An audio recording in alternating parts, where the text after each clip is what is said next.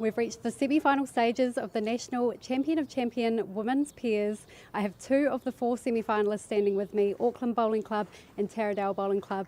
They've had a long road to get here, first winning their club pairs, then their Centre Champion of Champion pairs, and now they've survived two gruelling days of play here at the Newland Bowling Club in Auckland. Aggie, I'll start with you. You and Lisa, you seem to get on really well both on and off the green. How long have you guys been playing together and what makes you a great pairs combination? This is our second year together, and I think it's because we understand each other and understand our bowls and what each other is capable of doing. So, yeah. Yeah, that's excellent. And Natasha, your lead is Lillian. How long have you been playing together and how have you found the last couple of days here? So Lillian and I have been playing for just the season together, but we've known each other for years. Playing here, it's been great. It's awesome to see everyone that we see sort of similar people, and it's good when you see new people come along because then, yeah, it's just great bowls all around and just pleased to be here. Wonderful. So there we have it, our two semi-finalists for this morning's match. Now we'll hand you over to John Macbeth in the commentary box. That's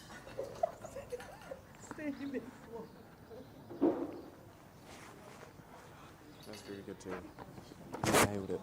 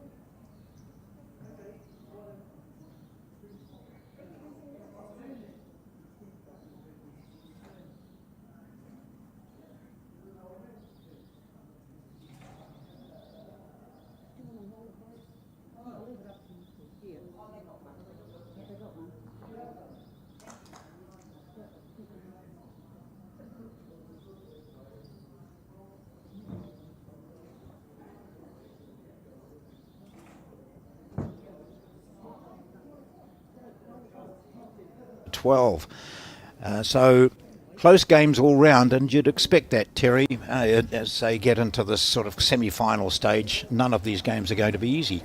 Yeah, no, that's absolutely right. I've had the pleasure of being out there the last couple of days and can tell you that the standard of play here has been high from what I've seen. We had the pleasure of playing against Aggie and Lisa, and yeah, they've just been in dominant form. So, as have Natasha and Lillian. So, really looking forward to the semi-final. I'm intrigued that you call it pleasure of playing against Aggie and Lisa, because that was a heart stopper for you guys. I think there was only 2 points in it at the end. Yeah, we got off to a slow start and dropped to 6 actually. But no, we did fight back well. They were lovely to play against. Almost took them to an extra end, but not quite. So yeah, happy with our efforts. Like I say, they were lovely to play against. And yeah, just two great bowlers. So the jack has been placed now for the first of these 18 ends. This is Lillian Robinson. A lot of Auckland viewers and bowlers might recognise her as formerly Lillian Tukeri. She'd been in Hawke's Bay, leaving the Auckland area a dozen years ago or so, and playing out of Taradale now. I was intrigued that they're only in their first season together, as Tash said, so if gelled well. Yeah, like she mentioned, they obviously go way back, but obviously just decided to team up recently. So yeah, they've certainly had a great debut and, making it to the national finals. And the same with these two. Lisa and Aggie have been on the scene for 100 years each, pretty much. Hey, they're so experienced, and yet only a couple of years of playing together. Yeah, that's right. There'll be two big names from the Auckland region. So yeah, the fact that they've decided to join forces is pretty cool. And they'll have a good showing here. Viewers who might have been watching over the last 2 days will see that we've changed.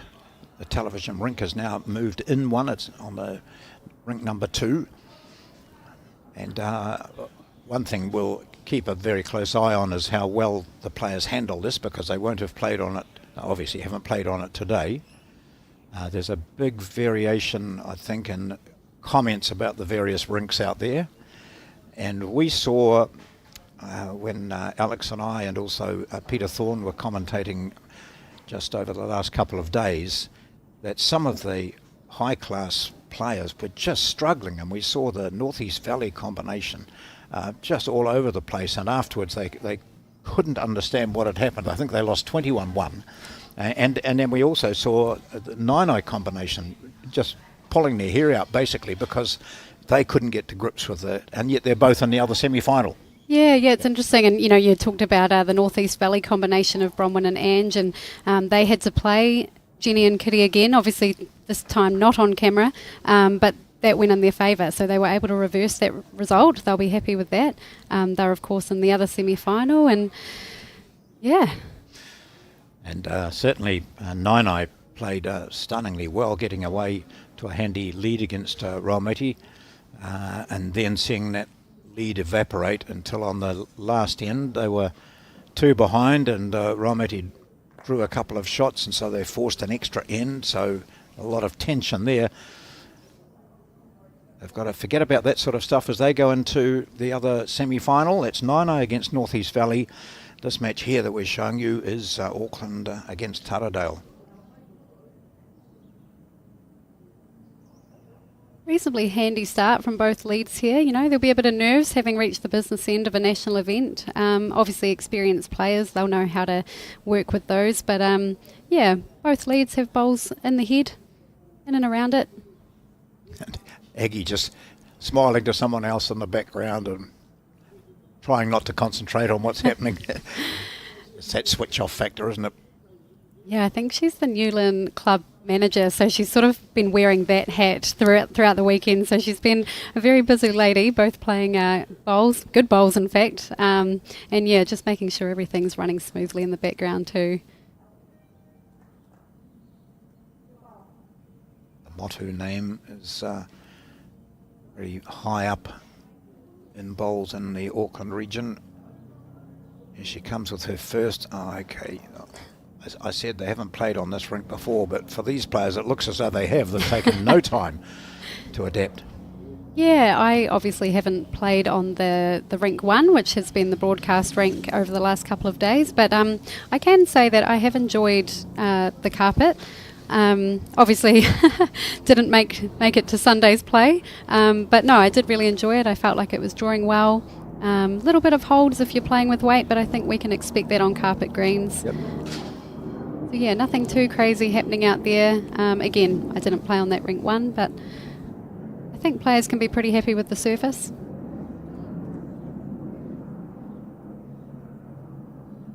See, next to the names of the teams up on the top left-hand side of your screen, you've got a sort of a burgundy colour next to Auckland. That's the stickers that they're wearing. You can just see almost burgundy on that bowl that's just turned in now.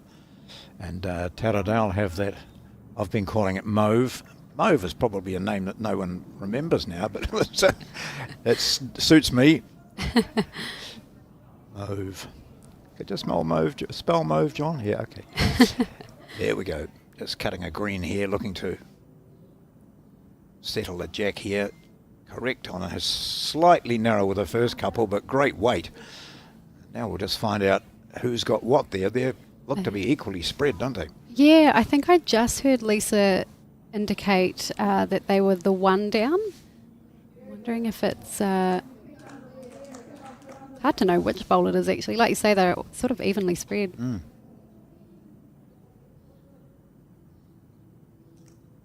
It's always hard when you're involved in a club that's hosting an event. And as you say, Aggie was running around sorting out the catering and over the first couple of days, and then she's constantly out talking to people, and they're all saying, you concentrate on your bowls, Aggie. But she's committed. Here she goes. This is a nice track from her. This might well be the shot after all those bowls are played. And she brings it in nicely through that little gap. And I'm not sure that wasn't a 3. What did we see coming up?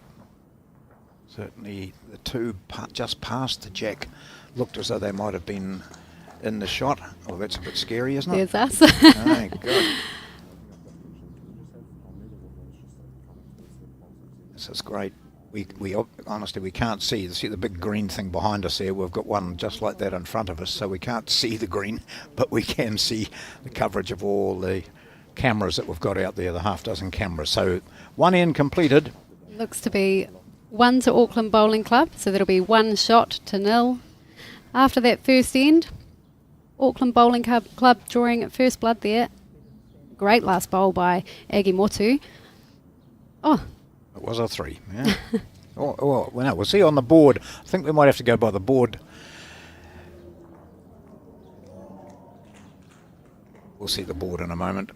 I just saw Lisa's fingers sort of were a bit hurried for me, and I thought, oh, I'm sure she indicated 3 there, but don't take any notice of what I'm saying when you're putting, there we are, 1-0.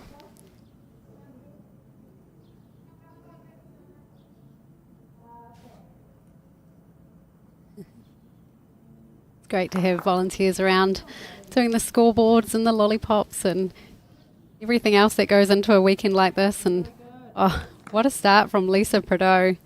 She's been doing that all weekend. I'm surprised Aggie has chalk left.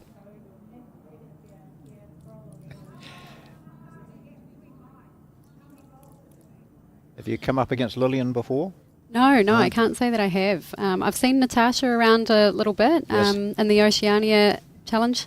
Yes. But no, I was looking forward to playing them in our last game, but of course it didn't go ahead. They had 3 pretty good wins, I think.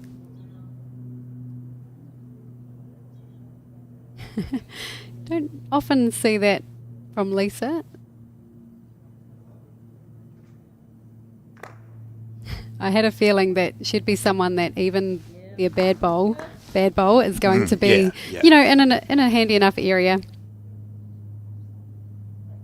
That's true, because as often mentioned, well, the Jack seldom goes back up though towards the mat, and so being past the Jack is always a handy bowl. Nice green. Yeah. Bringing this in. Yeah, she'd love to see that finish off. It's not far away. May see a change of hand here with Lisa. Down here, buddy. Yeah. Down there.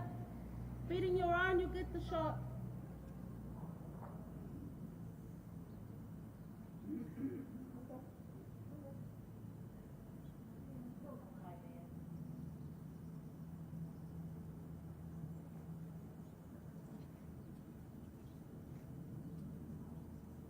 No histrionics after that one. She's absolutely happy with that.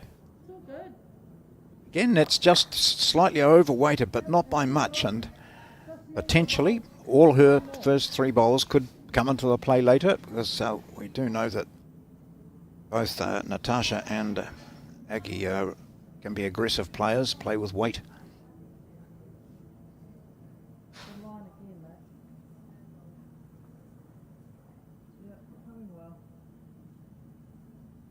Sounding positive from Natasha Grimshaw. It's a great promotion of her second bowl, Lillian Robinson. It probably makes Aggie's next bowl back on the forehand, and like you talked about, John, Lisa's got those back bowls waiting for that trail. So it's still a good bowl by Lillian, but has opened up a good opportunity here for the Auckland Bowling Club. Yes, as we view that there, you see if Aggie comes down on the left-hand side of your screen and picks up the Jack cleanly, just with a meter on, just exactly there, and runs it back, down to that spot. That's 3, maybe 4 if she carries through. So that's the importance of those bowls of Lisa's, which might not have looked impressive, but the potential is there.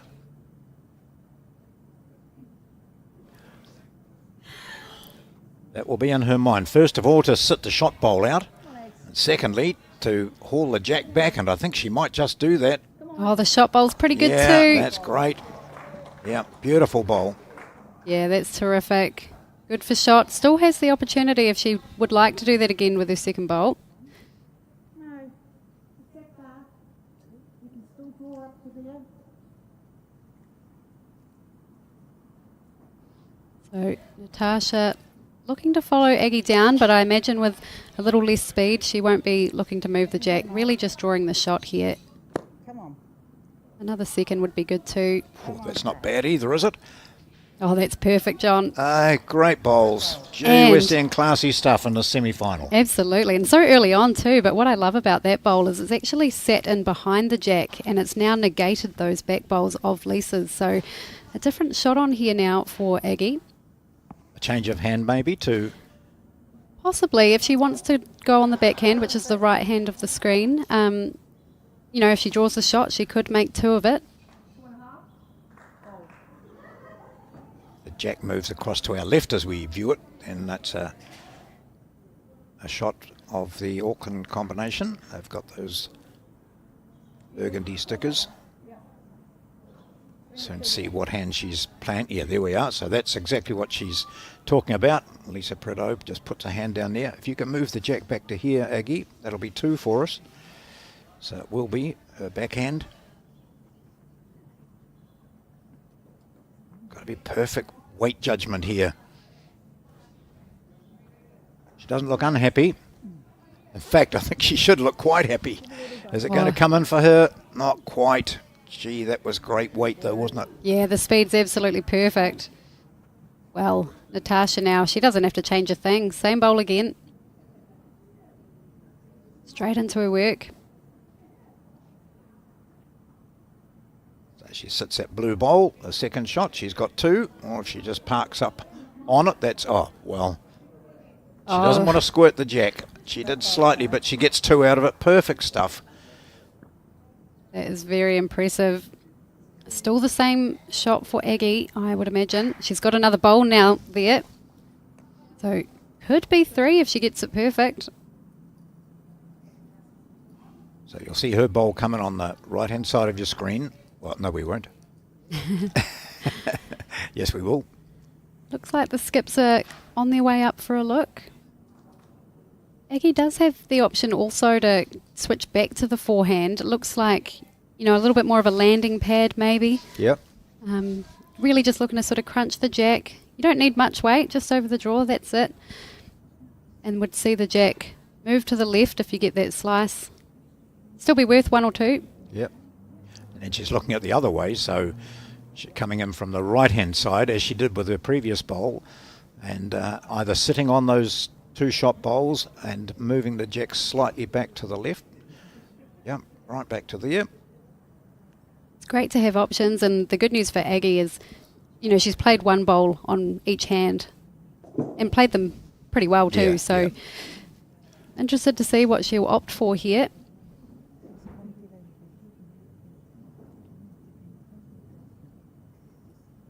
On the backhand. Her previous bowls on this hand, she had the weight almost spot on. Here she goes. So an opportunity to capitalise on what is a 2-down situation, but not hopeless at all for Aggie Motu. Is it going to come in for her? Oh, look at this. Look at this. What a bowl. Hey, what a bowl. Brilliant stuff. Oh, it doesn't get any better than this. What an exchange of bowls between the 2 skips we've seen this end. I wonder if she's made 2 of that or 2 of that. Yeah, it looks like it from our angle, doesn't it? But as we keep saying, it's not absolutely accurate for just 1, Tash says. 1 down. She's in the opposition, so... Yeah, she'd have to be a little bit careful herself here, but I mean, really, it's just a forehand draw. I don't think there's anything else on, and she's played her first 2 bowls to absolute perfection, so you'd back yourself with your weight. Maybe adjust your green just a touch, but yeah.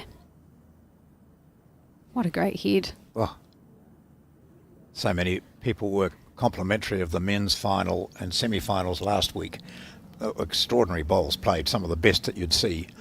Well, we've started off with the women's being equally accurate and exciting.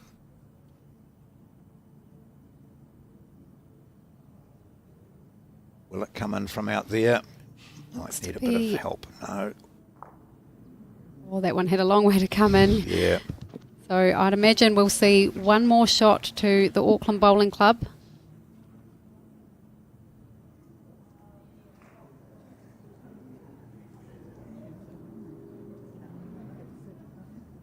Yep, I'll measure that, I think. Yeah, fair enough. It certainly looks very close.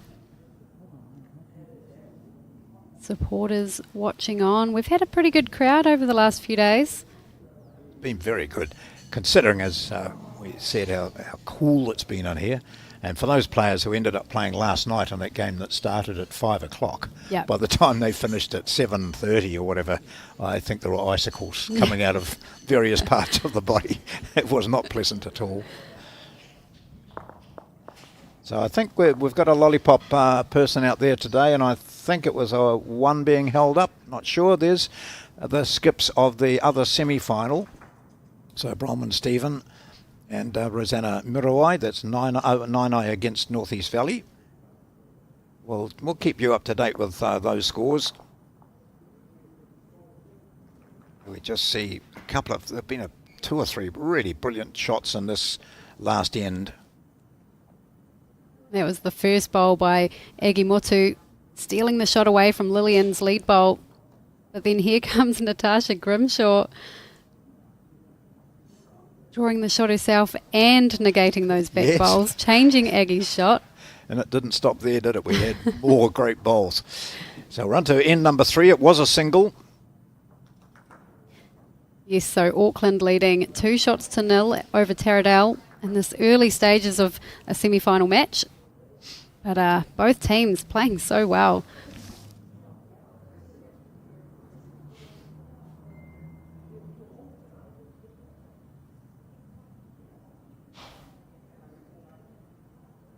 Looking very calm out there, Lillian.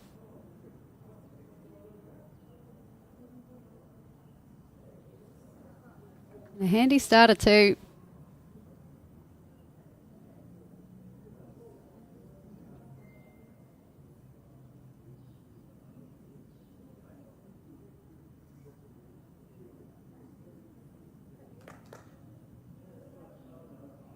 A little bit of expression on her face again. Just going to pull up this one.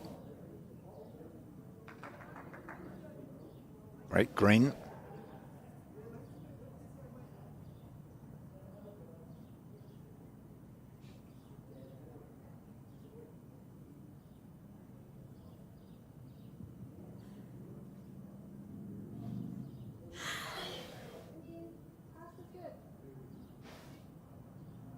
On a good track here, down to the speed.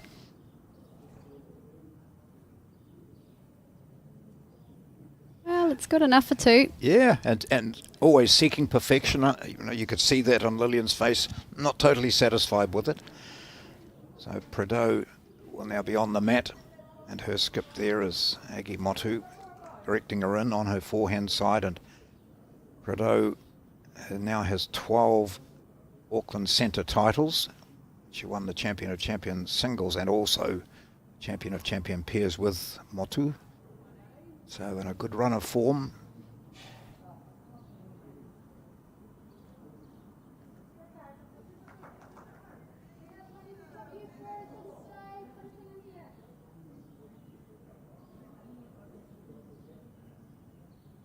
Good opportunity here for Taradale to put some pressure on Auckland. They're holding a couple. Robinson continuing on that hand, needs to skirt round that bowl of Prideaux's, and she neatly evades it, tracks its way right down to the jack. She gets a toucher with her third. Oh, that's beautiful. People are unaccustomed to bowls and some of the technicalities, vagaries of it. That bowl was sprayed with white chalk. That's because it had touched the jack, so it's commonly referred to as a toucher.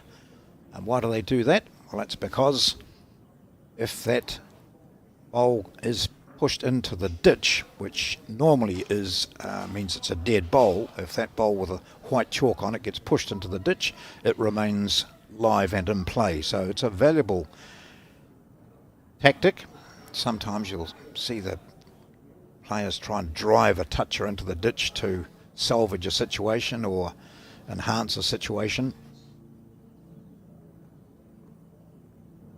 And often you'll see them being delivered down the green with the white mark still on them. I do that quite often. I did that because, quite a few times. Last me, I hold it about 3 days. I can leave it on. No, I did it a few times myself over the weekend, and Oh, I think did I you? just completely forgot that it had touched the jack. Surprised myself as I saw it going up. A handy first bowl by Aggie. Nicely in behind there, a good sighter. I'd say she's happy with that speed. She'd be looking to just get a couple of rolls out of the shot bowl.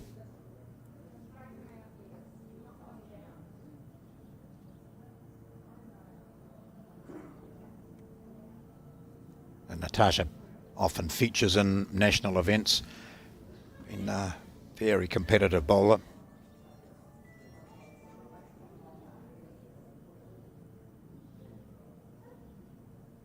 Look at those Auckland bowls at the back there. Oh, Aggie would love a little bit of jack movement. But it's tricky because you don't want to lose your bowl trying for that either. You know, you'd love a second shot in there.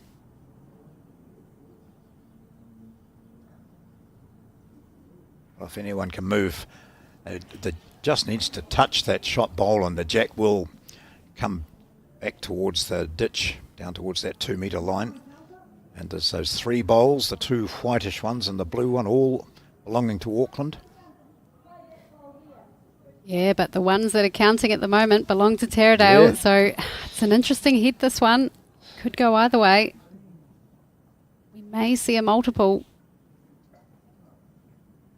Travelling well. Should get to a pretty handy position there. Jack will still travel past that bowl though, if Aggie were to play down onto the shot bowl. So she'll be looking to come down on her forehand, and that's on the left-hand side of your screen. Yeah, I wonder if second shot is the goal here. Yeah.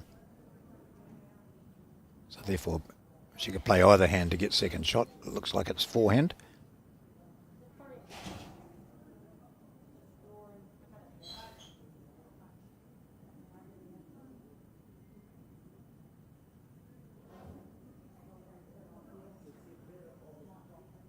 Final bowl of Aggie for this end. It's an important one. Oh, Needs to hold. gee. Hey, a whisker. And you could see what would have happened if she'd made contact with that shot bowl. The jack would have come back, maybe not far enough with that weight to her bowls, but at the moment this is a very important end for Taradale. They're 2-0 down. Is that a smile or is that a I could have done better? No, the weight's good. That'll count. I think that'll be enough. Yeah. So there's going to be more than one taken out of here. 4 times more than one, 5 times more than one. Looking at that shorter bowl of Lillian's, could that be in the count too? We're measuring. Gee. How many can you get in a game of pairs? 6, and we found that out when we played Aggie and Lisa. First end, was it, you said? Second end, Second yeah. end, oh. That was after dropping a 3 too. Oh, It's gosh. amazing we It's a big almost got to comeback. an extreme. Yeah. Well, what's it going to be, John? Going to ask for an umpire. They're not going. She's only got 4. She's only got 4. I mean, Love your work. So 5 shots to Taradale. That jumps them into the lead by 3 after 3 ends of the semi-final. there's a couple of the teams up there who were knocked out in the quarterfinals. The Raumati team and team from Martinborough. Flight's not leaving until about 7 o'clock tonight, so day to fill in. Yeah, I'm sure they'd rather be out there playing, Yeah. but hey, they both gave a really great effort in their quarters, Oh, so gosh, yeah. they'll be pleased with that. Well, a 5. As they say, better to drop those numbers early than later into the game. A lot of importance on what happens on this end. We quite often talk about if Taradale were able to score this end here, it makes that 5 count. Whereas if Auckland, even if they were to just score a 1, they're only 2 down on the scorecard, and it doesn't really feel like you've dropped a 5 then. And how often do you hear people say, "Oh, we picked up a 5, and the next end we dropped a 5." Yeah, and it was short-lived. Bounces back on them. Here's a good first up for Lisa Prideaux. Oh, brilliant. What a response from Yeah. Lisa. She's a well-decorated player, isn't she, John? Absolutely. She won, with Olivia Bloomfield, she won that National Peers last season. She's won Peers previously with Val Smith. She's won a lot, and she's represented Aotearoa New Zealand, a Māori team. Then for Auckland, as I mentioned, 12 centre titles. Pretty impressive.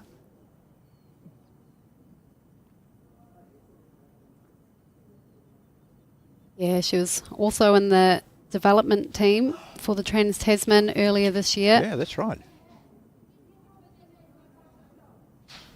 Certainly been in and around the mix, that New Zealand squad. And for good reason.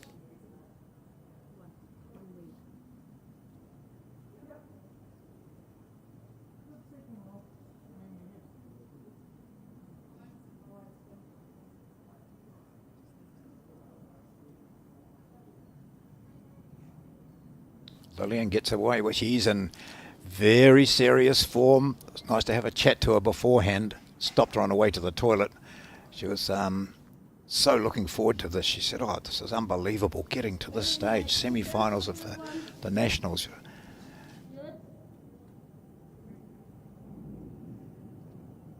Especially of a Champion of Champions event, we talked about it before the game. It is such a long road to get here. They would have played their club championships months ago, and then they had the Centre Champion of Champions to get through. So, yeah, they've done very well. And look at this from Lisa.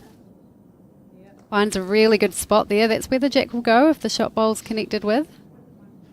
She certainly knows what we've been chatting about. The importance of scoring after dropping a 5. So at the changeover, it's at least 1 to the bowl of Lisa Prideaux. The white one with the red sticker on it, or burgundy sticker.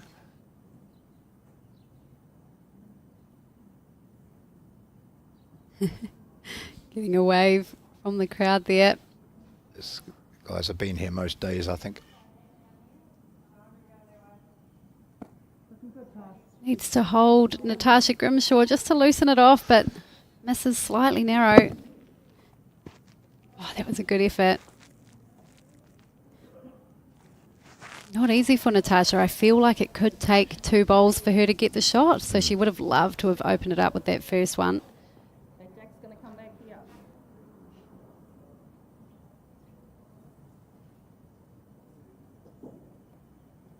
I think it was insightful for Aggie and Lisa to see what sort of speed Natasha's playing with. So they'll expect her to stick to that same speed, and it means they'll know where to put their back bowl. Yeah, she would have loved to have had more speed on that. Second chance now for Natasha. Yeah. Those 2 short bowls just give her a nice line, don't they? Just inside those. Yep. With that weight, sort of weight that she's playing. Does she like this a bit more? Oh, yeah. Oh, this time. Oh, gosh. Well, that's helped, actually, because now if she connects the jacket, or it won't go to her. Yeah, that's well, right. I mean, they're Yes. back there, yeah. Those 2 dark blue ones of her leads. Yeah, she might be tempted to go on the other hand now, because then the shot bowl will move in the opposite direction to the jack, Yeah. which will be helpful. Aggie, though, she'll be looking to cover those blue bowls of Lillian's. Should be pretty handy. Through Would the love gap. to wriggle around, not find fresh air, but that's what she's done. It was a good effort, but doesn't really achieve anything. Third time lucky is the call. Yeah, we've got catches here. Just try to roll it to move the gap. Yeah. Sitting here. Yep. Not so heavy. I think that's the key to it. Yeah, Or you you don't can need to draw. be too heavy, but she has to have some weight to get underneath those. Yeah. And yeah, just popping the jack back to. So, yeah, definitely looking at the forehand option, Okay. which, oh yeah, coming up to have a look. That's good. It's an interesting one. I think if she were to stick to the backhand, she's played 2 good bowls down there, and like she's indicating, if she catches the inside edge of the shot bowl, that's magic for them. Yep. If she gets it more square, it'll be interesting because the bowl will follow the jack, but I think the jack will run faster. So that might work in their favour. Yep, that's exactly what will happen. The inside edge of that white bowl, we'll see the bowl travel to the right of the screen, and the jack should get some movement towards those bowls of Lillian's. It can be played on either hand. Yeah, I think so. Yeah. Yeah. The The only feeling danger is that she's played. Oh, she's playing the forehand. Yeah. Oh, and Yeah. she's got it, has she? Yes. Oh, she's played this Yes. extremely Oh, well. Might go from one down to a different one down. You've got one, mate. Oh, she's still got one. And more room to draw to. Yeah. But still a good bowl from Natasha. She can't be unhappy with that.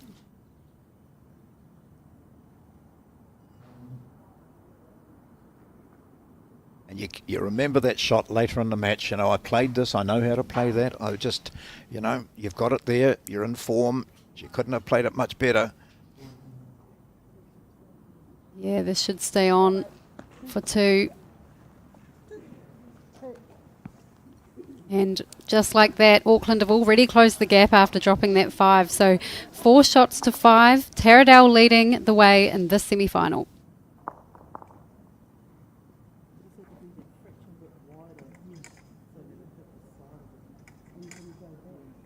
You know that woman? Jenny Stockford. She was a brilliant lead over the last couple of days. Oh, good. Yep. No complaints. No. And we've had clubs here from all over the country. Waimate, for example, we saw, and we Upunaki, small clubs around the country representing big provinces, which are big centres.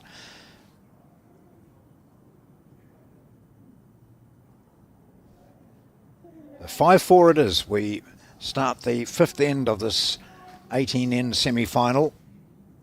Just a reminder that the other semi-final, just update you occasionally on that, it's between North East Valley and Nainai, who, all these teams are involved in cliffhanger quarterfinals. Some stunning play. Yeah, so if anyone is interested in that other semi-final score, they can, of course, go to the Bowls Hub results. But I'm there right now, so I can tell you that the North East Valley Bowling Club are leading that semi-final 8 shots to 0 over Nainai Bowling Club. So a brilliant start for Bronwyn and Ange. Look at these 2 lead bowls here. Brilliant from both of these players. Well, when we watched Ange and their North East Valley combination, they played and, as I said, were beaten by 21-1, and but they both the players said, well, this sometimes happens, and I said, well, when you get to the final, you'll be able to. Yeah. So, and they could well get to the final. So from being almost embarrassed by what they did, as we see the replay of that, which just slightly overcooked it for Natasha Grimshaw. And they get to the final, they'll be able to say, there you go. We played poorly, we couldn't handle a rink, we got smashed by 20 points, and here we are in the final. I think it's a great example that, it's just one game and Yeah. it's not a reflection of your whole weekend. you know, anyone that tuned into that game might be thinking, how are they still going in the semi-final? But, you know, they've certainly been playing the bowls in their other matches, and, yeah, they'll be happy that they've got a chance to redeem themselves.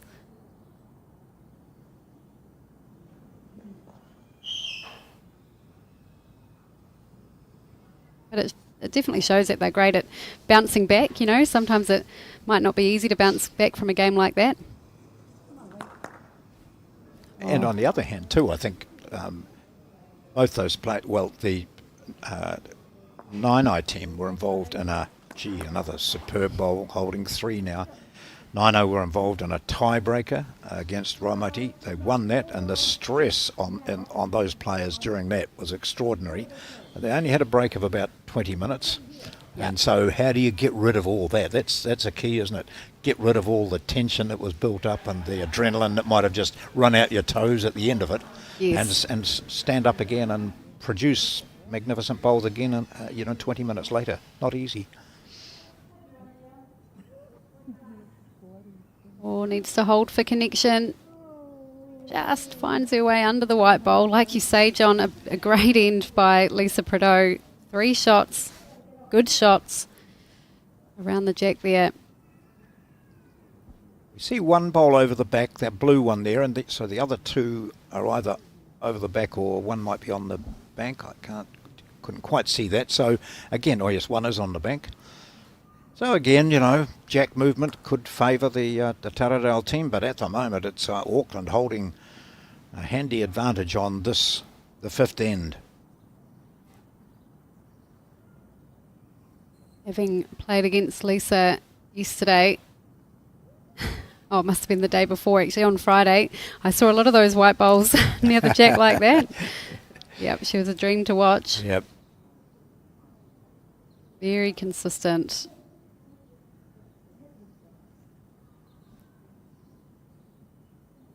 I think we'll see Aggie on the forehand. Yep. She'll be looking for position here. Not the end of the world if she does draw another shot, but I imagine she'd like to get one behind early. Might even cover and count.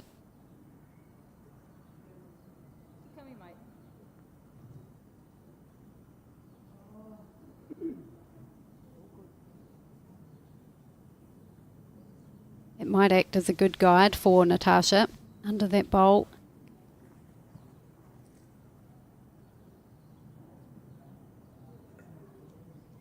She's on the backhand, similar to Lillian, but just missing that line narrow. Good speed.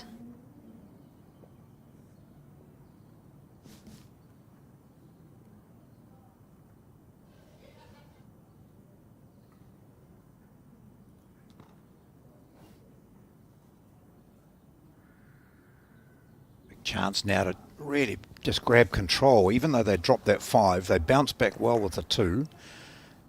And now through Lisa Prideaux's pinpoint accuracy as a lead, they're in a strong position to score numbers.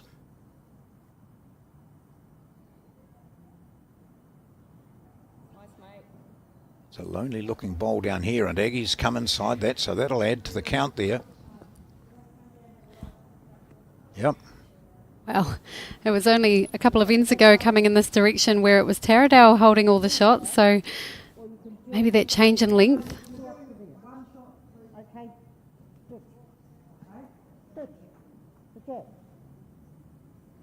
Yep, so here Natasha has got those targets, so she just needs to be in that zone and she'll cut this down and could even get the shot if she particularly hits that shot bowl, which we saw. Oh, gee. Okay. Well, looking for the aggressive option there. Not a huge target. Yep. Just a little shake of the head there. What are we expecting from Aggie? Is she going to draw another one, or is she going to maybe look to be passed just in case Natasha does get the jack? Right, and that's the call from Lisa. Get one down the back. Even if she plays onto the lonely Taradale bowl, she'll still be down the back, won't she? So she might drop one if the jack goes, but if she could move that back, she's looking very handily placed for a handful. Okay, so she's playing backhand, looking for cover down the back. That's if she follows what her lead's been telling her. Yep. Well, she's certainly around the back. It'll just be a matter of Did if it she stay stays on? handy. Oh, it fell into the drink. So that's a bit of a let-off really for Taradale. And here we see the danger with that shot that Natasha played was that she could have taken out her own bowl there because she was missing wide. Yeah, I suppose it's fifth shot anyway, so Yeah. not a lot of damage, but I don't know, it's a tricky one.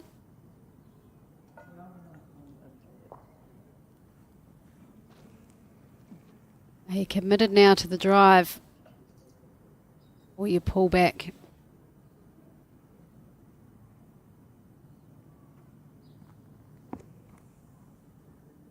She'll probably just come Yeah. in onto the jack now and pull it Oh. back. Oh, she is. This is close. Oh, Oh, touches the gee. jack but leaves it there. Well, Natasha and I were talking about fine lines before this game started, and that's a couple of ends now where she's, made good connection, but it just hasn't gone her way. I think the slight movement of the jack might have aided Taradale. They were, it looked like 4 down. 3 have been taken out, but now they're going to just measure for 4. So big scoring in this game, a 5, then a 2, and now at least a 3. So did the jack movement help Taradale, or yeah, it did. 3. So she saved 1 shot with that. That's 8-4. So there's Cheryl up the background there with her computer, laptop ready, and she's looking at both the games. She's been here all 3 days providing that live scoring that you can see on the Bowls New Zealand website. Isn't that live scoring great? Oh, You know, yeah. I think we all tune into that. Yep.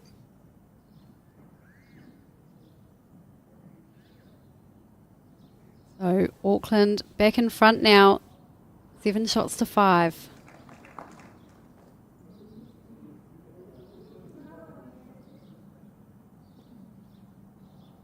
I was actually tuning into the live scoring this morning and saw that Aggie and Lisa's game. I think it was 5-4 at the halfway mark, and I thought, oh, this is a tight game. And when I next looked back, they'd won 21-6. So a lot had happened since I last looked at the score.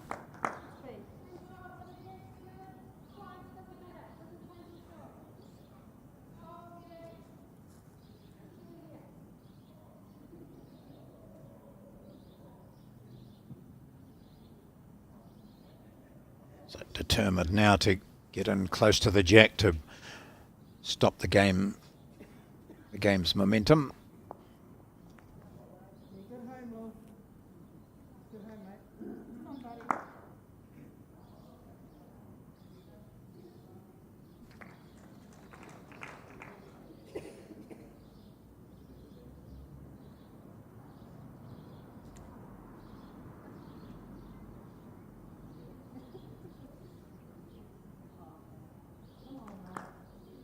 Travelling well, needs to give it all she's got.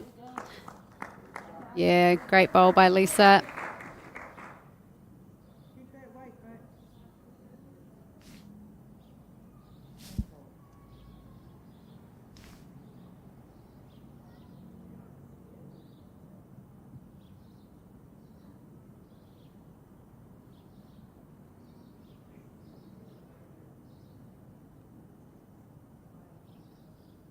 Leon's not going to be far away with this.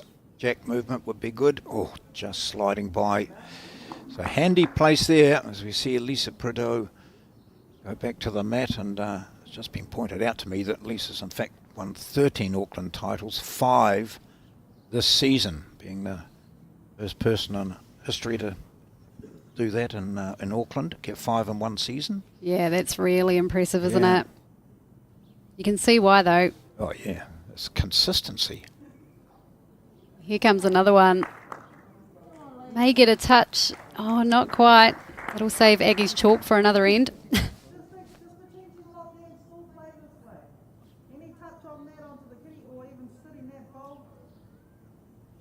Pretty good opportunity here for Taradell. They may not be holding shot at the moment, but their head is a good one.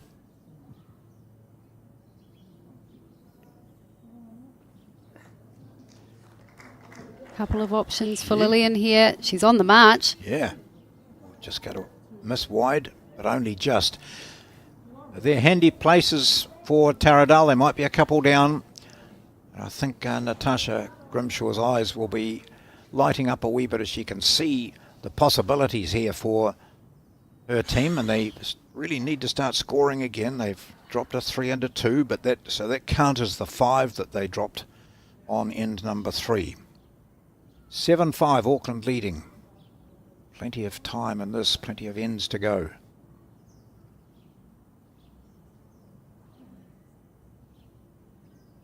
Oh, we've got a win probability graphic on the left there. Yeah.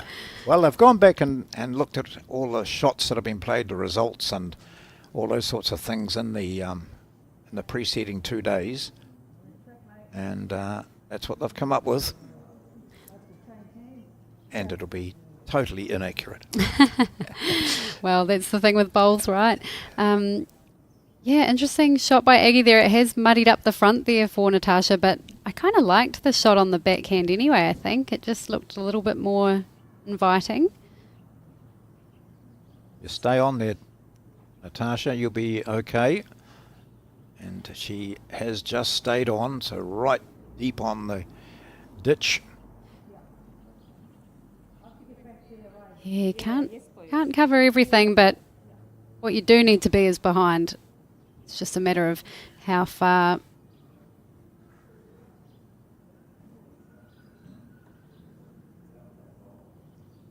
So Auckland win probability 60%. Does that mean that Taradell's is only 40, or it doesn't work that way? I wouldn't know. No. I think when you look at... I would say it's 50-50, John. Yeah, that's right. 50-50 when you start. Oh, that's brilliant from Yeah. Aggie. I don't think she could have played that any better, to be honest. It's in the perfect spot. So these two teams have gone through. They haven't lost a match. Auckland had wins of 21-6, 17-6, 18-16 that you remember, and 21-2. Oh, brilliant Great here. shot, yeah. Gets a touch on it. May have hung around for shot, I'm not sure.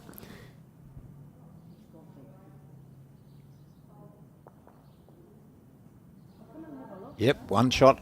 Just poked my head out and saw that Lillian had a finger up, so that one to the side, that last bowl coming in from Natasha is the shot.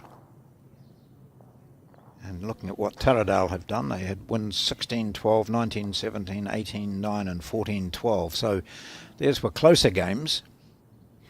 Yeah, but from what I've seen, they've been fairly in control, other than maybe one of their earlier ones, Yeah. which I think they had a good fight back. Aggie and Lisa having a good conversation around this. I quite like travelling down on the backhand. I think Aggie could roll through that shot bowl as we see it now. The jack's not a bad option either, and she can come off that white bowl of Lisa's. Just catch the outside half and sort of wriggle onto the jack. Yep, so coming down on the right-hand side as we view it, the options are to sit that shot bowl, which is at 3 o'clock, just adjacent to the jack, or get jack movement off her own second shot there. Yeah, so a few good options. Yeah. Still only a small channel really to work with. Somewhat interested. Not getting the turn though.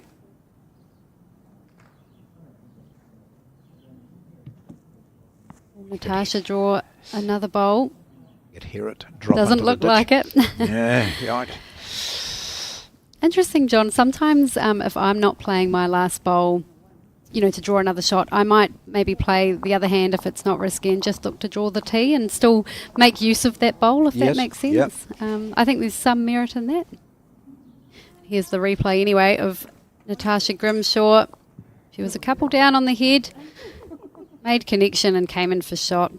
Absolutely beautiful.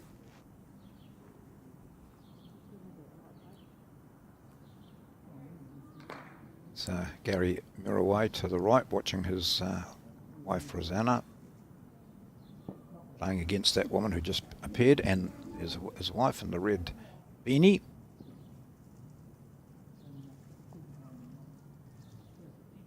So we're on end 7. 6 shots to 7. Taradale is trailing by 1.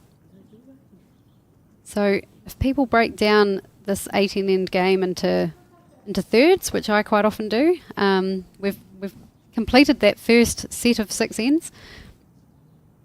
It's nice when it's even. Yeah, 1 shot in it. That's right. It is. Well, you see that Auckland won those first 2 ends and were 2-0 up, and then the big 5 from Taradale, then 2 into 3 from Auckland, negating that big loss. There's a nice first bowl here from Lillian. Yeah, she's been pretty steady, Lillian.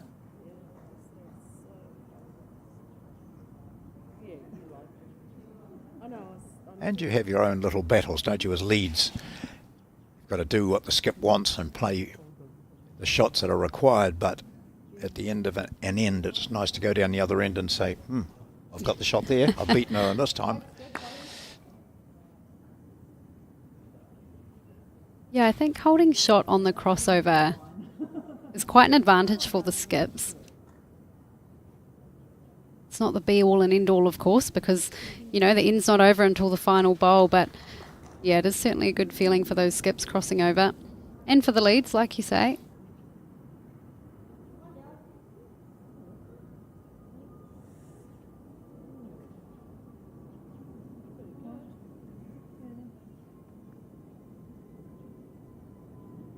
So had to change hand there with Lisa's bowl, probably just in her line.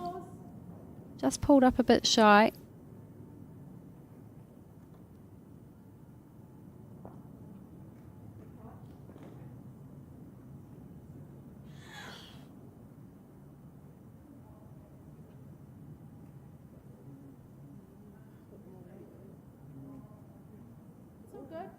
Finishing behind. Yeah, so not. It doesn't look. It hasn't finished in our camera shot, but it doesn't mean to say it's not an effective bowl. It's landed right up by the ditch.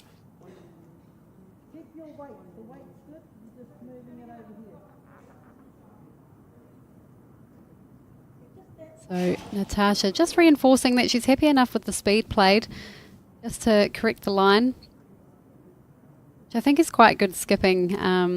You don't really want your lead trying to correct both weight and green at the same time. Wow, that's really good. So a couple of shots there to Taradale, and 1 bowl to come. Get the jack back, you're good. Either way you see it, that's jack high.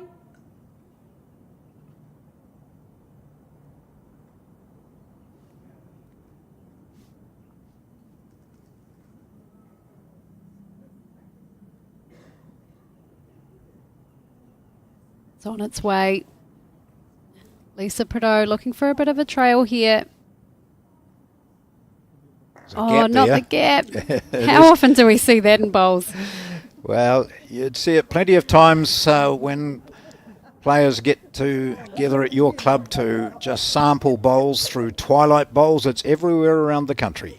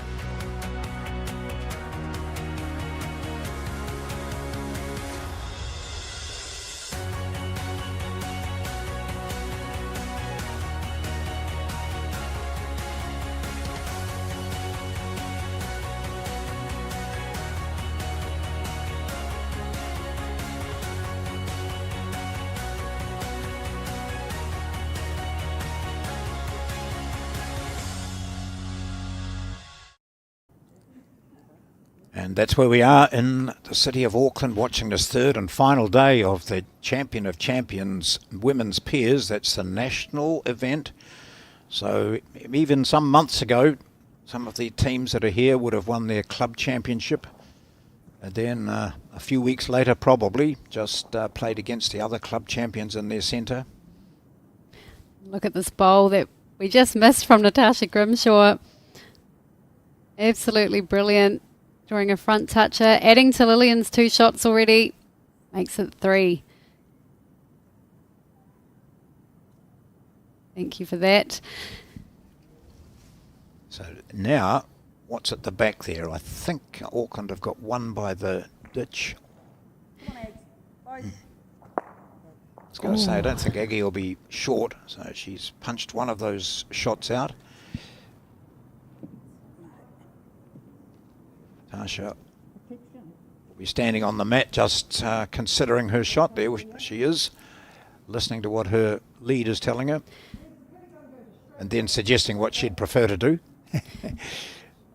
Yeah, I think definitely back bowl is the call. It's just a matter of which hand she goes. Opting for the forehand. Probably just to avoid any risk of promoting Lisa's white bowl on the right coming in. If it stays up, they'll be happy, but it doesn't. So looking for the forehand now, just feeling like there's more of a target on that side, I imagine.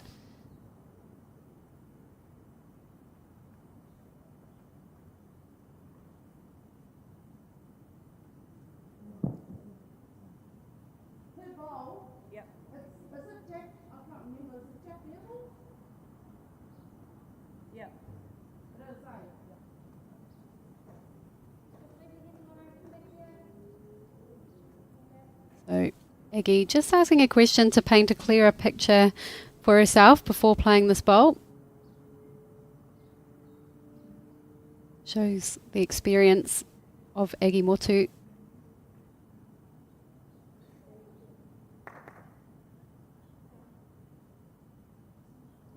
Knowing that she can use that white one too, whistling through that gap. Wow. Oh, she would have loved, well, a connection on either of those bowls. Yeah. You know, if she connected with Lillian's bowl, that would have been gone. She would have cut it down again. If she had the inside edge of Lisa's bowl, she would have had the same result. It's one of those, I don't know what's happening here. Yeah, just played that one a little half-hearted maybe. Well, she played with excessive weight previously, playing out down the forehand and ended up in the drink, and then thought, change my hand and I can maybe get in there without fattening it up. Would have been. Or maybe she was looking to get in her eye, get in Aggie's eye. Well, We'll never know. Unless when you're out there interviewing them afterwards. Jerry, you ask her, do you remember N7?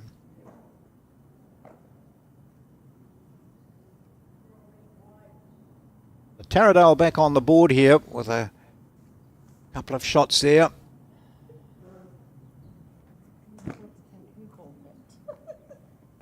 Will they eye those two and see if it's white or blue bowl? They're going to measure, I think, as we look through the crowd here. A lot of them have been watching Test rugby and now come outside. It's good there, you can view a TV set and the bowls at the same time, and this that was Rosanna Murawai getting on the mat to play a shot there, and we'll give you an update on their situation. That's North East Valley against Nine Eye at the moment, the other semi-final.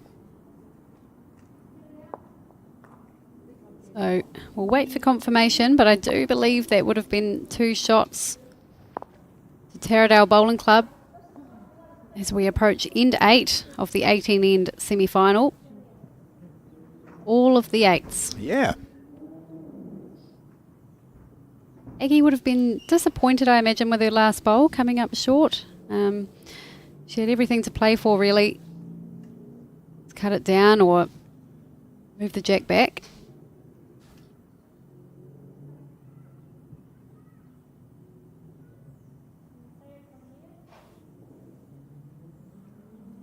Very evenly contested game. We can see the updated win probability. Auckland was 60% earlier, now dropping to 50%, which I suppose when you've got two teams playing against each other, it is likely to be 50-50.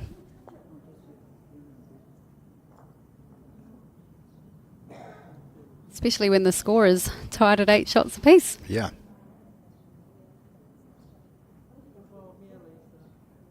Liking this one coming in. Beautiful from Lisa Prideaux. So in that other game between Ange Francis and Bronwyn Stevens of North East Valley and Karen Newitt and Rosanna Mirawai of 9i, they've played 8 ends and it's 9-2 in favour of North East Valley.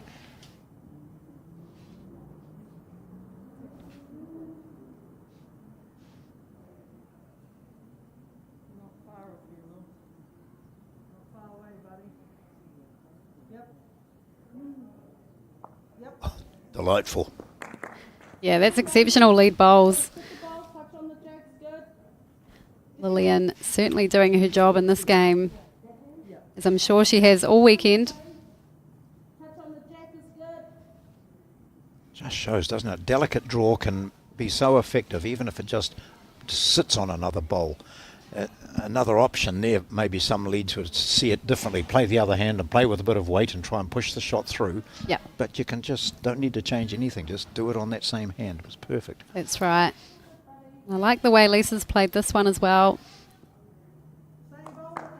She'll finish in behind. Yep.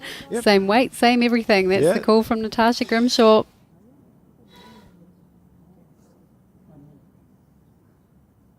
I know as bowlers we think, if I can do it once, you know, there's no reason I can't do it again, but it can be quite difficult.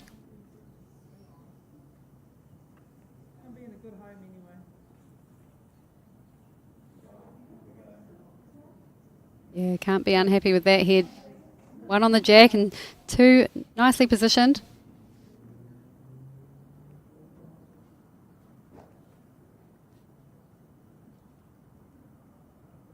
It's a bit harder for Lisa to play that same shot because the two bowls there are locked against each other. So she could sit with perfect weight on the shot bowl and get no impact. So she's playing the other hand. Yeah, would have loved to have drawn that jack. Probably slightly overplayed, but has got a good catching area there for Aggie.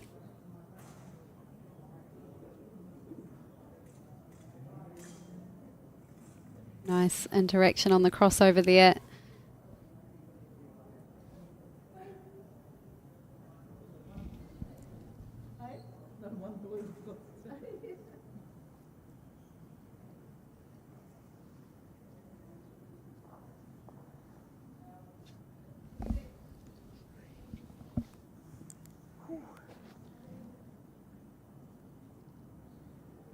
This is one of the two semi-finals in the national finals for the women's champion of champion peers. Well, gosh, hasn't made it any easier for the opposition.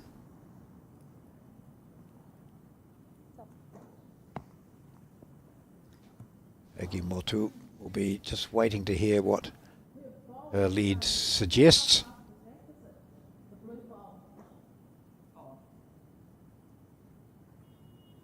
See, that's as Terry referred to, you know, painting a picture. So your lead, in this case Lisa, it's vital that she's got the confidence of her skip. And Aggie said, how far behind is the bowl from the jack? And you saw her finger indicator, so that gives her a good firm picture of the shot she's got to play. Stays down, watching that bowl. I think she'd be saying that weight is pretty much exactly what I was after. Not quite, but not far off it. If you bring it in slightly, it probably was perfect weight. So now with Natasha, she's got comfortable shot to play here. Come inside that last one of Aggie Motu's.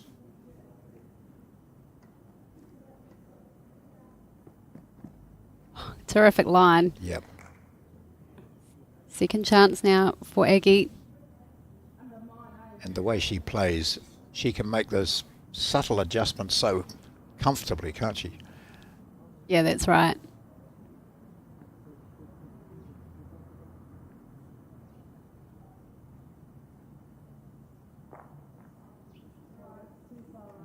She certainly tightened the line up. I think she's... Oh, look at that. Oh, Just yeah. walk a little bit. Oh, she's unlucky there to make... I think she's 2 down now. It's an unfortunate result for a well-played bowl. I think she played the shot that Natasha was looking to play. Yeah, essentially.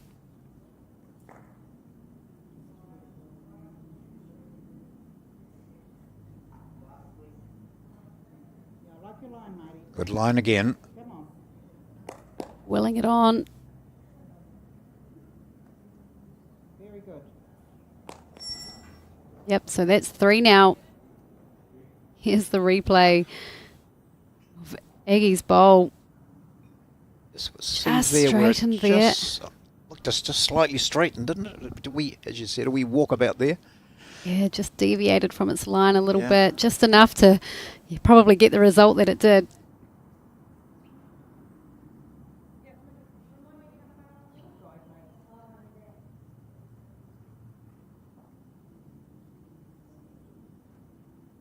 Sticking to the backhand.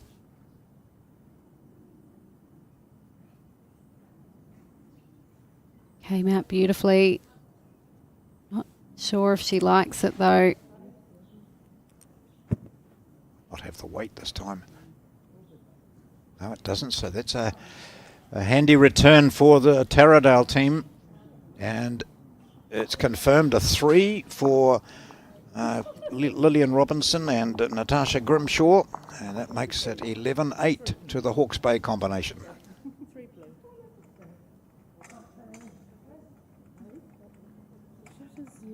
But then it'll affect the bowl. It's a good run of momentum for Taradale. Am I right in thinking they've scored the last 3 consecutive Yes, ends? they have. Yep. So 6 shots in the last 3.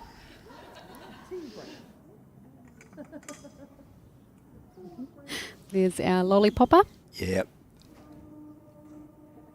Doing a great job. I think we're just taking a break, maybe, one of the players. Let's look at us instead. Oh, God. Rather watch an empty green, eh? Yeah, I think so. And that's a big thing in any sport. You see it in tennis where players will take a toilet break, and often in bowls, not suggesting that it's deliberate to try and put the other team off or anything, but sometimes it is a good chance to reassess, isn't it? To reassess and just get going. So we might just have a wee look at some what you can do in your club just to enhance the sport to other people with Twilight Bowls.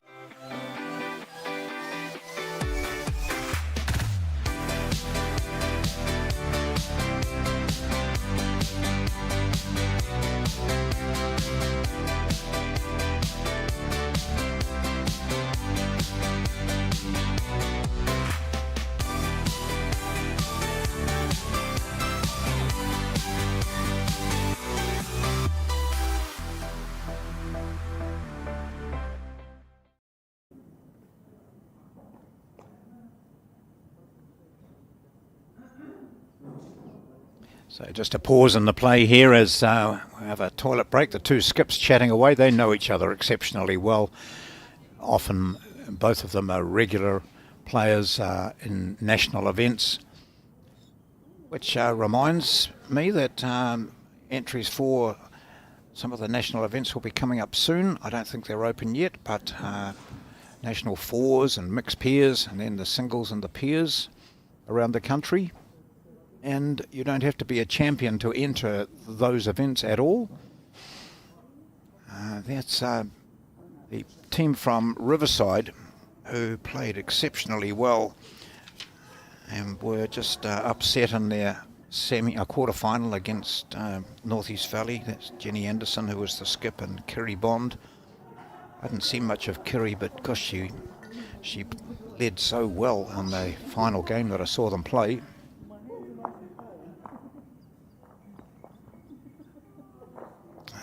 is Ange Francis putting the mat down in that other quarter-final match, which is North East Valley against Nainai.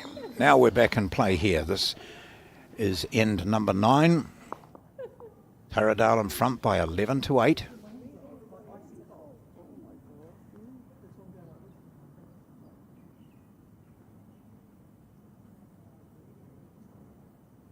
That other semi-final, it's 9-3 after 9 ends in favour of North East Valley.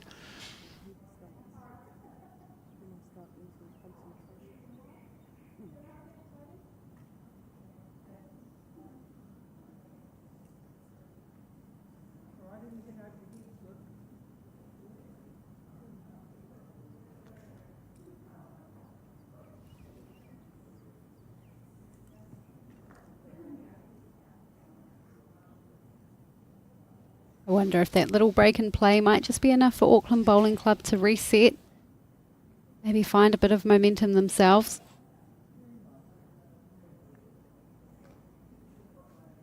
Well, I mean, that's a great start by Lisa Prideaux. That's exactly what they'll be after.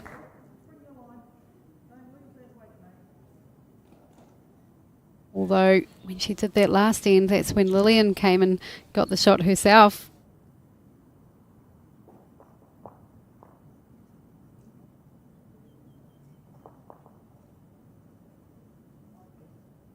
Well, like the line. Oh, just going to duck. Really nice speed.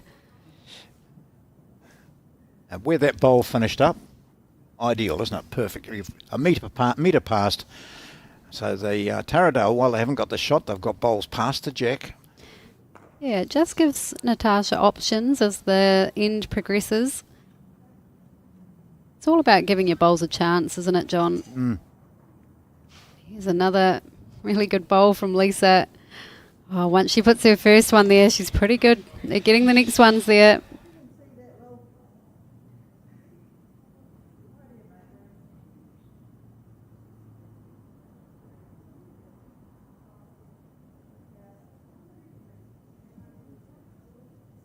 Lillian, who played a lot of her bowls previously in the Auckland area. She's not going to just miss narrow again, is she? Stays handy there though, but it's still 2-2. Prideaux and Auckland, who are looking to claw back that deficit, down by 11-8. What do you do here, John? Do you draw another shot in, or do you look to be past? I think she'll look to be past. Be past and still draw the shot. Still draw another do shot. both, yeah. Yeah, do both. That's really excellent, isn't it? Oh, that's... You can go, as a skip, go back to the mat and think, oh, well, not much wrong with what I'm leaving now. Yeah, that's perfect lead bowls there from Lisa.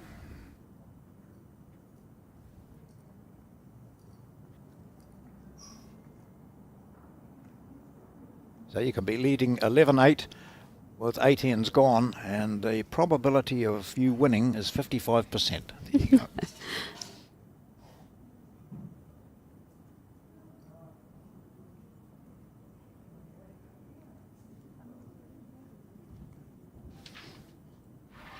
Not how Natasha would have intended to have played that bowl.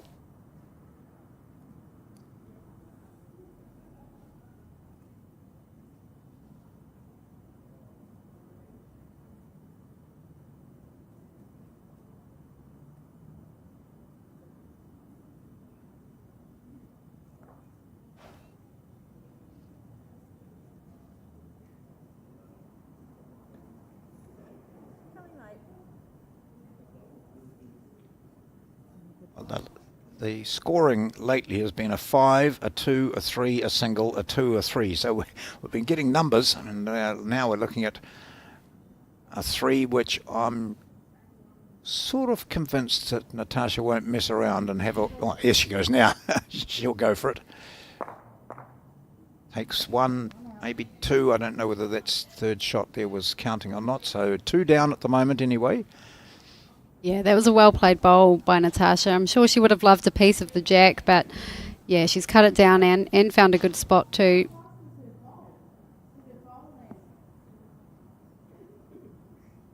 So Aggie just, oh yeah, here's the replay. Definitely worth a watch. So it's square onto the shot bowl, which takes out Lisa's back bowl, and that's where Natasha finds her posie.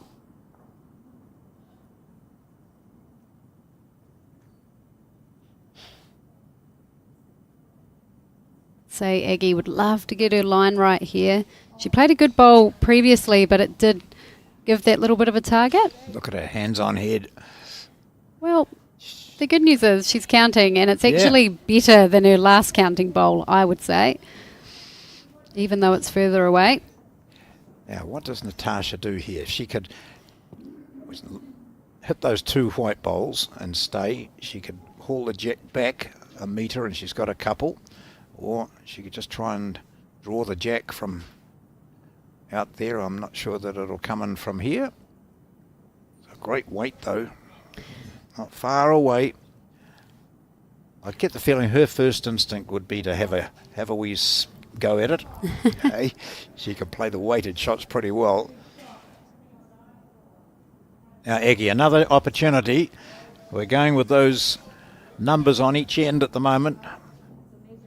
But it's been Taradale who've done the scoring over the last 3. They lead by 11-8.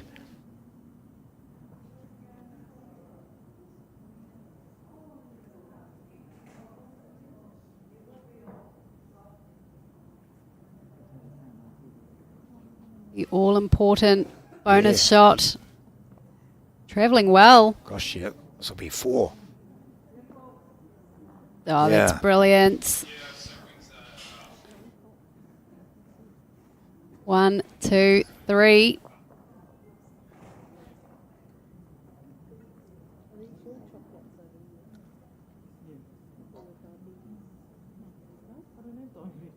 Pleasure to confirm. There's Taylor Bruce and Olivia Mensa sitting down there. They represented the Burnside Bowling Club over the weekend. Not the campaign they would have liked to have had, but I think they came away feeling pretty happy with how they'd played. I think it was just, it just speaks to the standard of the field, really. Yeah. I did see one end where Olivia had 3 bowls all around the jack, and I later learned that they actually dropped a 4 that end, so probably just speaks to their weekend a little bit. And there's a 4 there as well. So it's Auckland back in front by 12-11. We've played 9 ends of this semi-final match between Taradale of Hawke's Bay and Auckland, representing the Auckland Centre. And it's Lisa Prideaux with her dynamic leading in that last end, which secured strong position for them. She had 2 shots, and then Aggie Motu came in and added to it nicely. Yeah, we're halfway through the match, John, and they've played a bit of leapfrog, really. Each team taking turns at having the lead.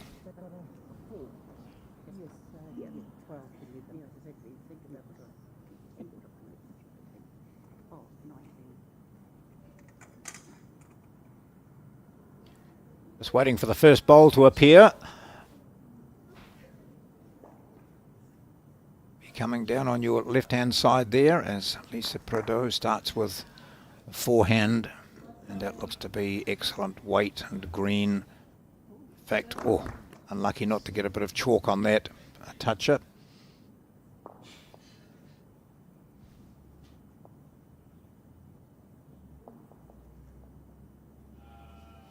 So you'll be wondering what the pink thing is in the back of Lisa Prideaux's cap. It stands out so clearly. It's her marker pen. Caps carry a lot of things, don't they? That's, some people carry their tape, their measure in the back of their cap. Others have both their marker pen and and some even have a chocolate bar up there. A wee snack for later. Yeah. So Lisa looking to correct from her first bowl. Watching it intently.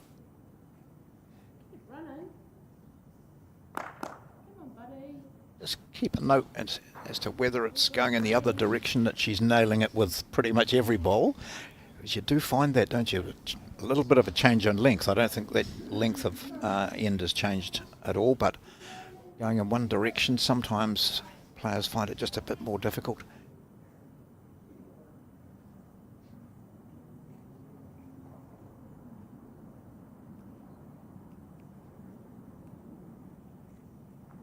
This is a pretty handy bowl from Lillian. Finishing well there. It must have been pretty good. So finger measure all round to see who's got the shot. Yeah, I suppose it doesn't change Lisa's shot though, does it? She's still looking just to get down on the forehand and draw as close as she can.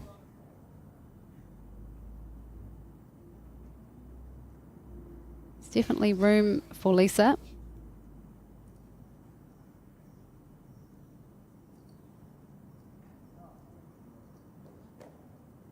Oh, would need to rest that bowl, and she has. Improves their situation.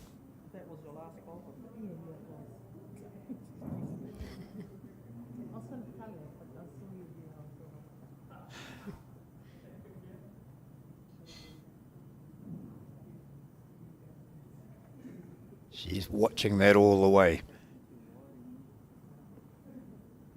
Well, she wasn't far away with that second bowl, and she's certainly not far away with this one. There'll be no finger measures here. I would say that's the shot.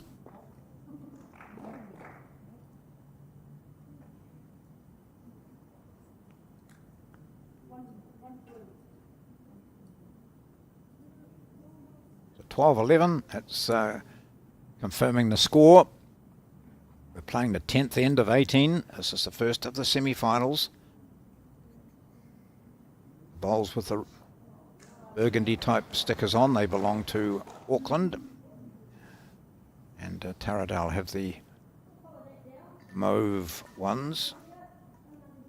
You'll recognise Aggie if you've been watching our Champion of Champions coverage over recent weeks. She was the bronze medal winning Auckland team along with Lisa Prideaux in the fours, women's fours, with Jessie McCaw and Kim Hemingway was off the front.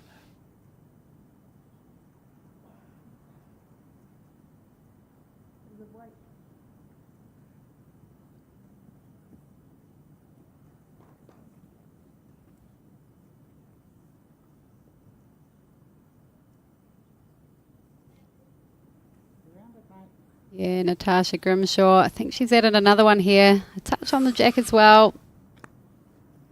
Going pretty steady, these two. It's you know, going into the game, probably would be saying Aggie and Lisa would be the favourites. Then you look at, because we hadn't seen that much of Lillian, although she's vastly experienced and played up here and in Hawke's Bay and won titles all over the place. I think she's been or is a Hawke's Bay selector, so highly regarded. And yet what we've seen is a tit-for-tat semi-final here with neither team getting an advantage at all.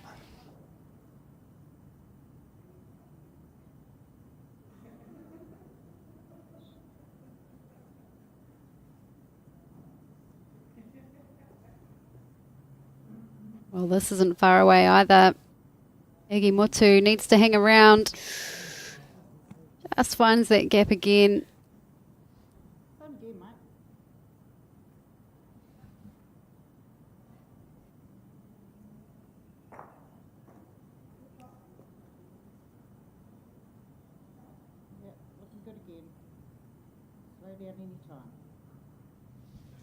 Yeah, love your work, Natasha. Yeah, pretty good, isn't it? Found a good spot. Probably counts too. So Taradale holding 3 there. Important bowl again for Aggie. Gosh, we've seen some big numbers scored in this game, and they've been shared across both teams.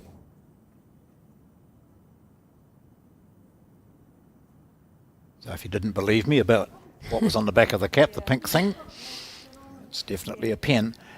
Lisa just making sure that Aggie is firm in her mind about what's going to be the best shot, and that's to come down the backhand, and she can sit that shot bowl or sit the jack. She could get a wee flick if she's slightly narrow off the white bowl. Well, I'm sure Lisa would love to get some use out of that pink pen in the cap on Yeah. this bowl. Just coming into shot now. Oh, I don't think that's going to come back. Well, They picked up a 4 in the last, and now they're how many down? 3 anyway, aren't they? yeah, Bonus time? Bonus Taradale time? will have a chance here to grab that 4 back. Natasha just needs to put another one where she's slotted her last couple. Yeah, rinse and repeat. And, oh, she got the weight to run this one out. I don't think so. Yeah, she a bit frustrated with that, but they'll be picking up 2, I think. 1 conceded, 2 conceded. Wow. 3 conceded there, so picking up a 4 and then dropping a 3. This game carries on to be very intriguing. It's 14-12 to Taradale. And we're moving into the 11th end.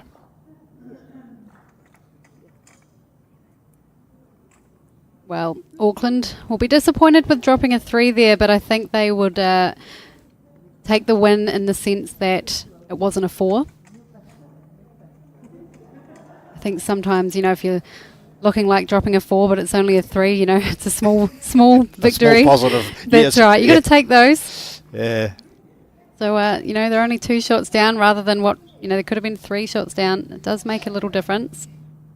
I saw it in the quarterfinal between Nainai and Raumati when Raumati had fought back to be within 5 going into the second to last end, and they picked up a 2 and then got an umpire's measure and got a 3 out of it. So as Lisa White said, I'd rather go into the final end 2 down than 3 down. So those measure shots are really important, aren't they? And when you're calling in the umpire, you know how close it is. Yeah, that's right. Speaking of that Raumati team, Lisa White, she was in the Oceania team, the 4s team with Agi Motu. They won the gold medal.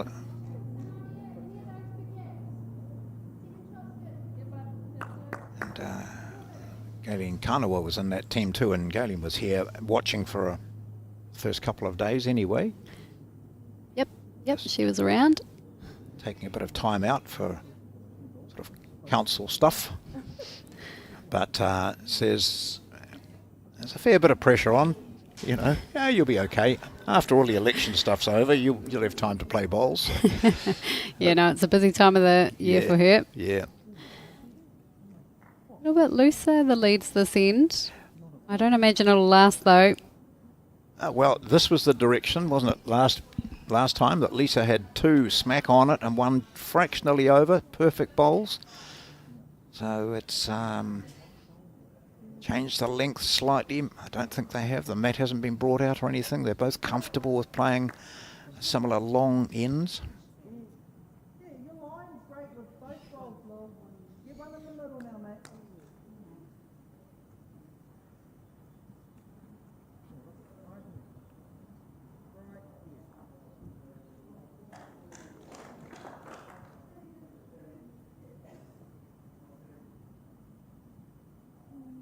Your eyes darting up and down as eyes go from where the bowl is to the line it's taking, and then on to where it ends up, and that's where you hope it's going to end up.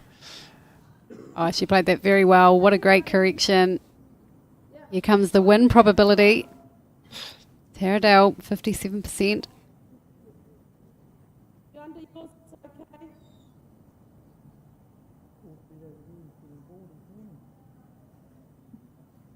Lisa wearing the spalms, as she often does. More known for their sun protection, but I know I enjoy having them as an extra layer, even when I'm undercover or on the colder days. Yeah, they are. They're a great invention, those, weren't they? I've use them all the time in the summer. Yeah, they're brilliant. And, Yeah. they have the individual sleeves, but they also have the shoulder wrap as well. Yeah. And I think some people think that it would be uncomfortable, but actually you don't even notice that it's around your back at all. So I would recommend those. And I think they're available on the Bowls New Zealand Yes. shop. So jump on and have a look. And I think that'd be a worthwhile investment for the upcoming season.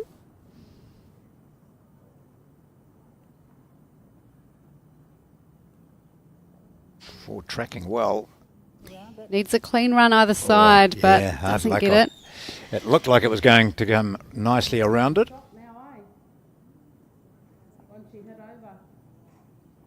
Yeah, I'd say Aggie would like to be under that bowl that Natasha just connected with. Looking to search through the jack. There's actually a bit of sunlight out there, isn't there, today? Oh, it was a pretty gorgeous day on Friday, wasn't it? Yeah, it was. Yeah. Not so much yesterday. And then there were warnings of storms today. So there's quite Oh. a bit of rain early on. Right, I imagine we'll see this bowl played with a bit of intent.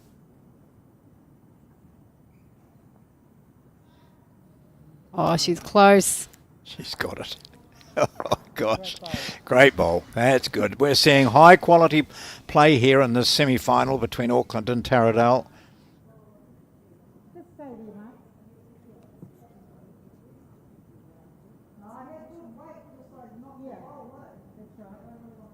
Yeah. That's good awareness from Natasha, because sometimes you can think, oh, my bowl got caught up there and it's landed short, and you can forget that your speed was actually good and it was the green that was the issue. So good self-awareness there, and we can see that she's drawn another shot, made the right correction. Well, the gap's a bit bigger now, John, so do you still commit to the jack, or are we looking to just follow Natasha's bowl down? I'd say she's 2 down anyway, so if she clunks into that second shot, it's, it's Well, if she's no 2 damage. down, yeah. That's right.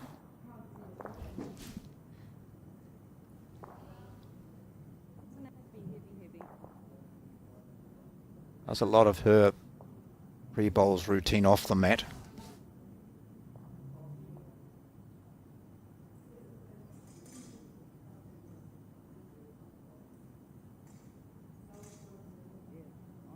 It's like same shot, doesn't it? Yep, reaching through. Would love to get the jack. Not even close. Oh, I think Taradale would have been holding their breath there. Well, does Natasha go around the back now? I think, yep, that's the call from Lillian. I think the danger, if Natasha were to play the same bowl, that's going to make Aggie's shot easier. There's going to be more Yeah. of a target. So I think she would be maybe smarter to go around the back, leave the head as it is, because it's pretty awkward. It's not easy for Aggie. She's also now playing that hand, of course. She could just nut into her own bowls and end up with not a back bowl. Yeah, like that. So that's had no impact on the head. And I think we could tell by her grimace that she realised that wasn't where she wanted to end up. It's just an awkward head. What's at the ditch? Anything right at the back? I just can't tell. There's something behind the 2 metre line. Or a couple but back there. Oh, yes, there they are. So that's well spotted. Thank you, guys. So the white one, obviously, is Lisa's. So if the jack goes back there, that's one of Lisa's and one of Lillian's, I think. Back there to the left of the number 2.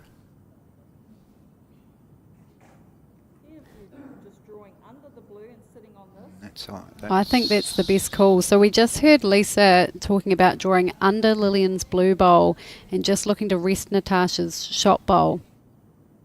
It feels like, even if she doesn't gain the shot out of that, I think she'd have second shot.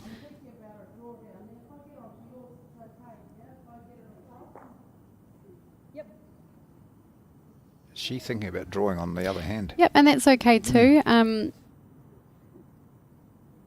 Yep, like she said, if she gets onto Lisa's, she'd cut it down to to 1, most likely. If she's underneath it, she'll be close for second shot or even shot herself. Maybe just feeling a bit more confident on that forehand side too. It looks like a good line to get a little feather off. Oh, Needs it square and she it could hits be it. shot. Yep. it Oh, does. well played, Aggie Motu. Called it and played it.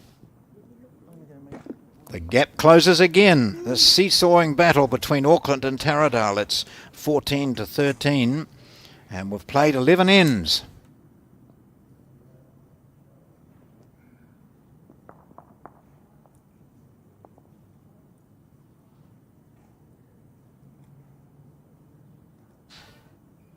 Yeah, would love to see a replay of this bowl. What a timely shot. Aggie, she was down on the scorecard, down on the head, and promotes Lisa's bowl for shot absolutely perfectly. Got the right connection. It would have been easy to get an unfortunate result if you got the inside half and you'd get nothing, but nope, she got it square.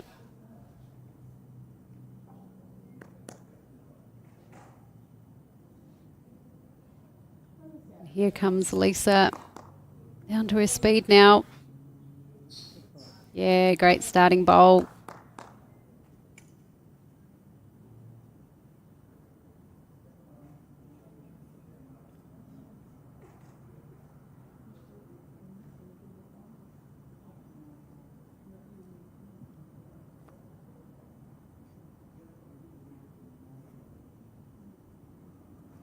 I think Lillian's pretty close too. Might just run out of puff, but fantastic line. I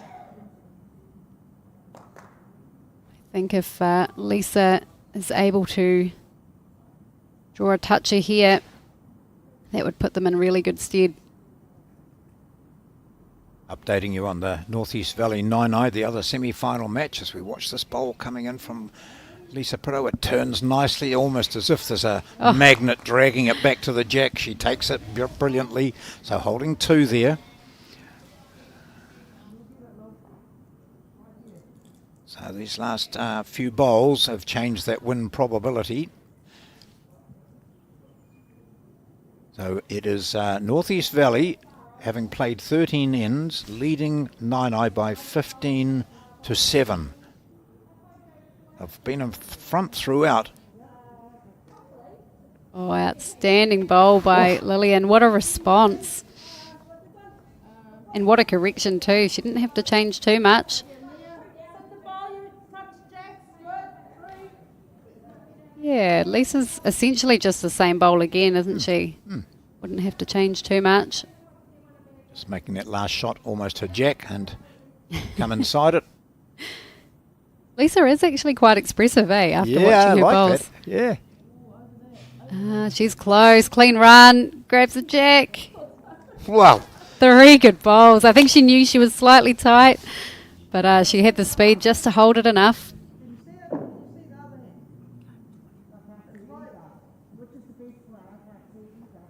Well, if you play the same as your last ball with that much more weight, like same line. Yeah, sort of like that. I've played a really good bowl. I've finished with the shot. It's been taken away from me. I don't have to make much of a correction to get in there with this on the forehand. Stay on the same side. Yeah, that's right. I'm sure she'll be looking to give it, that map more and maybe even a little bit extra just to ensure she's giving it a chance. Yep, she'll finish into a good home if she stays, which she will. So that's still a good bowl there.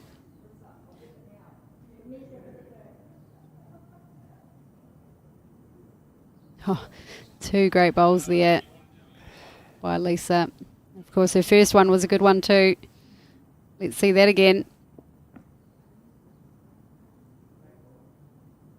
Here it is. Just holding enough to get past the front one. Grabs it pretty square too.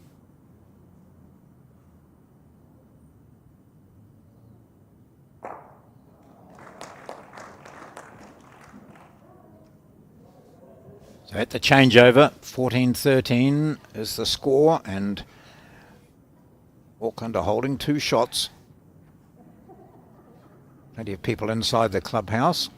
here at Newlyn, which has hosted some really major events over the years.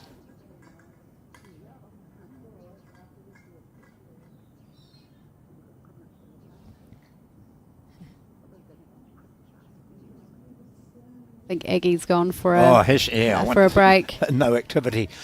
So, Yeah, the men's and women's triples are both going to be at the Newlyn and Royal Oak Bowling Club next weekend. so some more high quality play. Of course, teams are moving into their summer program almost, aren't they? For those that are getting some reasonable weather and have artificial surfaces. But there's still the champion of champion triples, men's and women's, and the mixed pairs. I think it's that sitting to the left. Is that Matu Frankham of Waimati? I think. Hard to recognise some people outside or with no caps on or their different uniforms and that sort of thing. But Yeah, that's right. certainly a bit of chatter going on behind them. So in case you couldn't work out which of us was which, that was Terry to the left of your screen. Aggie's back. She'll just be looking to get a nice back bowl in there, covering Lillian by the ditch.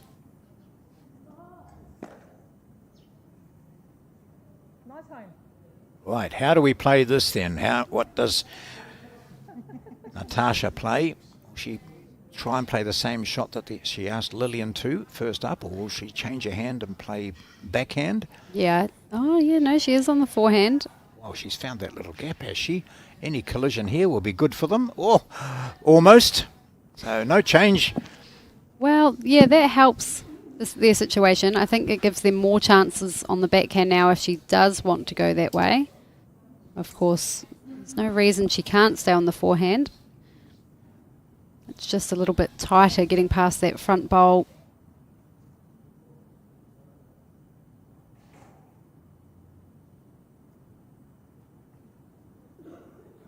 Well, wanting to build this up to really put pressure on. She'll get a wee slide off that short bowl and still come in for another shot. There we are. So that'll be, looks like 3 from this angle. Yep. Yeah, I'd be using Aggie's bowl now. I'd feel like Natasha can play with confidence down that forehand side. We're seeing it come down now. Needs to hold. This could be a result. Oh, yes. Well, she's cut one out.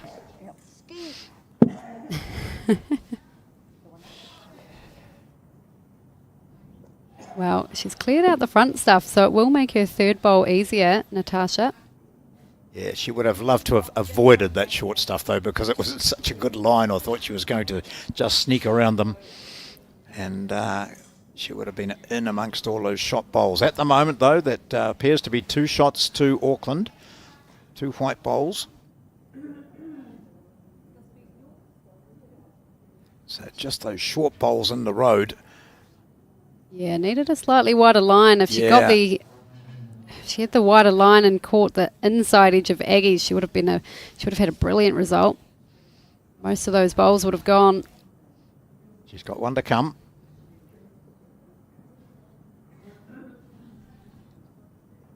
So Aggie's bowl still looking to cover that back. Not to beat. Yeah, there's one of each team at the back, isn't there? One of Lillian's on the ditch and one of Auckland's. So here's a shot that is open here for Natasha. Yep. Getting connection onto Natasha's bowl. We'll see a lot of those Auckland bowls disappearing. And if the jack, as indicated there, comes back at the back, you can see one of each. Yeah. Yep, so Natasha talking about connection. She said she'll hit at least one of them out. She'll need it reasonably square, maybe slightly to the right-hand side. Of her own bowl down there, you think, talking. Yep. She sees it. And there we see where the jack could end up. Of course, Lisa's bowl is a toucher. It's on its way. Big weight. Oh, nothing. Oh, there was only one hole and she found it. And so it is a couple there to the Auckland team. They go back in front. Seesaw keeps going.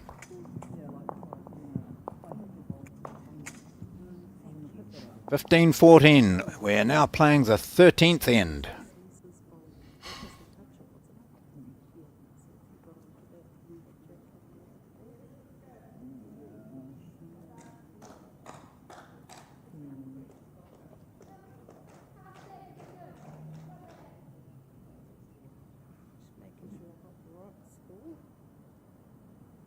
No major changes to length of end at all. They're both comfortable with whatever's being played. The leads seem to be comfortable with everything that's going on. It's a great tussle between Lisa and Lillian.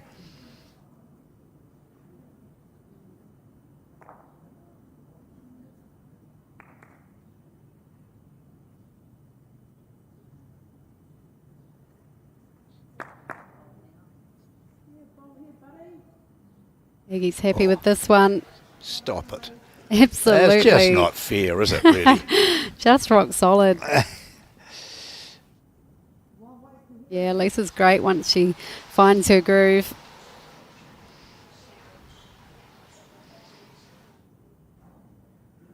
Lillian looks to me like a player that just thrives on challenges, and she's answered every challenge that's been out there for her so far today. Yeah, I get that vibe as well. Yeah. She's been equally great to watch.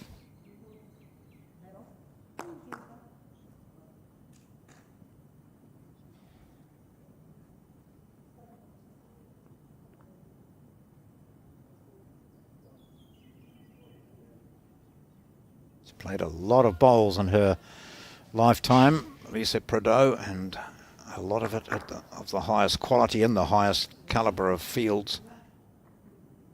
Great reputation. Here's another one. That's lovely.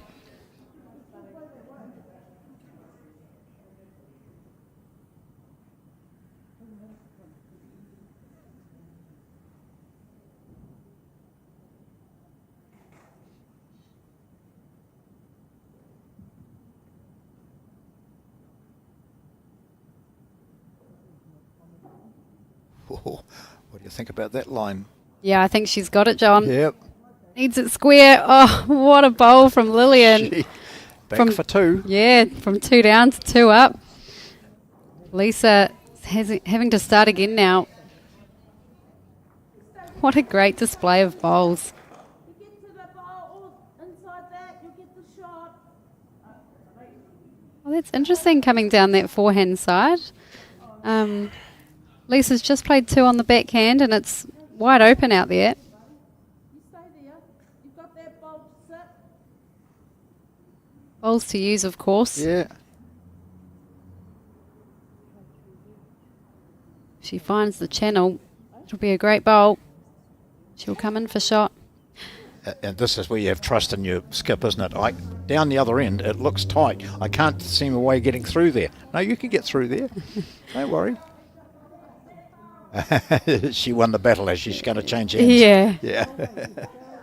I like that they can have a laugh about it. Yeah. No, that's great. No, I think that's a good call. It just feels like there's more chance to be effective down the backhand side. And like I say, Lisa's just played 2 peelers down there.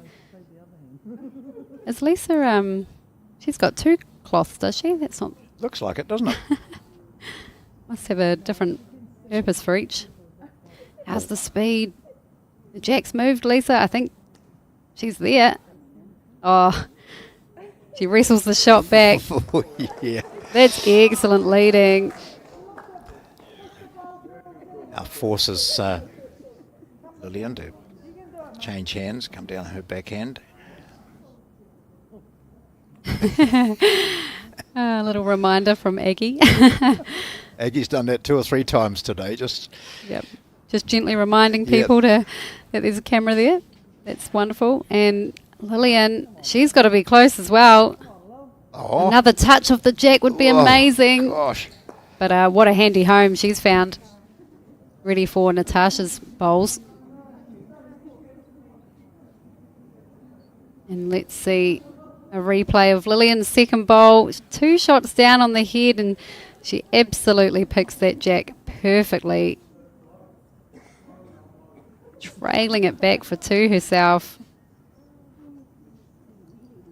Meanwhile, Nine Eye have scored on the 14th end, and it's now 15-8 to Northeast Valley. That's the other semi-final. Yeah.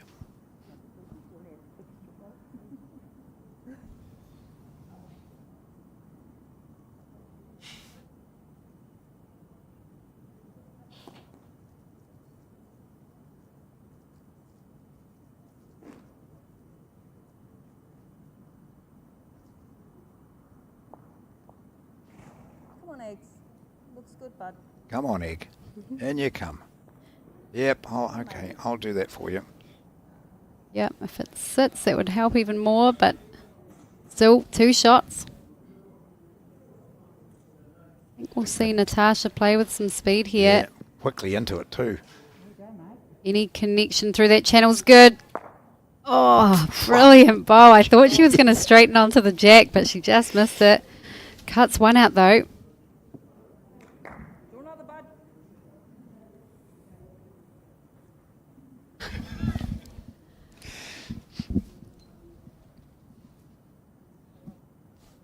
So Aggie, she'll look to put that bowl back. Maybe in a slightly different place so that it doesn't leave so much of a target. Oh, this is absolutely perfect. Should be enough for 2 shots as well. Oh no, just the one. Oh, no, I was meaning should I try kitty or fold? I didn't say anything about. Oh, sorry. Yep. Yeah, well, she was so close with her first bowl. Why not go again?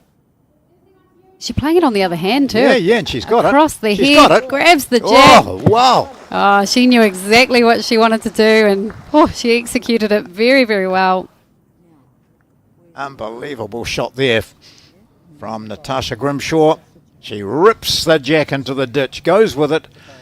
The markers going up there, the blocks that Lisa's putting up indicate where the shot bowl is and where the jack is. The jack is, there we are, that's where it is. So well, that'll be 2, won't it, for them, you would say, if that's... Maybe even 3, because Yeah, it's that right, Lillian's yeah, bowl, yeah. that blue bowl. Yeah. What a bowl. So now people practice drawing to the ditch. And this is Aggie's last bowl of the end, remember. So from holding for a lot of that end, Come on, Eggs. needs She's to cut out one, stay has up. she? She's cut out one, I think. You cut one out, mate. You cut one out, yes. Well, You just draw to be short. It'll be a shot. hey, boy, come on, Natasha, rip that shot out. Hey, she's not going to be silly about this. She's going to try and draw another. She doesn't want to land with too much weight on her second shot, but if she just lands on that, it'll be excellent. There's her second shot out to the right. Is she coming around that? Oh, Just might have just pulls fallen up. short. Well, the jack moved a lot that end. 2? Yes, I'd say that's 2 to Taradale Bowling Club. The game of leapfrog continues. It certainly does, and we're going into end number 14 of this 18-end semi-final.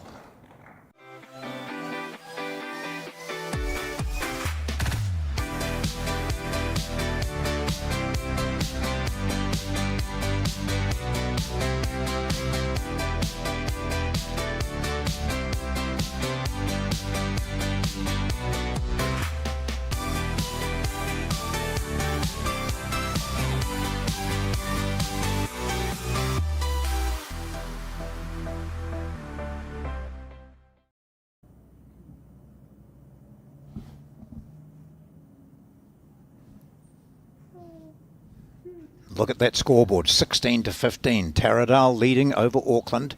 Here's the first bowl of this 14th end coming in. The jack right back almost to the 2 metre mark. So we have a look at the way this game's gone. It was 2-0 to Auckland after 2 ends, and then they conceded a 5, so it was 5-2. And it was 5-4, then it was 5-7, so Auckland had started to score. They'd scored a 2 or 3 and a single to then lead by 8-6. It was 8 all.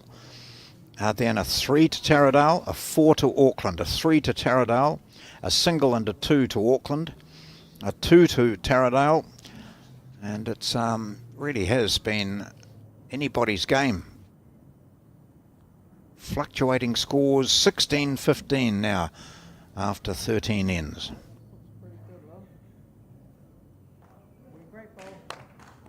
The winner of this will play the winner of the other semi-final, which is still in play. On the 15th end, Northeast Valley, that's Ange Francis and Bronwyn Stevens have scored a single, so they now lead 16-8, and 3 ends remain. They'll be feeling pretty good about their situation, I imagine. We see the win probability, Taradale 51%. I thought it would have gone up at least 1% after that last end. Oh, it's a very evenly contested game, so reflects the scoreboard.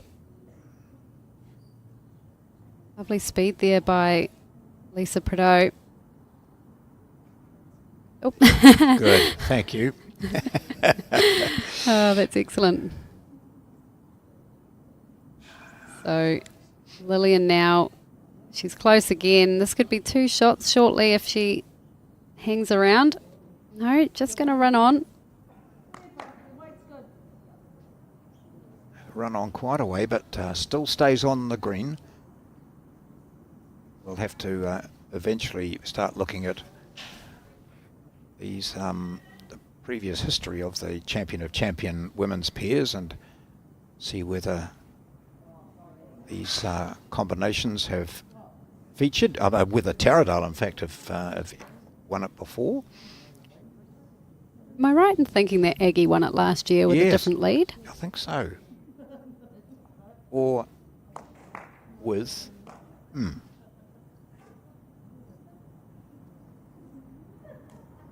Someone will come up with the answer to that.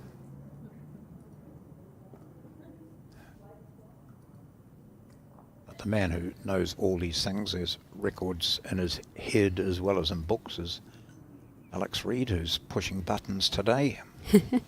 Yeah, he's a bowls encyclopedia for both indoor and outdoor, Isn't he? for New Zealand and beyond, I imagine. Natasha Grimshaw, she'd love another bowl on the head. They're holding 1 shot, but they'd feel a little bit vulnerable if that were to disappear. Certainly well covered at the back, though. Yes.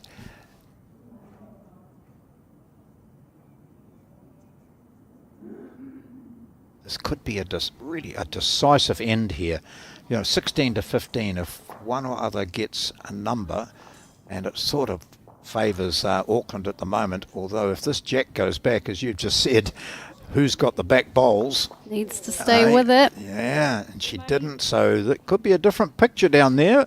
It was Taradale holding a single, and from there it looks as though it's now Auckland, but what's just behind? Yeah, see those bowls behind the jack? How close are they? Let's see. Yeah, I think Lillian has just indicated that they're 1 down to Aggie's bowl, so it has hung around pretty well. I think those back bowls are further back than we probably think. But if Natasha can get to the jack and just move it a foot even.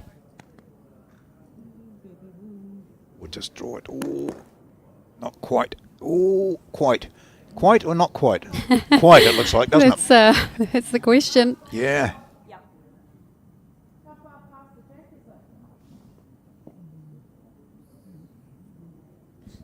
So we're being told that it is 1 shot to Auckland. But all the bowls at the back here, you can see the blue ones of Lillian and the bowls of Natasha are from Taradale. They could come into play, but Aggie won't be worried. She'll just look at, let's draw another. She doesn't look happy with that. No, I don't think she was happy with that one out of the hand.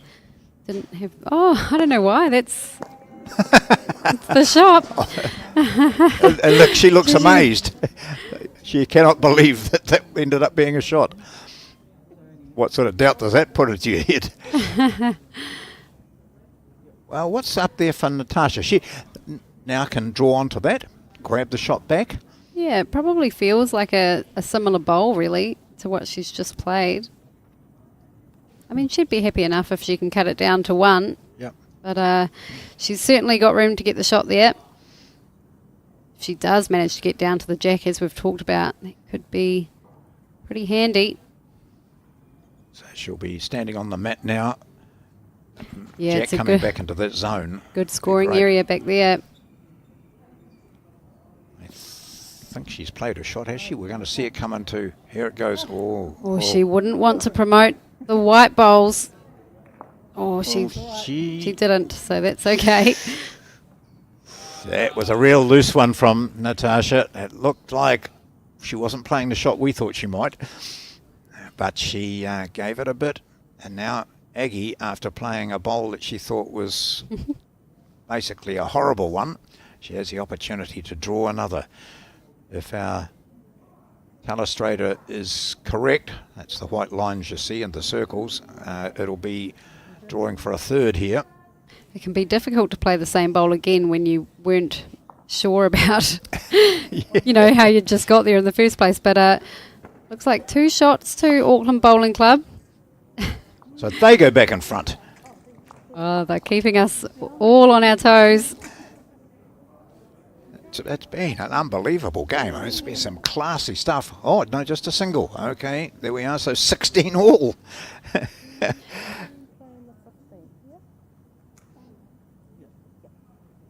So the 15th end now.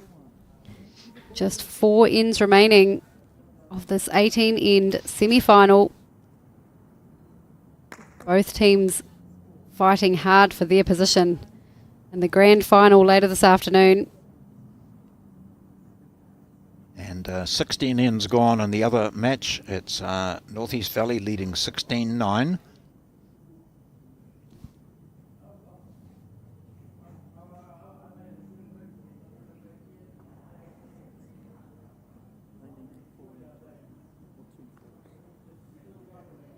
Lisa, Another handy start by Lisa. Yeah, wanting to get that first one in. Her first bowl effectiveness is very impressive, but so too Lillian Robinson.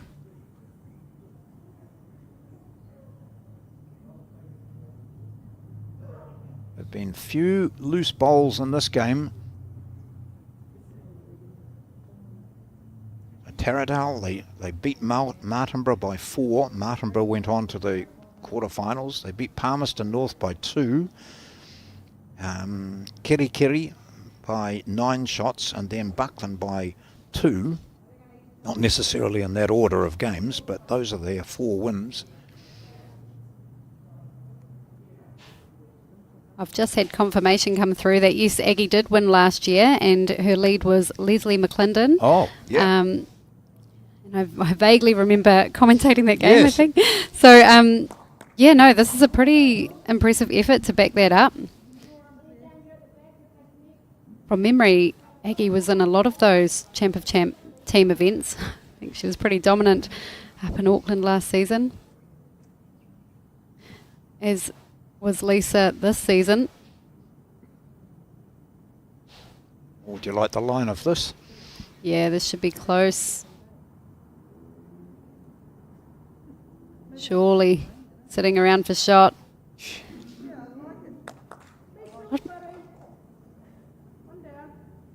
What's the hardest thing to achieve when you're delivering a ball? It's the weight, isn't it? Getting the weight.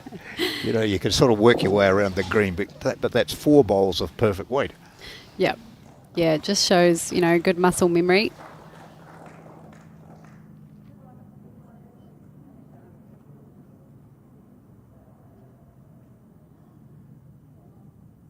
Slight grimace there from Lisa. Oh, it means nothing though. No. Oh, she knew she was short. That was it. Yeah. Knew she was a small foot short. Because the line you hit, that last one, you will hit that ball. Yeah, I think Oh, no, she is Oh. switching. I was thinking I'd still keep her on the same way. Her touch is so good, isn't it? Yeah, you just back her to maybe go slightly wider if you did feel Yeah, like yeah. she was on the tighter side last time. But hey, when you can play both hands as good Oh. as this. Oh, Flick. just the weight there, but will be handy. Yep, so just remember that, everyone. The back bowl belongs to Taradale. If there's movement of the jack, it'll come back that way. So win probability to Auckland, 51% there. Holding second shot there, I think. That one to the left is one of those excellent bowls from Lillian.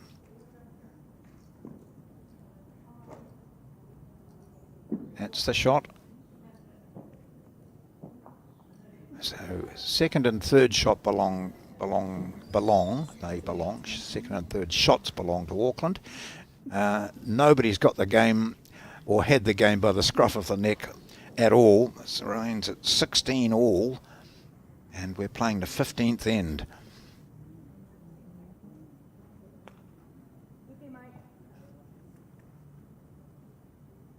Egi Motu, the objective there was, as she did, came down that left-hand side, sit onto the shot bowl. If she moves it a few centimetres, really, would give Auckland 3 shots. So Natasha's aware of that too. She looks to be a bit heavy here. Is she? Oh no, she'll flick onto that. Push it back. Yeah, the weight was probably all right. I Yeah. think if she had a tighter line, she would have had a very effective bowl. So we know what Aggie's intentions are. She's just sucking it in. Deep breath there. It's tense even for those who've played a million bowls in their lives, and she will have. Another shot to Northeast Valley. They're playing the last end, or if they will play it, and it's 18-9. Northeast Valley against Nainai in the other semi-final. So the Northeast Valley combination of Ange Francis and Bronwyn Stevens, who have recovered from a horror match which was live streamed, and they have bounced back brilliantly from that.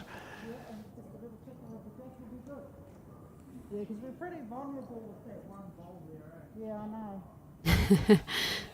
That word vulnerable, eh? That's it. You know, both players definitely, not comfortable with how the head's sitting currently. Yeah, I think it's a good call coming down this side of the green. Yeah, she's close if she can get past that white bowl. Yeah, that's good. That That's helps a lot. Yep. They will both still go if this is a brilliant angle here. If Aggie can play down the forehand side, so to the left of our screen, through what is the shot bowl. This is brilliant. Thank you, the telestrator. Yep, so that edge there, the inside edge, the collision bowl is going to go onto Natasha's bowl. Both of them will go. So Taradale might be holding a couple, but they're, as we heard them say, we're vulnerable.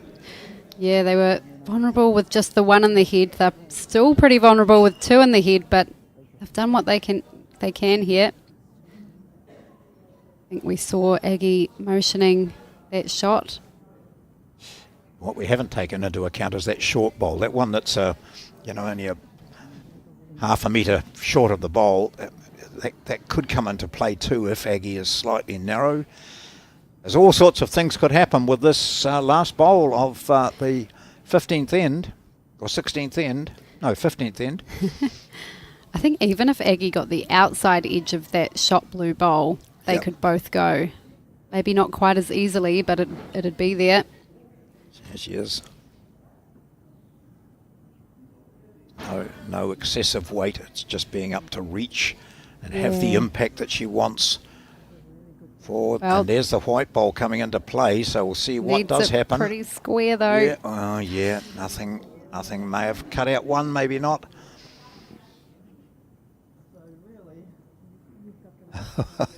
Oh, so Natasha's still got one to play, hasn't she?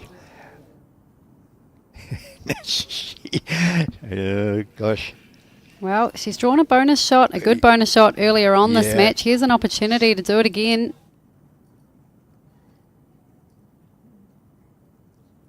Big moment here. You'd love to make this count. So even just sitting on Lillian's bowl, that'll be it. Perfect weight required. Doesn't want to be narrow. Willing it to turn. Yeah, I think that's the old, well, we're holding two, let's err on the side of being wide. But she had an opportunity there. They picked the jack up, and I think we'll see that that's 2 shots to Taradale. Yep, there we go.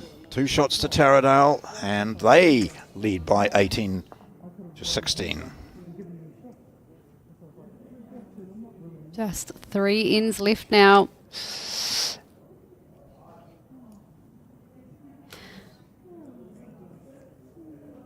I always think about the third to last end being a really important scoring end. Here's a replay. Natasha Grimshaw got a little edge but hung around for second shot.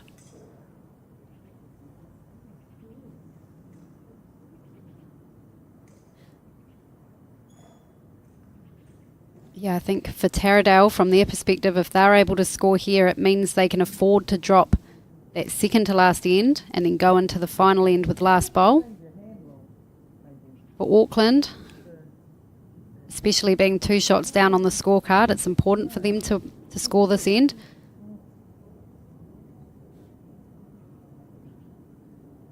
I think that was the first time we've seen any sort of emotion from Lillian that she...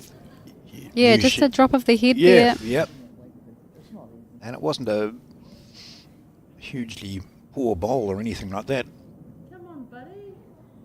She just wanted to beat Lisa to the punch. Yeah, that's a good starter. You actually just stay there, Lou. It's really just the weight. Beautiful weight again from Lisa Prideaux, not for the first time in this match.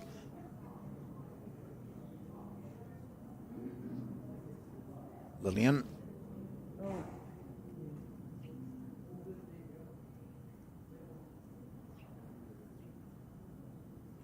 She needed to do was just a slight correction. Oh, now here we go. Come on, roll it out, roll it out. No, not quite. Seriously, I've been watching the bowls all weekend and they go narrow and then, I don't know, enough pocket.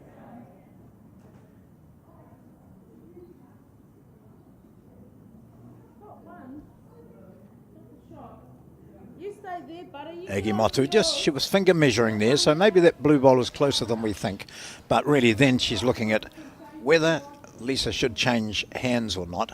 She suggested she stays on the same hand, plays down the forehand, but Lisa, yeah, up to you. That's sometimes when your player's so experienced on the mat, you can sometimes just say, you know, yeah, absolutely up to you. So she's going to go backhand.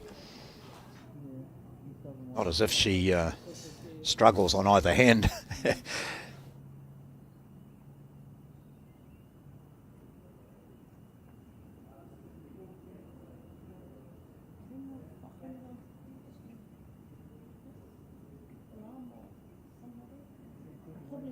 Will soon emerge from under Aggie. There it is. Your options here, Lou. You can roll you up or sit that bowl. Yep, so you can stay on that hand quite comfortably. Weight to here would be really good. If you landed there, you'll have shot. So you only need that much more on your last one. So the result of this bowl could be that her own second bowl moves up because she's punched into it, or she's got an inside of the shot bowl and come in for shot. She doesn't really want to push that white bowl up anywhere. She's okay back there. No, not quite the result she wanted. And for the second time in the game, we've seen Lillian just indicate that she wasn't happy with the balls.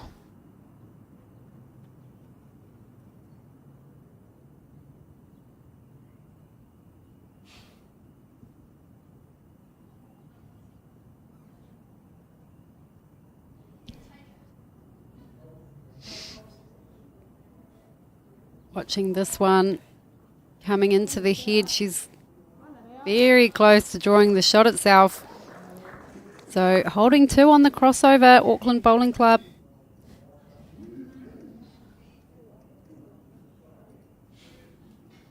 Wonder if we'll see Natasha coming down the backhand too. So following Lisa down. Maybe with a speed just to move the jack a little bit or rest the shot bowl.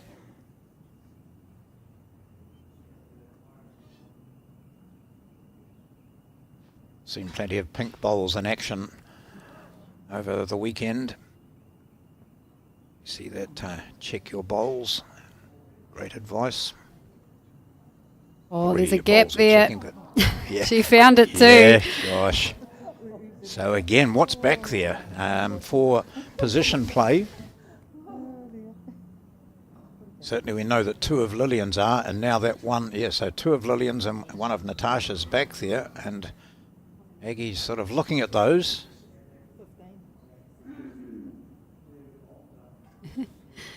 Yeah.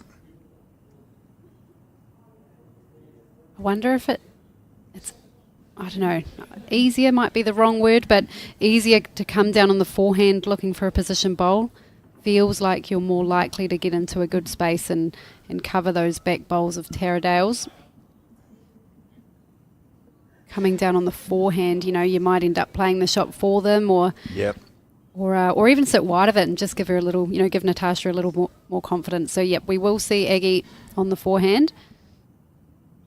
I imagine looking to cover. They would not like to see Natasha trail the jack backwards as it sits currently. Not at this late stage of a game. Pretty well played bowl here. Yep, got a little touch on there. Yep, that helps a lot.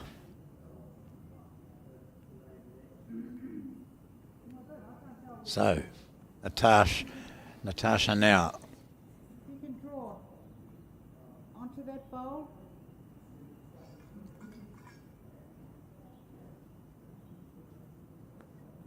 You I see- love when we direct our teammates, you know, we often make it sound so easy. Yes, you know. yeah, Just- you can draw. Yeah. You can just draw the yeah, shot. Yeah, you love these shots. Yeah. I mean, the big money shot was to rip the jack back Looking good. and collect. But oh, yeah, almost tears coming through there. That was perfect green. Yes. Well, so are Aggie and Lisa happy with their back bowl now? Would they like another shot to, you know, put themselves 1 ahead if nothing changes? Or will they look to cover again, knowing that they've got another bowl up their sleeve, and if nothing changes, that's when they can draw their bonus shot? I think they would like another back bowl in. Yep. Maybe slightly wider this time and bring it in. Yep. Sit it in amongst those 3. Because when we have another look at that big wide shot, you're well aware of that one there. You see where the danger is. Oh, she's going to draw another shot, is she? Oh, not quite. Okay. So if we go back to that big wide shot we had a look at, oh, she's really annoyed with that. She wanted to get it round, and see there, if the jack was to travel back to the left where those mauve bowls are, but is that a shot that Natasha would play at this situation? See, anywhere into there would give them 3 shots. Yeah, But they're 2 down, aren't they? they're weighing it up. And not only that, but Aggie has Aggie, another bowl in yeah, hand. So yeah. you almost have to think of it as though you're 3 down. So you play what Lillian asked previously, and that is to draw the shot. Draw the shot here. Draw onto that shot bowl. Will give you the shot. Checking the time. It's probably not because time might be running out on a game. Well, there's no time limit anyway, but it's lunchtime. Oh, she's... How's the weight Pinch though? that. Even Aggie's bowl might promote Lillian's, but not enough. Big opportunity for Auckland here. Holding 2.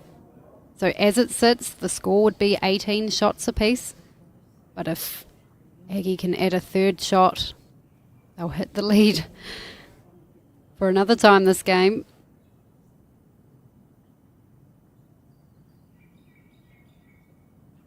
I'll be happy with how this end is played out, though, regardless of what happens here. Just having another look as she walks back down to the mat. She'll know it's important.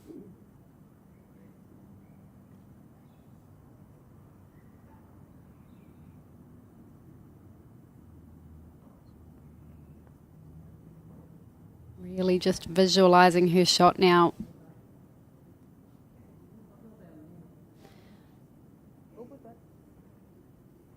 Okay, so she's changed back to the forehand. I guess she's just played 2 down there. She had her line perfect that second bowl. Yes. There's no real danger, I say with confidence. Yes. I think if you back yourself to get the line, there's absolutely no risk. It's only the weight is a danger, and she won't be that heavy or that narrow that she'll push Lillian's bowl up. Well, a long time, 2 down it is. So the scores are tied up again. And it's happened often in this match between Taradale and Auckland. We've got 2 ends remaining. And the leads have decided to take Yeah. a joint break. It's a mutual decision. Can understand why. Yeah. So that other match has finished, the other semi-final, and it will be North East Valley who are through to the final, having beaten Nainai. I think that final score was 18-9. It didn't play the 18th end. 18-9, so congratulations to Ange Francis and Bronwyn Stevens of North East Valley. They're into the final. And well done too to Karen Hewitt and Rosanna Mirawai of Nainai. Had some really tough games, and they, like their opponents in that semi-final, had matches which were shown live and which they both were really not happy with.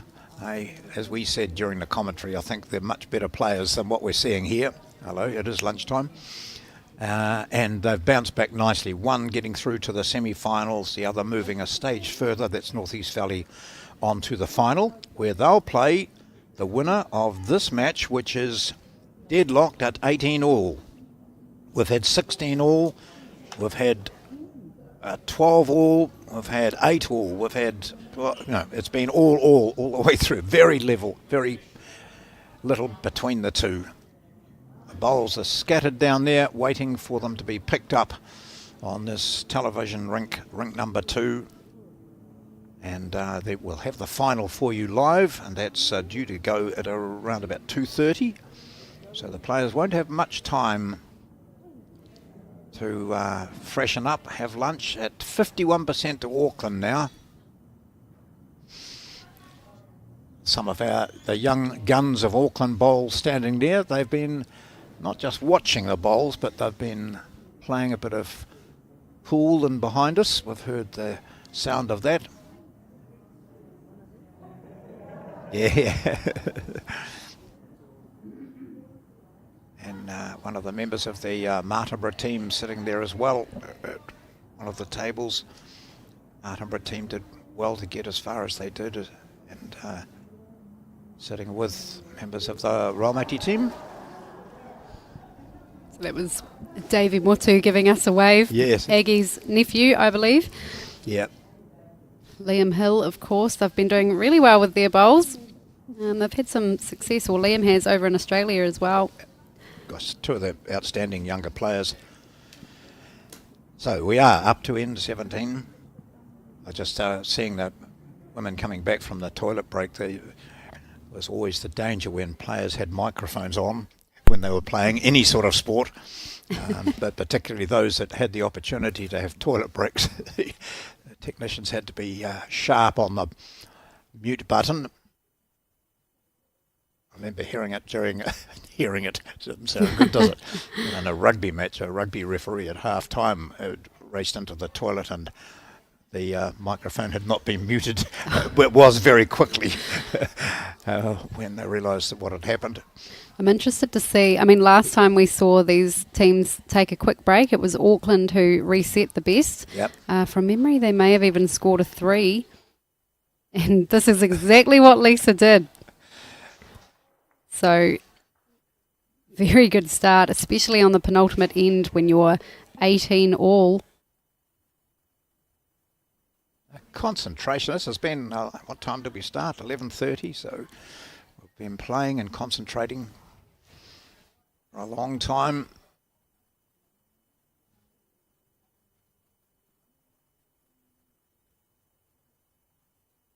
Suggests it's not far away. We can't see it, but just the reaction of the two players, Lillian, who let the bowl go, and Natasha, who was gyrating at the area of the jack. So good first bowls, both of them.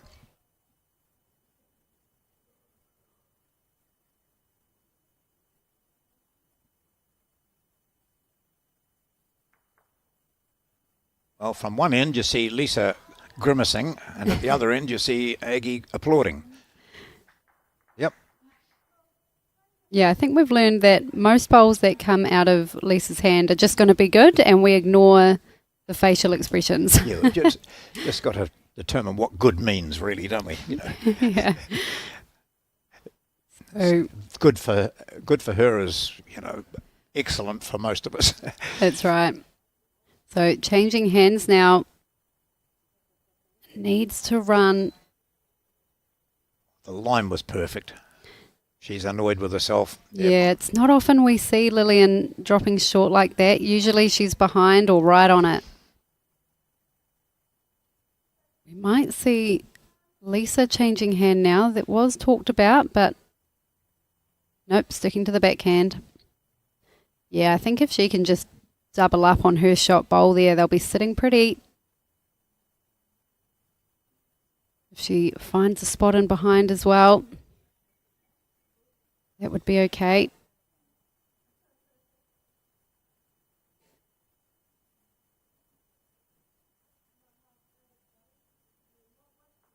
Well, her speed would have been pretty good. She just missed her line again, not by a lot.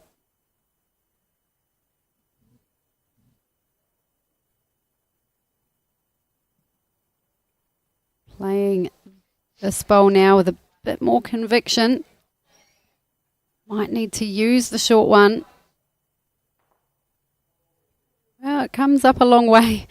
Didn't it? Yeah. Yeah, into a reasonable spot too. Gives Natasha a good option there.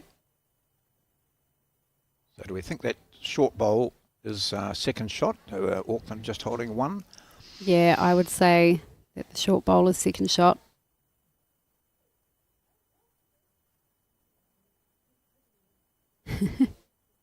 Give us a 5, go on. Why stop there? Give it a 6. There you go. So all lead bowls accounted for. Yep. Well, what are we going to see from Aggie? She's got two good options. I do like the forehand, which is where she's going. More chance of a good position bowl there. And could still get another bowl on the head that way too, depending where she lands. Willing it to finish. Needs to give it all she's got. So which hand will Natasha play? Because she's got a couple of options too, hasn't she? Yeah, she's going to follow Lillian down on the backhand with weight. Just looking to reach through the shot bowl. She is close. Oh, she might back edge this bowl into the head. Not quite. Gee. A wry smile. She knew that was close. Slightly thicker edge would have probably pushed Lillian's bowl up for shot. Yeah. Nothing's changed then in the situation. It's still 1 to Auckland, and it's 18 all, and we're playing the 17th end. So that's the penultimate end. Important to score, or at least not drop a number here. Yeah, dropping a one's not the end of the world for either team, but that's where you'd want to stop. That helps Auckland a little bit. She would have loved to have been inside that bowl. I wonder, I think it's either hand, forehand or backhand, but you're still looking that similar speed, looking through Lillian's short bowl, and that should replace the shot bowl of Lisa's. Yeah. It looks better on the forehand if you're going for that bowl specifically. Yeah, she's looking to try and push Lillian's. If she avoids that short one, she'll be okay. Is she underneath it? She's Around round it. it. A flick. Oh, not Good quite. spot. So, yeah. Yeah, it looked like she was just trying to draw around there. And I wonder if they just think, you know what, we're happy dropping a 1. Yeah. They do have last bowl of this end, of course, so maybe just, biding their time. It's not a bad way to approach this head either.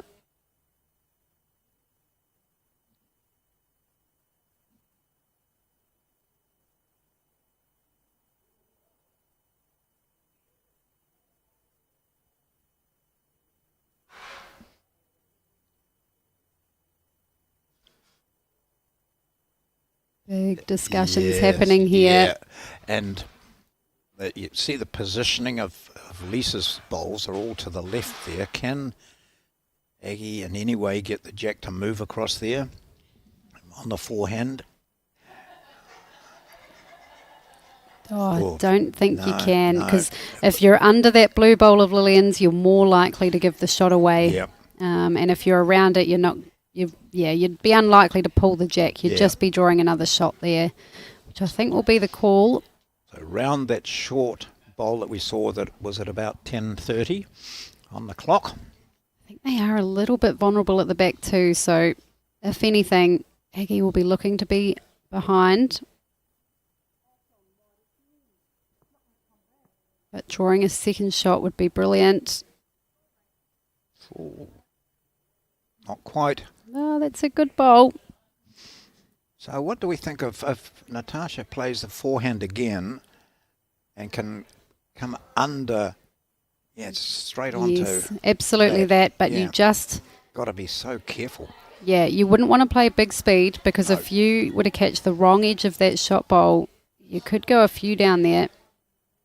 So just maybe a metre over. Yeah, so, jack movement could go back to the left as we view it, where Aggie's put those couple of bowls in. So this has got to be pretty much perfect weight from Natasha Grimshaw. And with that speed too, it means that your bowl will hang around, so you'd make 2 of it. If it holds, it's close. Looks to be ducking, so Lisa's bowl holds on throughout the end. Auckland hit the lead again. 19 shots to 18 as we go into the final end of this match. Crucial time to hit the lead, even if it is only by 1. We move into the last end of the second semi-final. The first semi-final was won previously by North East Valley Combination. These two players have enjoyed playing against each other. They've both played outstandingly well. Jack goes down for the last time, hopefully. Yes, if Taradale score a single shot, we will see an extra end. Oh, what's the win probability? 53%. Just the one shot in front. Don't have last bowl, but they do have a higher probability to win this game and progress through to the final. That percentage might even go up if Lisa can land a good shot here with the opening bowl.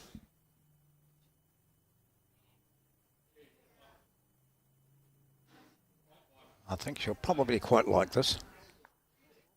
Aggie does. Yeah, you'd be happy with that. It's a good start.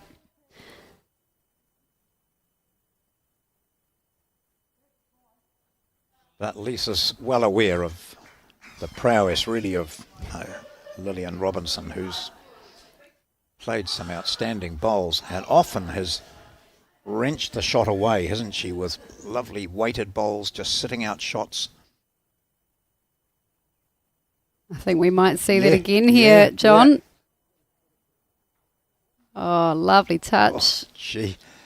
Yes, a wee edge there would have been perfect for it, but that's an ideal position. So Lisa knows that she can't falter here. Lillian takes a breath in the background there.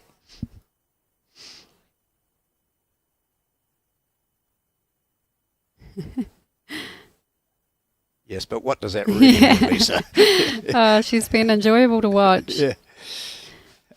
Yeah, she said, "Oh, I think I'm a little bit heavy."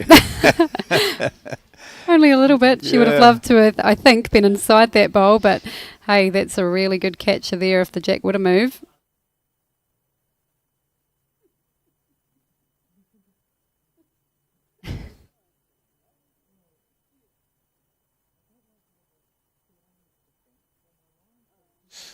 A bit anxious with this one. Still looks interested though. Wonder if she's hoping for a bit Oh. of connection. Yep, that should be enough. One Yeah. shot, Natasha Grimshaw indicates. Little bit of pressure put back on Lisa now.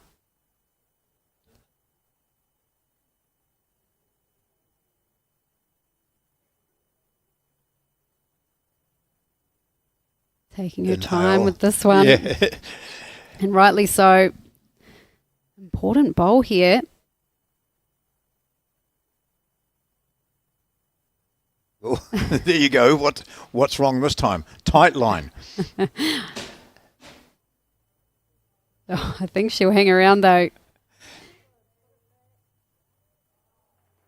Oh, maybe.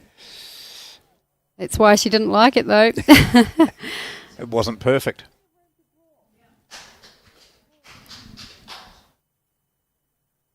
Yep, just one here, please.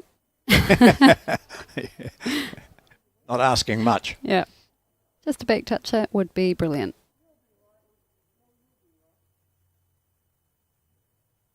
It's been great vibes out there among the four players. Lillian Robinson, what have you got up your sleeve? A back toucher. Oh, A back toucher. front toucher. Oh, front toucher. Oh, Oh, that's excellent bowling. yeah. What a way to rise to the occasion. It might just be the one with that little bit of jack movement, Yep. but a really good head there for both teams, really. They've played 6 bowls, the leads, on what might be the last end, and all 6 of them have been effective.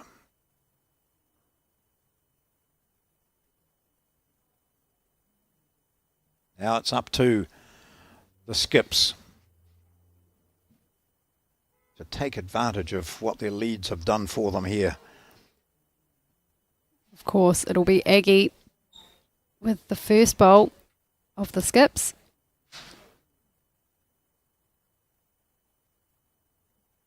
Really important. Aggie would love to get it with this first bowl and, you know, put the pressure back on Natasha. Needs to hold. Oh, how good was the speed though? Not a bad bowl there though either, when you think about it. I think Natasha's almost got a grin on her face Yeah. there. She thinks, oh, I cannot, if I move that jack, where would it go? And the bowls are so well spread that jack movement could favour either team, really. Yeah, I think it's something you probably can't let yourself think about. I think Aggie, she's still under that bowl, maybe. Maybe that entered Natasha's mind too, with it being 1.5 meters short. Got to be perfect with that. She can afford to move the jack an inch or two, but to the left, as we've got Lillian's bowl there. Yep, that's So if where it Aggie just- needs to come. Yeah, so she needs to draw it dead. That'll be fine for her. She can draw the shot, which is, yep, just there. Yep, it'll just be over the draw so that it's holding up under Natasha's last bowl. But just looking to get a bit of movement on either the jack or the shot bowl. And here it comes, Aggie. The line's good if her speed's good. Yeah. She did add a bit more weight. Definitely more line that she can take out there. She was well under Natasha's bowl. Natasha coming underneath her own bowl, do you think, and just getting it. Yeah, I Play the Auckland shot first. Oh, think go down and have a look, can I? Is that all right? Yes, you've only played one, but okay, you can go down. Yeah, I'm not sure how. I think both hands come with a risk. Yeah, I'm looking at the forehand, so down the left-hand side of the screen. Yep. You know, yes, she wouldn't want to run into the shot bowl and maybe move the jack, but I think if you back your line, you can absolutely get another shot there, and it would probably make Aggie's shot a little bit harder too. So what Whereas about, what about- under her own bowl, it Yeah. just feels a bit tight. Does it? Okay. So coming underneath her previous bowl, which is the short bowl, not quite as narrow as that. She'd want to take a bit more green so that she didn't risk the jack. Yeah, so which hand is she playing? It looked like they might be playing that hand. She is playing. Yeah. So backhand underneath her own. She Sure going about the weight here. Wow. Almost got a bonus out of that. I don't think that was in their discussions. No. I Well, think she was lucky she wasn't underneath her own ball with that weight. But there's no suggestion that Aggie will play with vigour here, because if she hit the shot, she could take out both, or it could go all over the place, isn't it? It takes a long time to think this one through. Is it just one or is it two? This is the question, I suppose. it did get wriggled a bit. You know, yes, Yeah, it didn't yeah. go up and over or anything like that, but it did shimmy. And it Yeah. might just be enough. Is our lollipop person telling us anything there? I don't think so. Crowd are yeah. intently watching this. Yeah.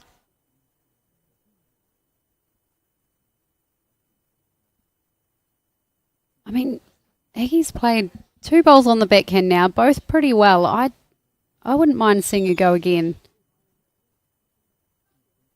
Yep, jack's fine if it moves out there. Yeah, Lisa's just talking about that as another option. I wonder if that's still on the forehand though. If she's tight, maybe she'd still get a good result. When you're walking back, you've got to have it firmly in your mind.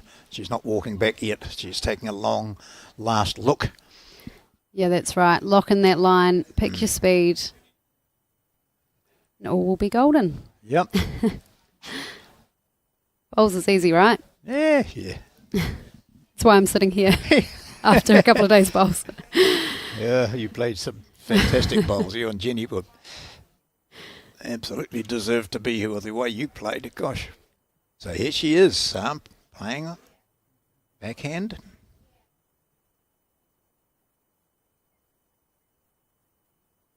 Lisa was talking about, if the jack comes back here, we're home. So if she can get the jack back, she's thinking that's it. What's she got here? She's got the shot. Needs to hold She's- one last time. Back edges this bowl onto the jack, moves it to Auckland. And gets it. Absolutely. That was an option. It was the tightest option of the lot, but it was an option. Whoa. Hard to see, but it looks as though she thought she'd given it away. I think she missed it. She looked to be, the line was underneath that shot bowl, but she got enough of it to move it. Yeah, here's You'll see it right here.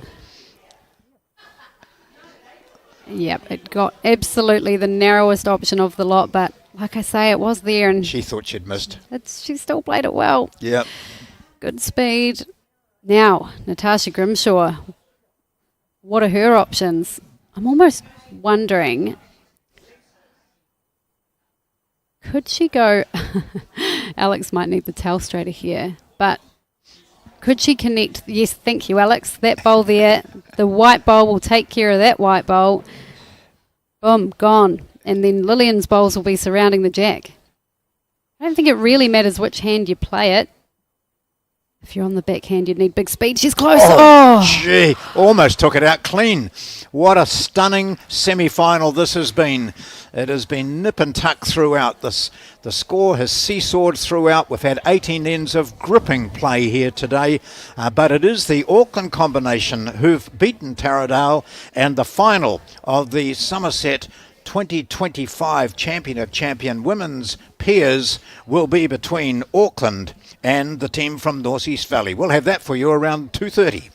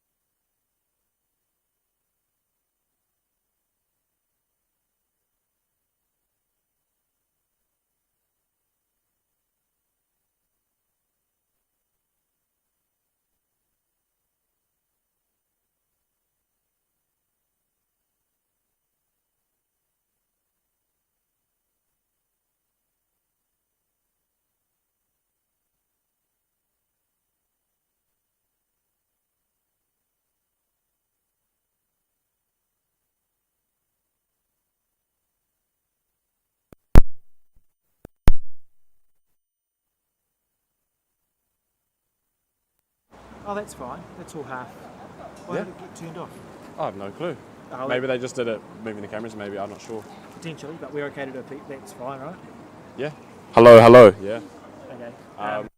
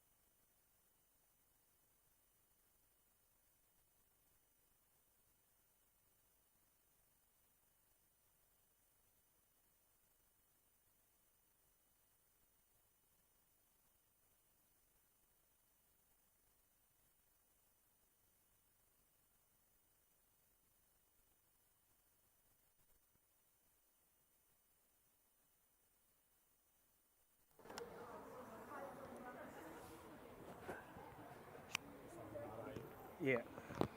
I'll sleep. I'll sleep easier at night. I'll get it for you later. What colour is it? I'll just go right now. Blue, if you can find a blue one.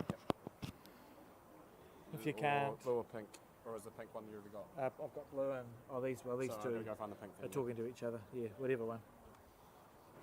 I'll give you this and I'll send you someone out. It's a couple minutes away. I'll just check. Will you just take this talking onto that? Okay. We've reached the final stage of the National Champion of Champion Women's Pairs. I have the two finalists with me, Auckland Bowling Club and North East Valley Bowling Club. We've seen two great semi-finals, contrasting semi-finals. Aggie, yours went down to the wire. Tell me what was going through your mind in that last end. And Bronwyn, you look to be in control for the bulk of your semi-final match. How are you feeling coming into this final game? Excellent. Good luck to both of you. And now we'll hear from John Macbeth in the commentary box. Is this where I'm standing? Is this where I stand? Oh, I thought that, but you were facing that way. You don't, yeah, you're like, we just want to hear you, not look at you. And I'd say, fair enough. Okay, I'll keep practicing. We've reached the final stage of the National Champion of Champion Women's Pairs. I have the two finalists with me, Auckland Bowling Club and North East Valley Bowling Club. We've seen two great semi-finals, contrasting semi-finals. Aggie, yours went down to the wire. Tell me what was going through your mind in that final end. And Bronwyn, you guys were in control right from the get-go in your semi-final. How are you feeling going into that, this final match? All good? Is the mic all good? Is the mic all good? Yeah. Oh. I'll just be asking you, so I'm going to introduce that we're in the final. I'll say that we've seen two great semis. I'll talk to Aggie first, and then I'll say to you, you look to be in control right from the get-go in that match. Tell me how you're feeling coming into the final, or something like that. Okay? And then I'll say good luck, and then we'll cross over. Here we go again. Yeah. I'll try. It's very out of my comfort zone. Yeah, no, I can do this.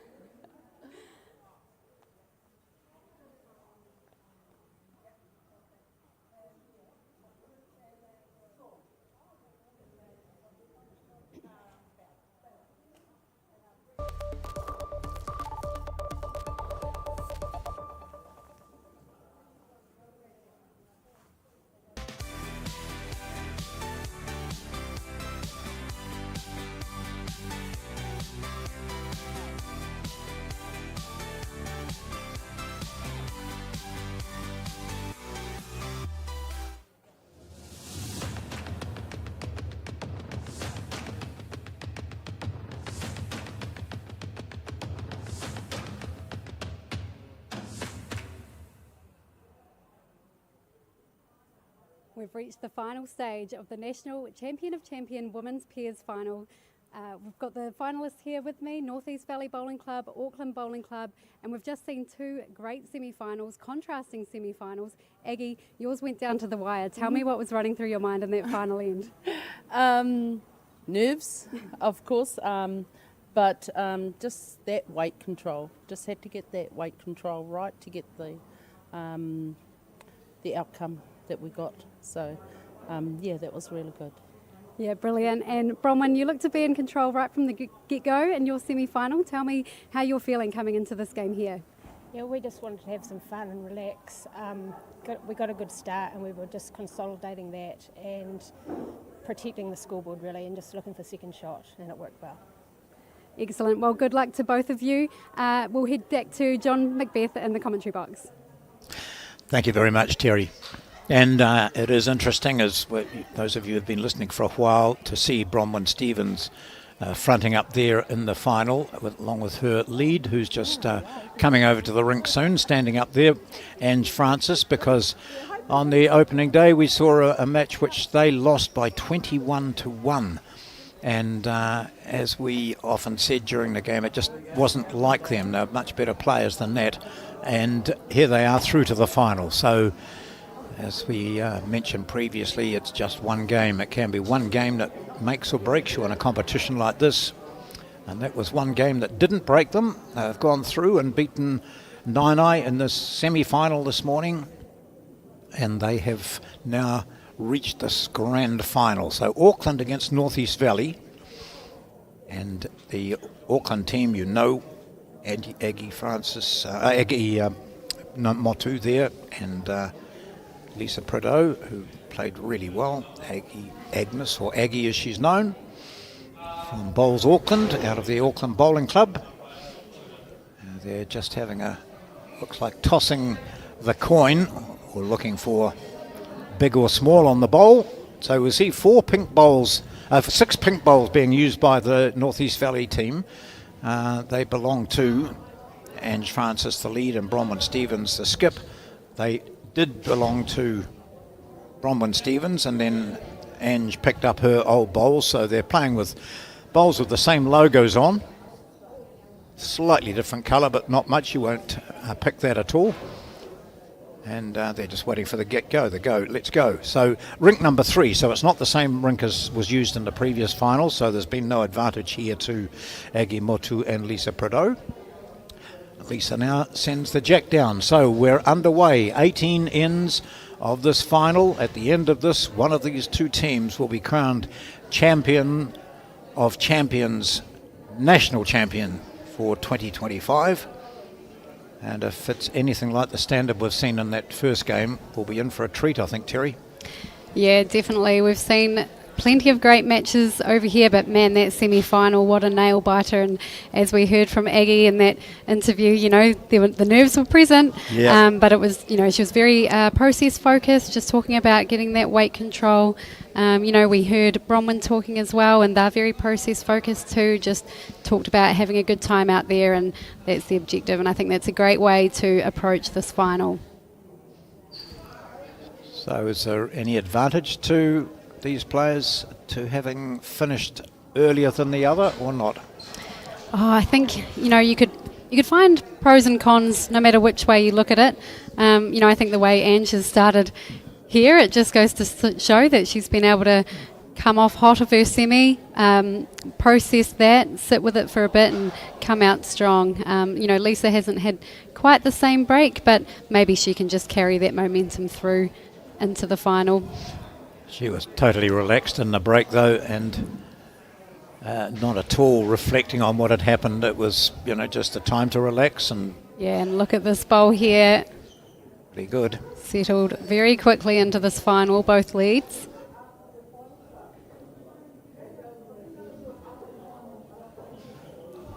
This combination have played together a lot over the years.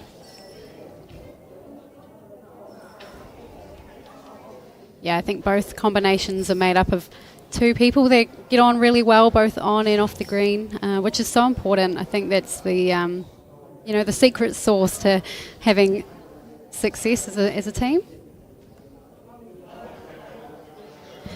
Yeah, I think Lisa's a fan of that open hand. You know, we have seen her opt to go the, you know, change hand if need be.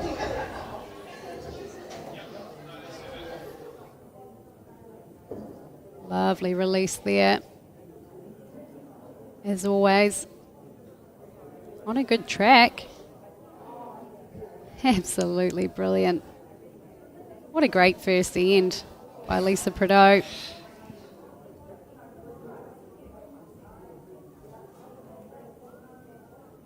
So Ange Francis on the mat now.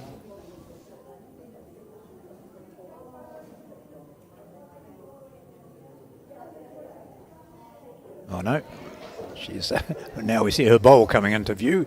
So it's the single rings on the side of these bowls.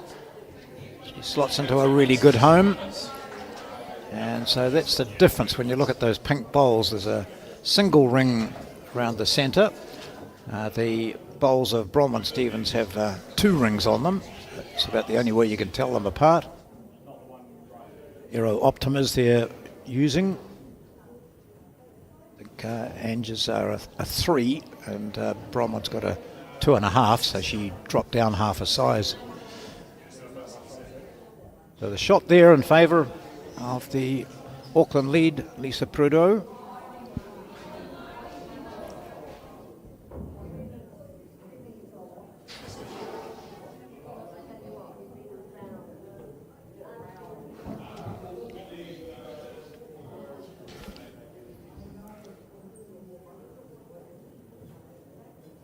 Oh, the first bowl by Aggie Motu. Look at that. Perfect speed. Quite possibly the shot. It is jack level.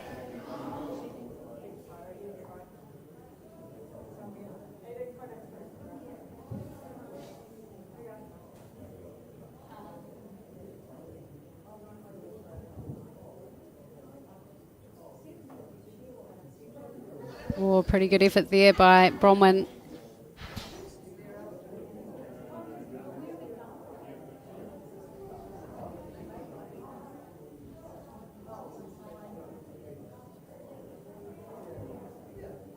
Doesn't need to change a lot here, just bringing in her line of touch. She's done that. Gosh, she talked about weight control before the game, and I mean, look at that, her speed's spot on.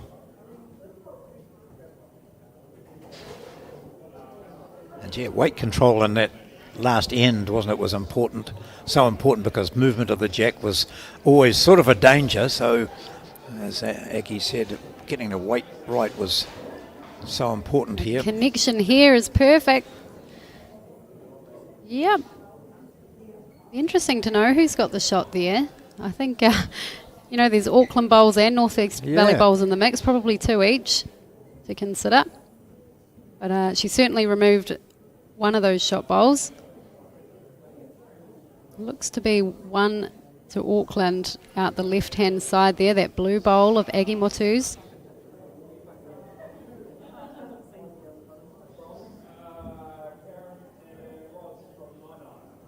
So I imagine she's just down that same side again.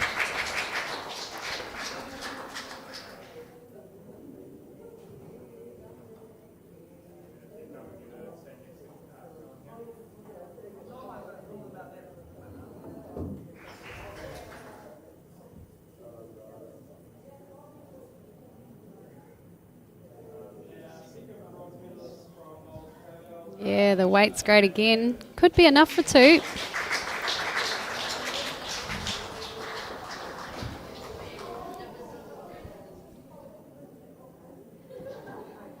But Bronwyn doesn't need to change a lot either. I think she would like a little bit of speed off, just so that she can hang around in the head a little bit more. But she's certainly been in the area. This one looks to be in the area again. Sit on any of those. Oh, well, what a group. So you can see there the left-hand pink bowls have got double rings. Oh, And yes. that one, that's sort of at 6 o'clock is a single ring. So that's the only difference really, if you're looking at those that you can tell. What a cluster.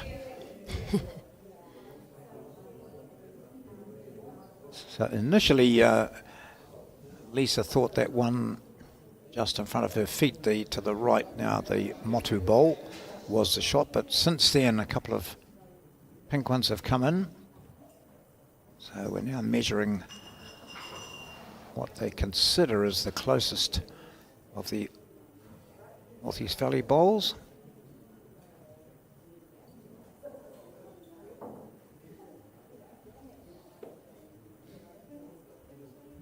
Steady hands, Yeah. Lisa Prudhoe.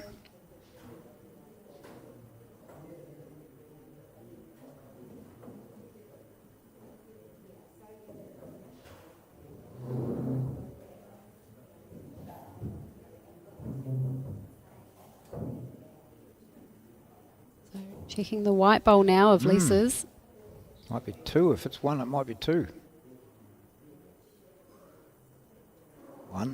One, okay. Keeping in mind they've already conceded one, I think, unless they were taking it away from the head. Oh, I think we saw... Yep, there's the lollipops there. Yeah. So 2 shots to Auckland Bowling Club after the first end.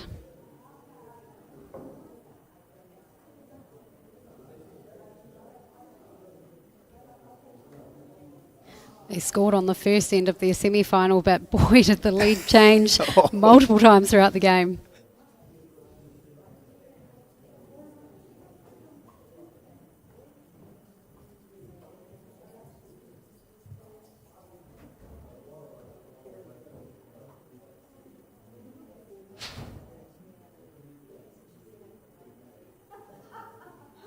Well, there was heavy rain pelting down for a while, just during the latter stages of the semi-finals. See the effect of that on the windows here. Or the walls they are, not really windows. Now let's be about as short as we've seen Prideaux play. Jack. Quite short from what we saw them play in the previous game. It was more 3/4 to long. Ah, okay. Yeah, well, when you're Lisa Prideaux, it doesn't matter where the jack is. She'll find it.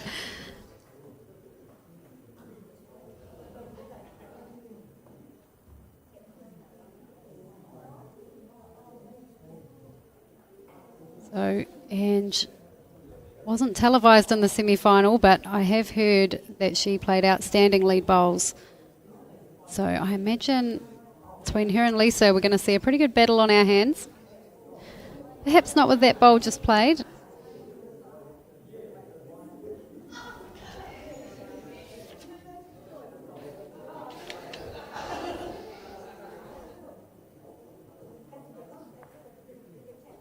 Looks interested again.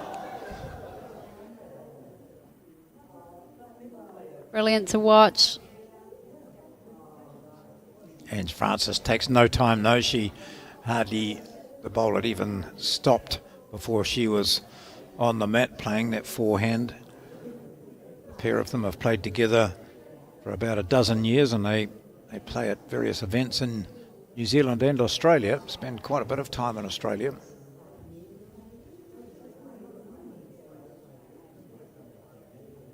I think Bronwyn was telling me a couple of days ago that she'd only just really got back from Australia, so finding the weather change a little bit difficult to adapt to. I said, well, you're all playing shorts.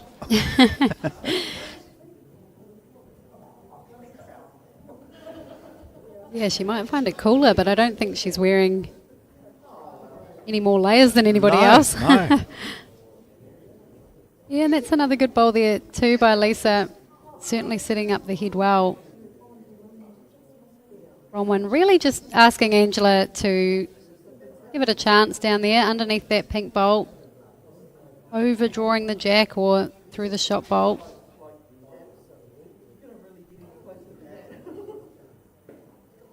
If it holds, it's close. It doesn't want that connection though. No.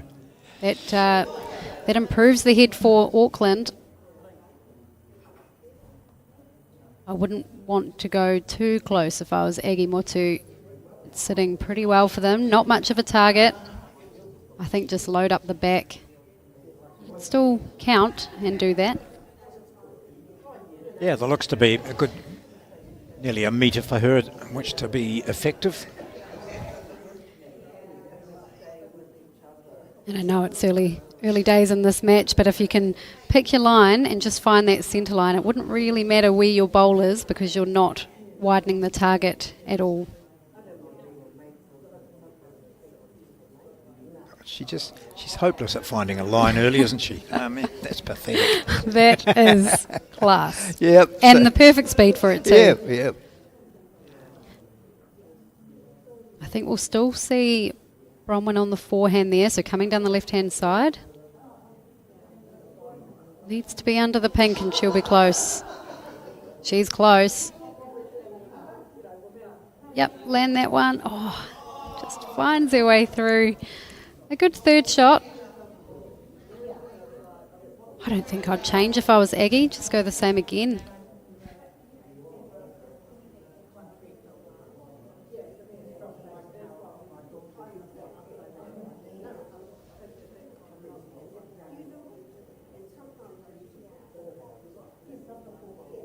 Same again. Let's see how close she gets. That's the same line. That's the same weight. That's the same bowl. Yep, make that 3 to Auckland Bowling Club. Phew. And look at that line. Just a one bowl target. Yep, just looking for second shot here if you're North East Valley. And I was thinking as her previous bowl came down, Bronwyn, if she was to just get a wee inside edge on their own bowl, that would be good enough for them. Well, It's not bad either. It might be a second shot. Yeah, she's definitely cut the count down. It'll just be a question of how many. But again, same sort of shot for Aggie.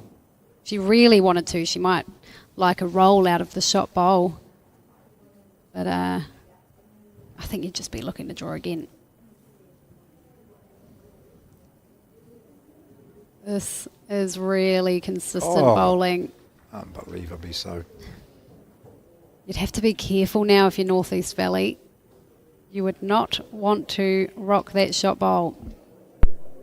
What's Ange telling us? Is she saying one down, one up, two down? Well, certainly not one up. Well, Bronwyn looks very confident. You know, she's come down to the head. She's had a very quick look.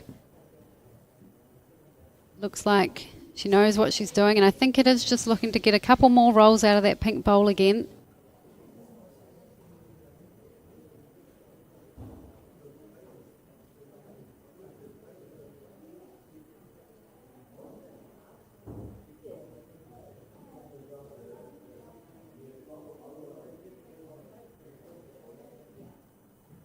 And the area needs it square. Oh, yep, no, that works too. Yes. Absolutely brilliant second shot there. So from a really dangerous position of perhaps going 4 down, some classy bowls there from the North East Valley skip, Bronwyn Stevens, has brought it back to just 1. Auckland lead by 3-0.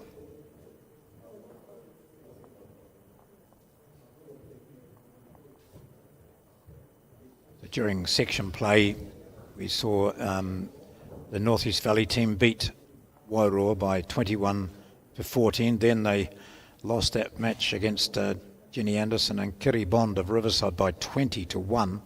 There's Anderson and Bond sitting there in their Riverside uniforms. They got it together again quickly after that, though, and beat Tararangi by 25-4. They beat Thames Coast, Kay Bunn and Bessie Hart by 15-11. That got them through to the quarterfinals, and they've now won their way through here with a couple of wins today.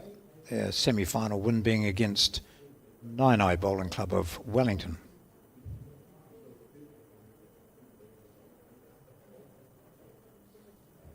And another good opening bowl by Lisa Prideaux. Auckland would have loved to have scored more than a 1 on that previous end there. What a great head they had. But I think for North East Valley, probably the best they could have done there was to go 1 down. So that was a huge result for them. They'll be happy they got away with that head. You know, we talk about small wins in the game, and I think that would have been one of them.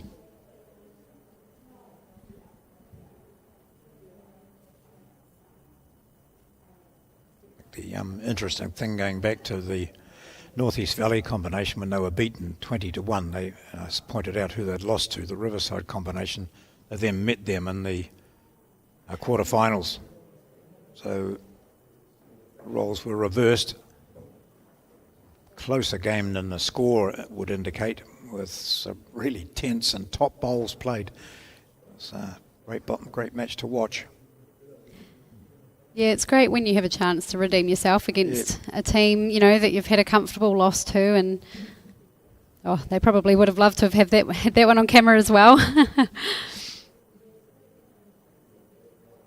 Well, that's past the head and with a good line. So good learnings from that bowl.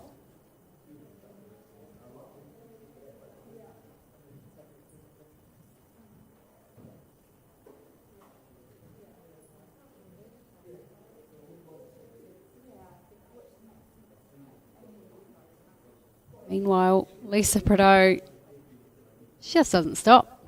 No, and that was clearly to her. She knew I'm heavy. I'm heavy. Now, for most of us, if that's heavy, then you're grinning, aren't you? Because it's pretty much an ideal bowl, just around the back of the jack. A different expression from Ange Francis here. She's narrow and light. Yeah, this was not the standard she was providing in the semi-final, but I'm sure it's only a matter of time before she finds her rhythm.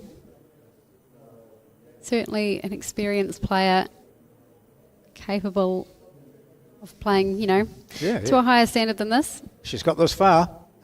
That's exactly right. Early days, of course, in this final. Aggie with the first bowl of the skips, she can put more pressure on Bronwyn here.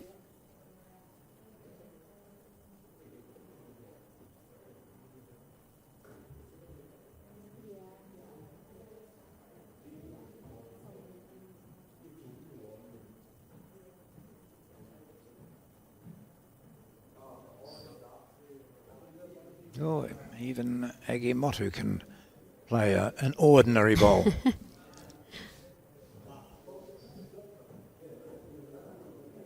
Well, a chance now for Bronwyn. Again, probably just looking for a second shot at this stage. Yeah, she's continuing to play down her backhand side. We've seen this. Oh, quite never a bit. mind second shot. Yeah, How about the yeah. shot? Oh, that's top notch from Bronwyn Stevens. Wow, look at those 3 white bowls of Lisa's. They'll be tempted, Auckland Bowling Club. If that shot goes, they're the 3, aren't they? Be three shots probably. That's right. I mean, you could play it either hand, really. It probably looks more inviting coming down the left-hand side of the screen. Sitting through the shot bowl, grabbing the jack. There's 2 good options there. Yep, so take the shot out, or if you're slightly narrow, you take the jack and it moves back amongst those white bowls. Here we go. Let's see what she can manage to do this time. Aggie Motu. 1 down on the head, 3 up on the board, only playing the 3rd end. Is there an edge there? Yes, there is an edge. Oh, no. She won't. She says sorry. Yeah, well, you can't do much about that, but that hurts a lot. You could just see it happening too. I'm sure we'll get a replay at some stage. Well, what I can tell you is I played a pretty lucky bowl against Aggie and Lisa myself, which got us a replayed end on the final end. It was very helpful to our cause, but they were so good about it. Yeah. Yeah, I also apologised, but no, they were brilliant. Well, So, it's part of the game, isn't it? yeah. Oh, they do have a pink bowl back there too, of course. So Ange will be happy with that one.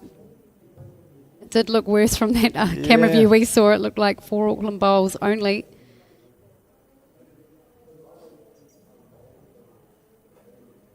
To be racing. So there could be just 1 down, North East Valley, or... I think, is it worth going on the backhand? So looking at this direction, it'll be the left-hand side of the screen. Just getting a few rolls out of that pink bowl of Ange. Yep. So it only needs to go, 2 or 3 rolls to bring in those shorter Auckland bowls. I think Aggie's maybe looking at it. If you are tight, I don't think there's any risk. That's it. Yep. It's like Aggie's drawing the telestrator there. Yeah, it does, doesn't it? Oh, it would be a great shot to see.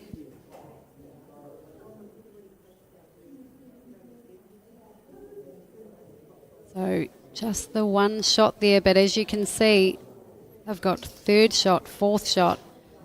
If that current second shot goes, those other ones come in.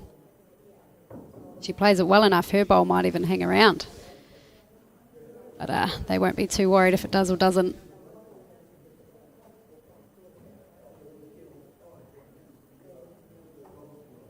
Good shot there. It looks like any sort of connection in amongst those will probably benefit her. Yep. It's great when you can play a shot for a multiple without, too much risk being in play. Just gives you more confidence to play it. We'll need to start breaking now, but it doesn't.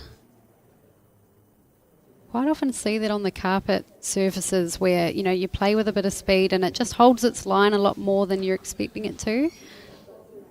Because this carpet has been drawing pretty well, so, you sort of expect it to behave the same with added weight, but actually it does hold.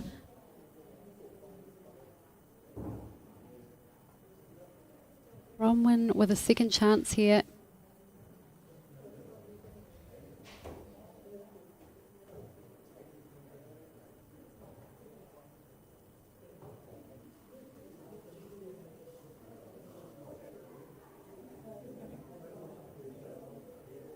So just the one to Auckland, I believe. They pull ahead 4-0 as we approach the fourth end of the final.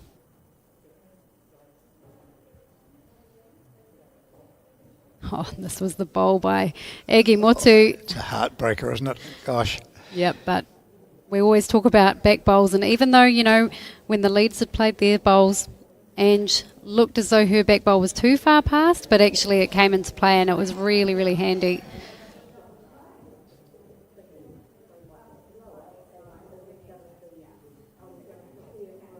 So this is the final stages of 3 days of outstanding bowls here with competitors from 23 centres here that become their centre champions. And that's a great thrill in itself, and then to be able to head off to the national finals is something really special.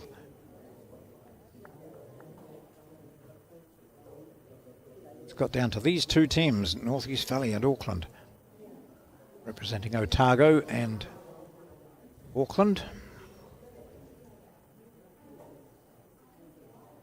Yeah, it was only, 2, maybe even 3 weeks ago where North East Valley won the men's fours down in Dunedin. So North East Valley having a great showing in these national events here.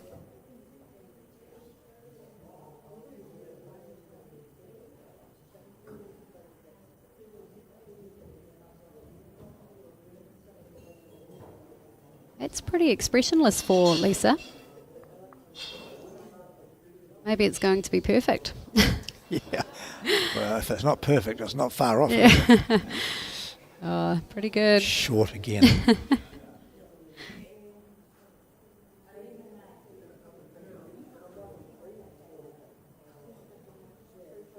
believe Ange is a good golfer as well. Quite often the two sports go hand in hand, don't they? They do. Maybe just that hand-eye coordination. What do you think? Well, being good at neither golf nor bowls, I don't know. But we do see a lot of golfers who turn their hand very quickly to bowls. And a lot of it's to do with that, reading of a green and weight when putting and that sort of thing. I think that comes into it. Yeah, there's a lot of transferable skills there, and I guess it's a similar pace as well, so mentally you'd be familiar with that. Yep.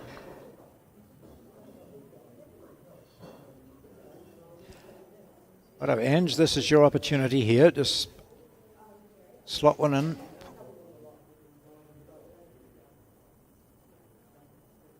She's saying that to herself.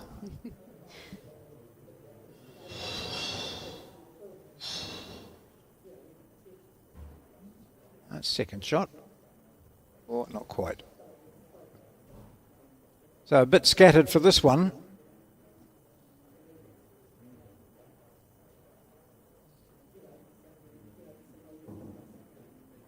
Well, I think a couple of ends ago, Aggie was drawing down on the backhand, so the right-hand side of the screen as we see it, and she had her line absolutely perfectly.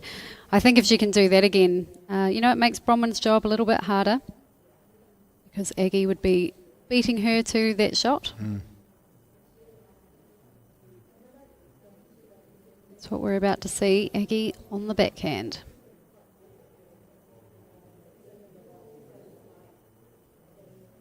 Love her action. She stays down nice and low for quite some time.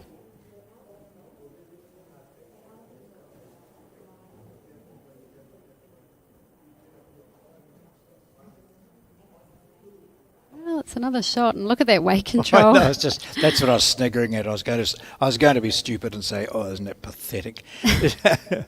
But her weight control is a feature of her game.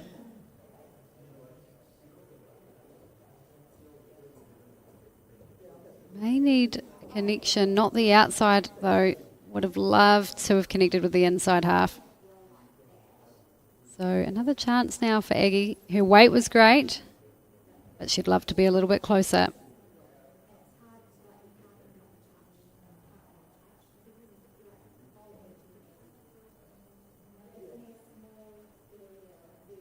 Looks interested. Got a bit more weight to hold this line. Pulls the jack. That's excellent. 3 shots there to Auckland Bowling Club. Still a nice port down there for Bronwyn to draw. Her speed was probably okay for now, for where the jack is now.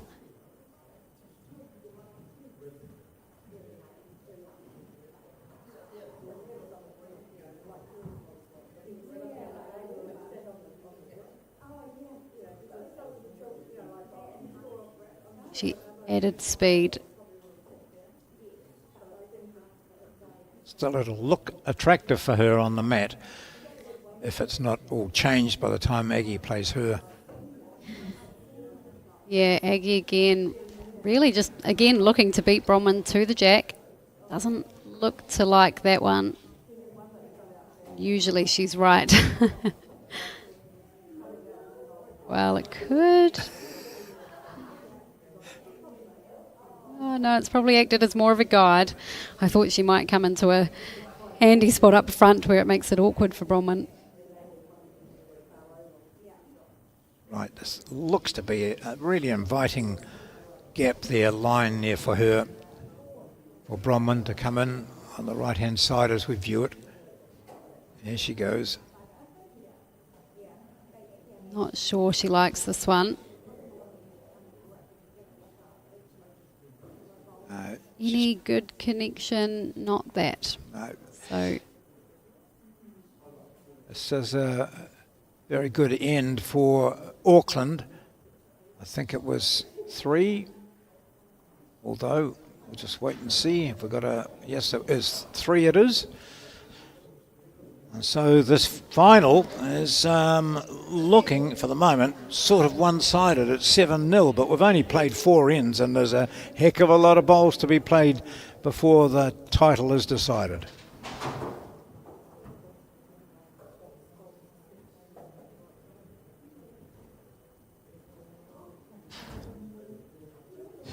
And really, these sort of situations, all you need is for your lead to get one right on the jack, and the whole game can change, can't it? And your confidence soars, it lifts your skip as well. yeah, that's right. And even if Northeast Valley could even just find a 1 here, it means that they've got the mat and the jack that they can have a play around with.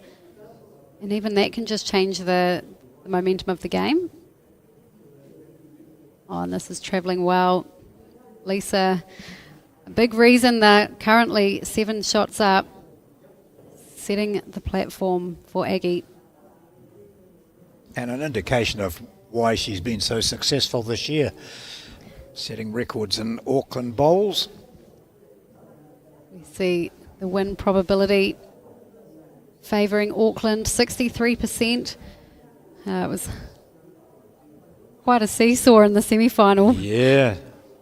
I reckon if Lisa draws another one, it'll probably go up to 65.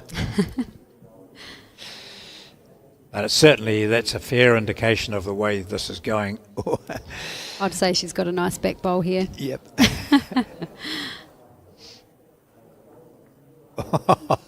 Oh no, No, just another shot. she was worried that it was becoming a bit too fat. You know, the target area was increasing. But Yeah. Yep. No, she's been hard case. Yep. And not a fan of this one, but it looks half a It chance. does. Oh, Wasn't far away at all. I guess she knew she was tight, but hey, that's a handy spot. It's ready for the next time. Will we see Lisa change maybe and cover that bowl, or even just draw a back bowl around on the same hand? Oh, I think Aggie just wants another shot on the head. I suppose as it sits, it looks quite inviting for North East Valley. Here it comes. Looks to be on a good track again.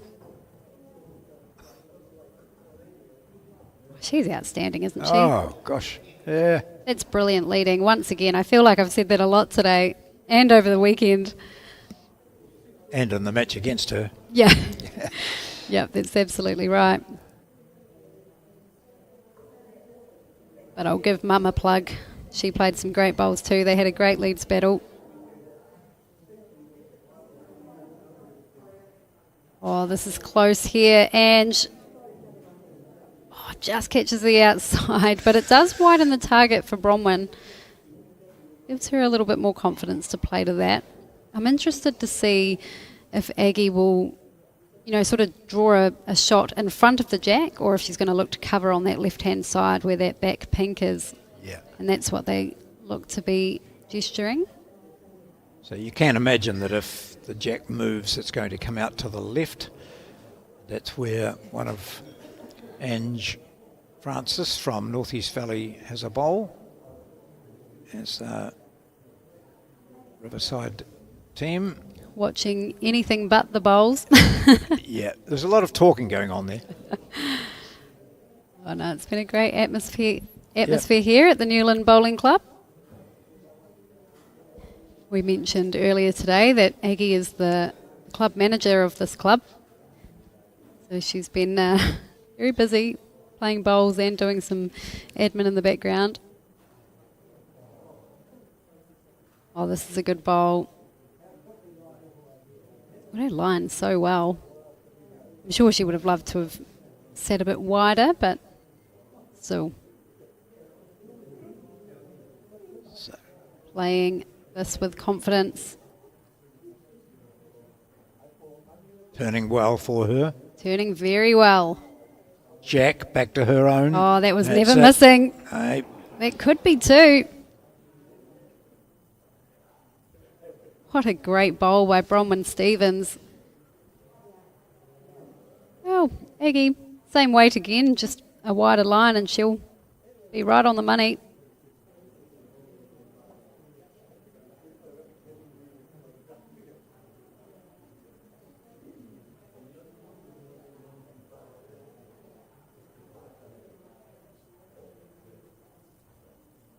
Must have the TV set. There's a couple of TV sets out there where those people are sitting and they're watching that, but even though they're quite close to the rink itself, they can't see or sit behind the rink because we've got the big advertising banners up there. Oh yes, This let's was watch perfect. this again. Yep, played to perfection. Aggie wasn't far away. Again, great speed. Either way for Bronwyn, but I probably prefer the backhand. Yep, that's where she's coming, just slightly wide. Liked the speed.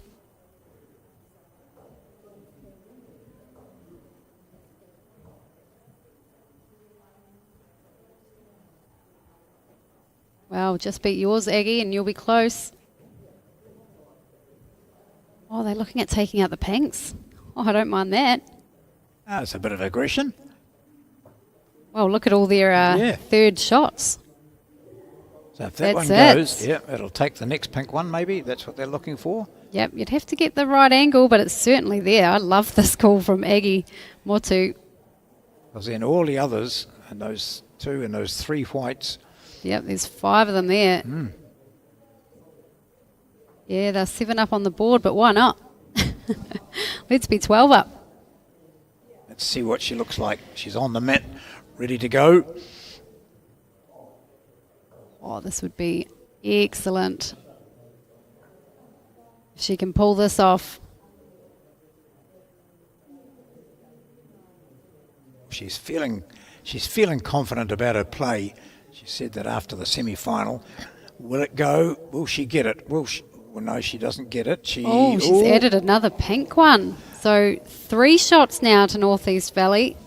And Bronwyn Stevens, another bowl in hand. So opportunity for a 4 here. Possibly. Obviously, our camera angle, it looks like 3. Yeah. What if she'll change her hand and go forehand? I don't think there's a need to. No. Again, it's either way, but Yep. I think she may as well stick to the backhand. Her first bowl was perfect. Really, it's just the same as that.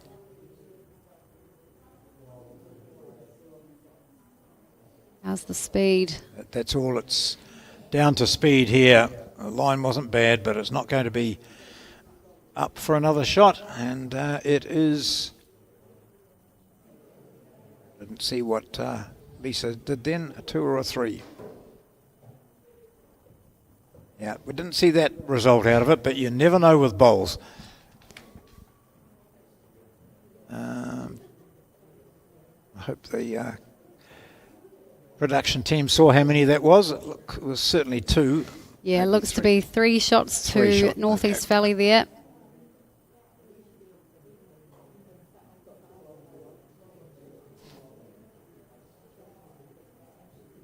This is the start of end number 6. It's the final of the Champion of Champion Women's Pairs being played out of the Newland Bowling Club in Auckland. A lot of the competitors have left for home, but quite a few are sitting around and will stay here until this game finishes or the airport calls them. So Jack thrown out of the rink.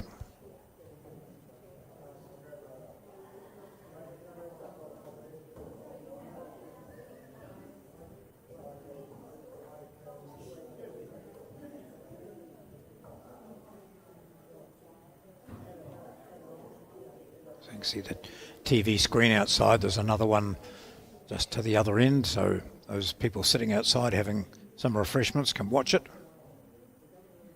I better quickly apologise. I said before that it was Northeast Valley that won the men's 4s a few weeks back, but of course it was the Tyree Bowling Club. All I know is that it was a Dunedin bowling That's club. right. And most So- of them have spent a lot of time at Northeast Valley, Yep, forgive me, including but the skip at the time. I appreciate that correction. And look at this from Ange Francis.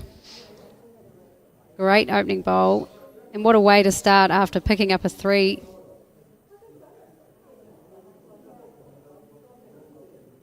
Northeast Valley letting Auckland know that you've got a game on your hands now.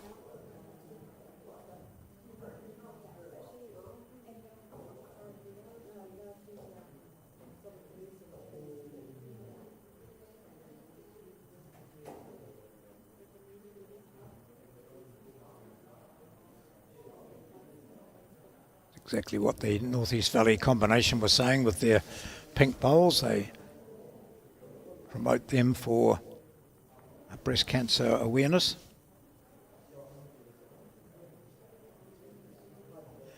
Was Mike Kernahan in that team that won the 4s? Yes, he was. I'll be in trouble. He played out of his tree, but with good support from up front. This looks to be another good one coming in here by Ange Francis. Really finding her rhythm now.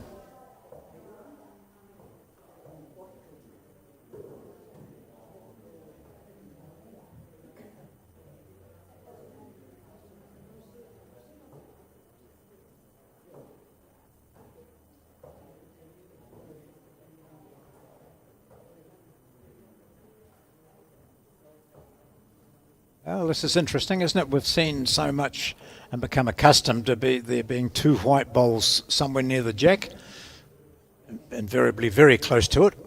And we see Lisa Prideaux hanging way out there. Yeah, we don't see that too often from Lisa. She'll be disappointed, but she'll know that she can bounce back. Meanwhile, Ange would love to capitalise here, and always good to punish your opposition when Yes. they, you know, throw a bowler straight.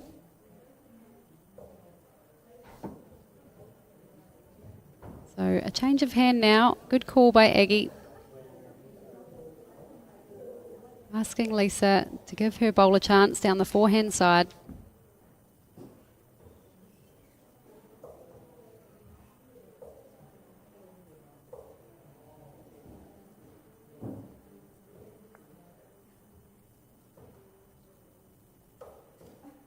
How's the speed for this one? Oh, it's a good effort otherwise.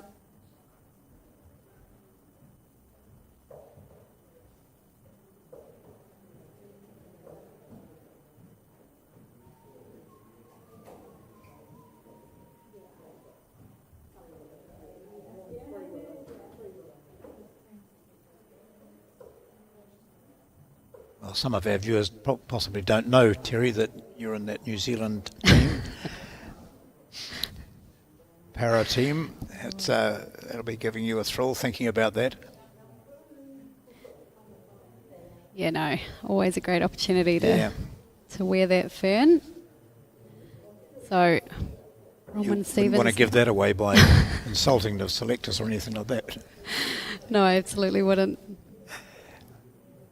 So there's the first of the twin-ringed pink bowls going in from Bronwyn.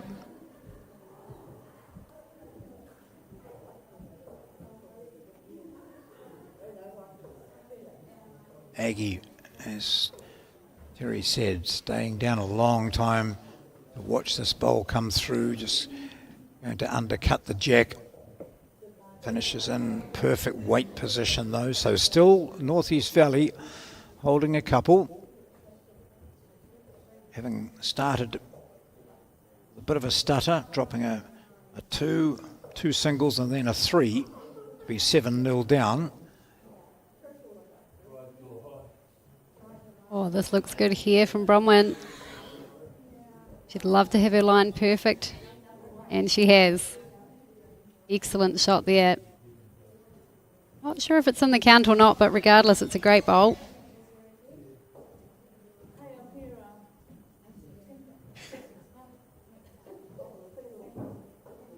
Aggie just needing a ever so slight correction here. Looks to be heading into the same area. Yep, she's joining her other one. Northeast Valley fans will be fingers crossed that Bronwyn can put another bowl in towards the jack and make it possible 3 or 4, because any movement of the jack, just slight, might just bring in that bowl that's directly at 6 o'clock. Yeah, I think the way you approach this shot is that you're just drawing another one, and if you happen to move the jack and bring in a 4th shot, that's a bonus.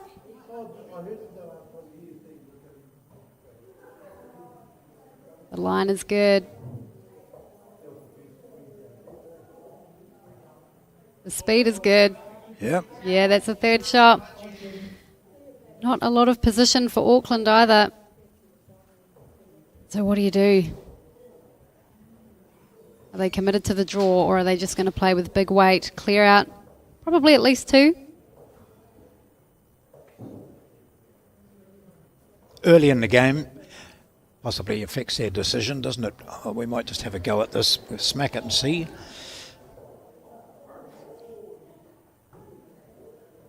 But Aggie, you know, her weight, she's just got a slight correction of a green required to get one in there, to any of those red ones. Mine's been made up. Looks like a reasonable target to get connection. But I think what they'll have to consider is if the jack moves back, you know, through that hole there, Aggie's bowl is unlikely to follow it. And it's quite pink at the back still. And Lisa's moved right back to the bank, so I think she doesn't expect it to be a draw.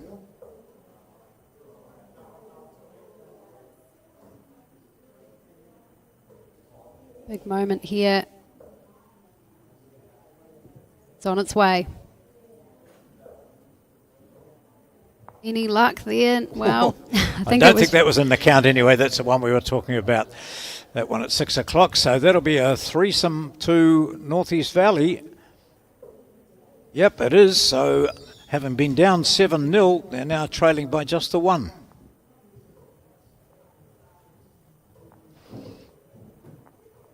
We're up to end number 7.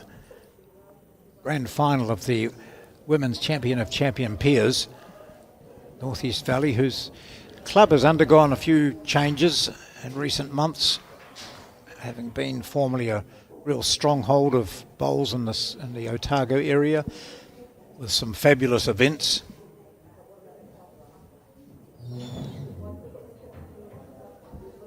Oops, what's happened? Has it stayed on? She did throw one out previously, but no, it's okay. Right down to the 2 metre mark. Yeah, so this would be the longest end we've seen in a wee while. Be interesting to see how these players adjust.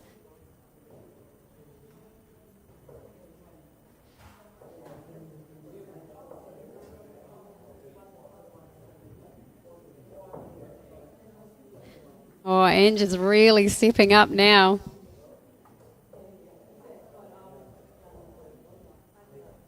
Yeah, she said, to hell with these short, medium, piddling sort of ends. I'm going to go 2-2. That's my strength.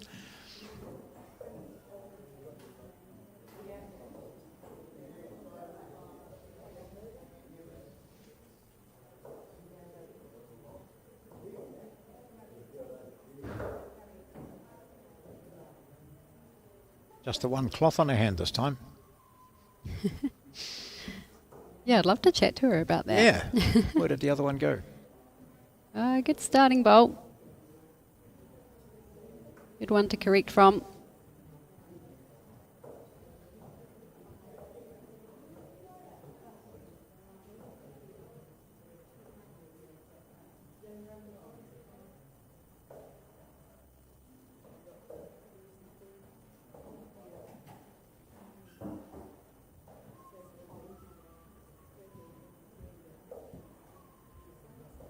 Another handy one, in and around the head.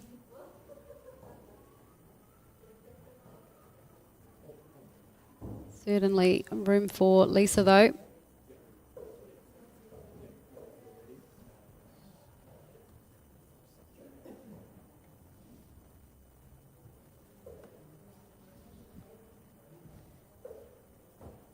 She's corrected her speed well there. Still just finding that line though.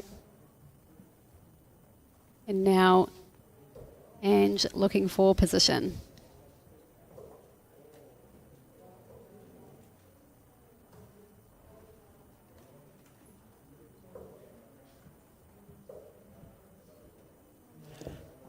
So we're delighted to tell you that we're going to be joined in a moment by world champion Taylor Bruce, who's been playing here for Burnside with her playing partner Olivia Mensah. So we spotted her doing not much out the back and said, come in and join us. So she yawned and said, oh, okay. Yeah.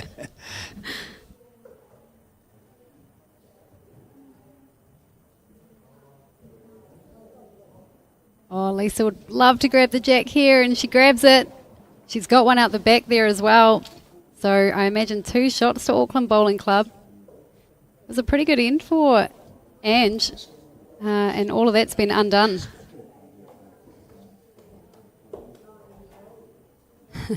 A smile from Bronwyn Stevens on the crossover, and a high five from Aggie Motu.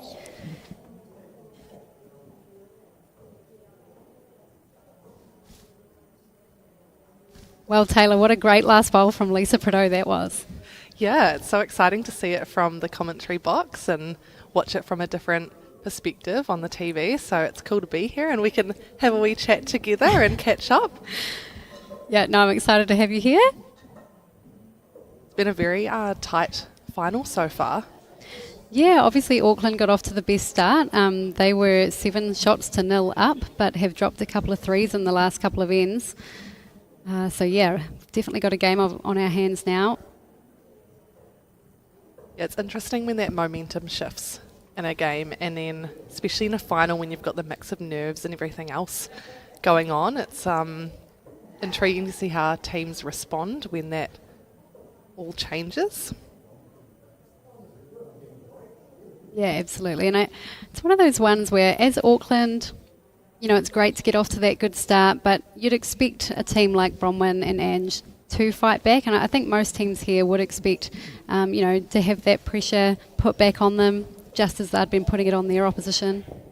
Yeah, I agree. And I think being on these greens for the last couple of days, we've seen lots of games that have changed throughout, and the surface does allow for that because it's quite easy to overplay a bowl or not quite get there, and then all of a sudden you drop a number.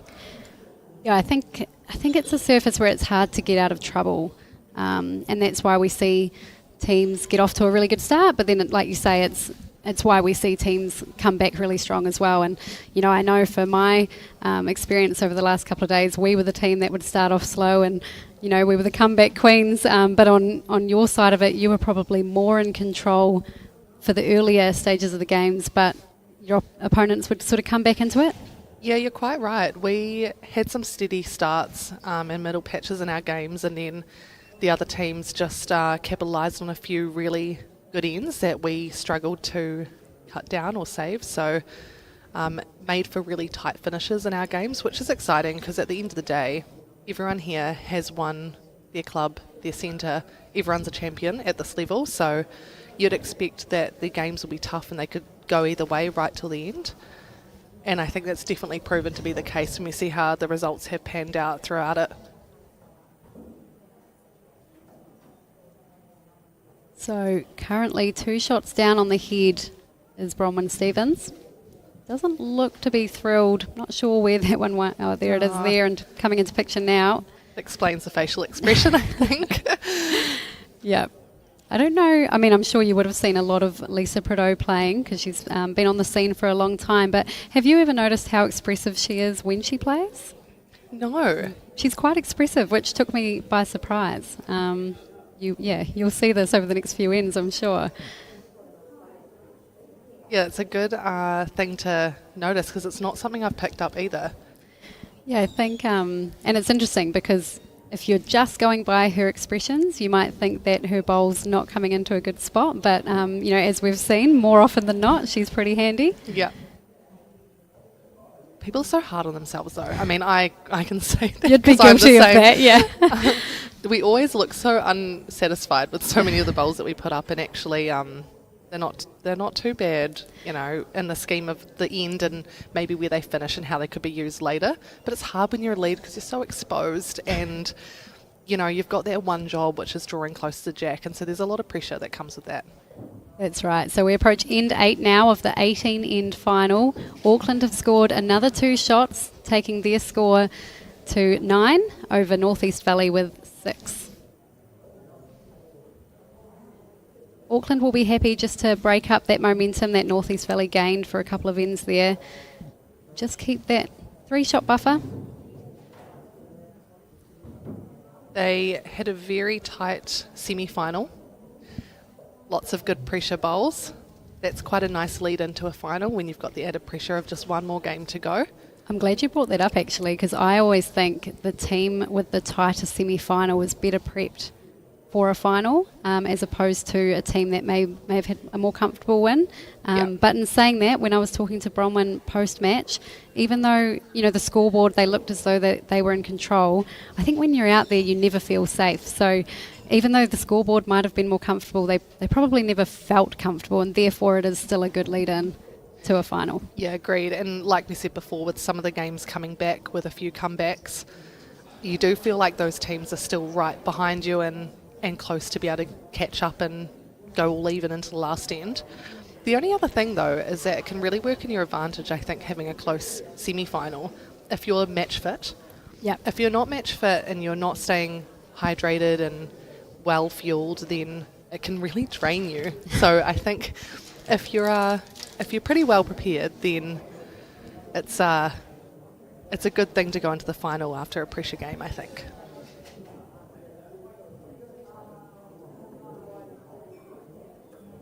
Pretty handy start by Lisa.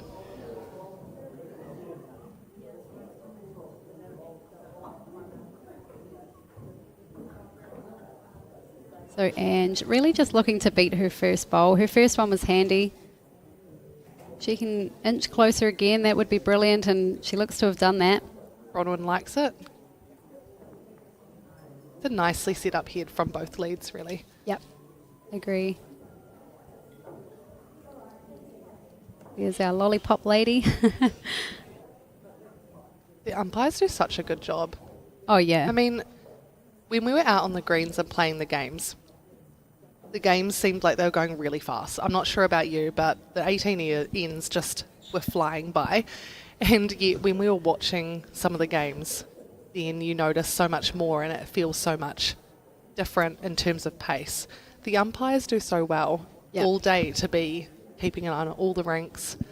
Well, that's just it. They do more than just measure shots, right? Like there's a lot that actually goes into their day.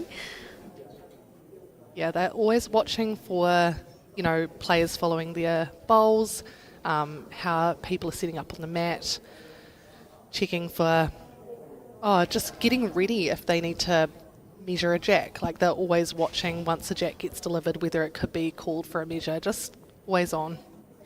I don't know if I could do that job. Yeah, no, that would be mentally draining as well, right? Yeah. 3 lovely bowls there from Ange Francis. I wonder if we'll see Aggie Motu follow down Ange on that backhand side, so that would have been the right-hand side of the screen. I mean, it's open either way. There's more chances on that side, though, because there's essentially 4 bowls that you can land on, and they're all relatively close for shot. You land on any of those, you're going to be sitting pretty. Yeah, that's right.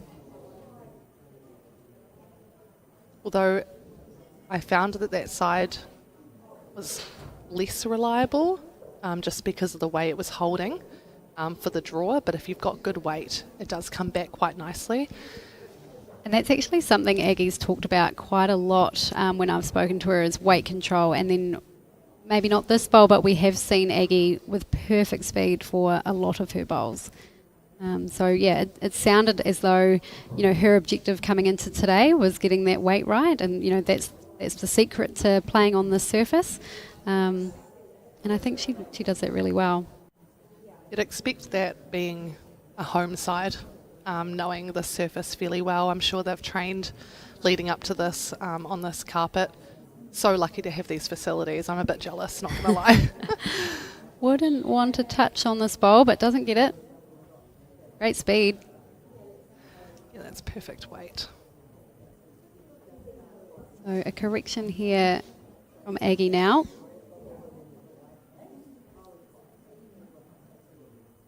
It's funny seeing it. Look, we're on the wee screen. Hi, everyone. That's exactly what people want to see. Yeah. Take it back to the bowls now, please. Yeah. I was cracking up earlier because I think they ended up panning over while we were just talking to some of the members along the sideline watching, and there's a one time I was checking my phone. I was thinking, oh, that's a really good look, isn't it? Yep, no, you did get a mention. Just providing a foot for Bronwyn here, just so that she can feel a bit more confident in the weight. Yeah, I mean, she had her speed perfect. I almost wonder if maybe visually it just gives her a better idea of taking that wider line. Certainly taken a wider line there. And again, speed looks really good. Yes, it's coming back a wee bit, but just with that dead weight, it's just going to hang out there, unfortunately. Yeah, fine lines. Third chance for Aggie now.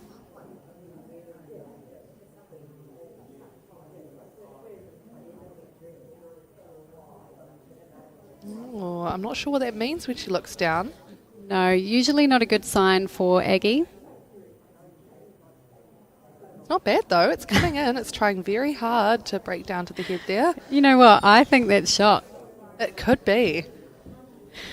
Isn't that funny how that happens? I think she has done that earlier in the game. But typically she knows her bowls, you know.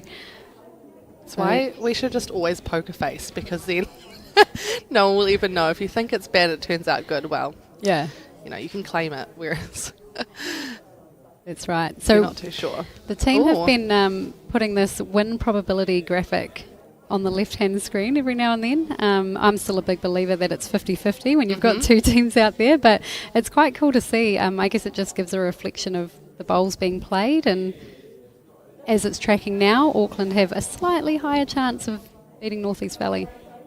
The score probably helps that too. Yeah, and they have won 5 out of 7 ends, so that shows a fair bit of consistency when it comes to scoring. However, we are only, you know, into our 8th end. There's a long way to go. We're not even halfway yet. There's so much that could change in this game. It'll be interesting to see if the percentages shift as we keep going. So a measure now between Aggie Motu's bowls. And I'm not sure if it'll be between Ange or Bronwyn's because they're both pink. Yeah, a bit of a tricky one to follow. Thank goodness for stickers, though. That helps. Lollipops are waiting.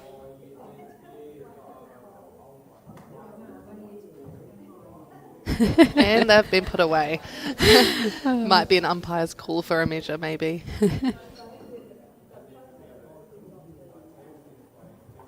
There's a few that they could be comparing here, just with so many in a similar range from the jack.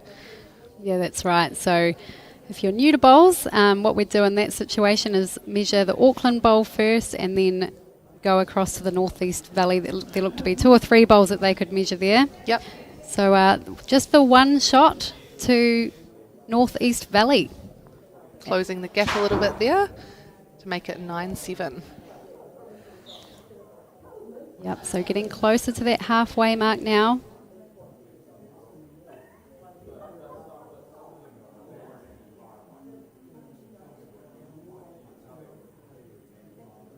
I haven't been taking notice of the length of the jack.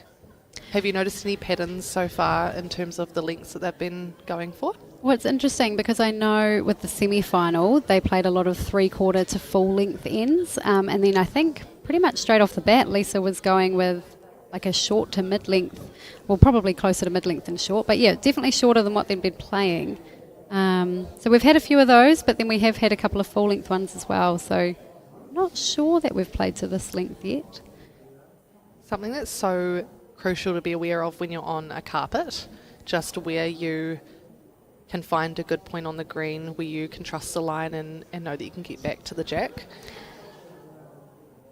Yeah, that's right. You know, I know on the 9-eye surface, you know, if you've got the carpet plays quite differently from length to length, doesn't it? So It does. being aware of that. And just finding that spot on the green that works for your bowls gives you so many more chances to score. So there's a breakdown there to the left of our screen of the last 5 ends. Tracking in quite nicely here. She's going to get a bit more from that bowl to finish in a handy spot. Both of them not too far away. I think you'd be fairly pleased as a lead to at least start building ahead in that sense. You're only about a mat length away. You can build on it. Yeah, they're good ones to work from.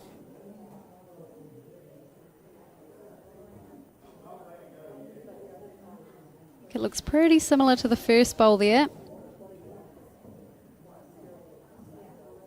Almost Very identical. similar. Good picking, Terry.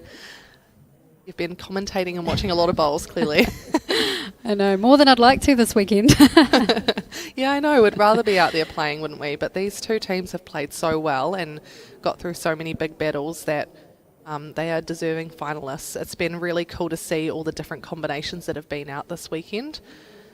And It's been- funny seeing different club uniforms. Normally we play each other in terms of like intercentres where we're repping our regions. It's been quite cool to see the teams come out in their club gear. Yeah, you're right. I think I've looked at a couple of clubs expecting to see centre colours, and when that's not aligning, I think, oh, that looks weird. But yeah, it's club colours, not centre colours. And look at this from Ange Francis. She needs to... Oh, would have loved a touch on the jack there. But she gave that one a chance, and it's finished in a good home for Bronwyn. Yeah, I'd rather that than pop another one in that same pack. So, Lisa, watch for the expression. You're so right, yeah. It was pretty tame She too. wears her but heart on yeah. her sleeve, and I think that, yeah, wow. Maybe just not too sure how it was going to react out of the hand, but it's ended up in a really good spot. Yep, so Auckland holding 2 shots on the crossover. Angie's bowl's looking better and better as we go with this end, because that back bowl is quite handy for them. Auckland have set it up well to hold a couple of shots. Having a wee team regroup there.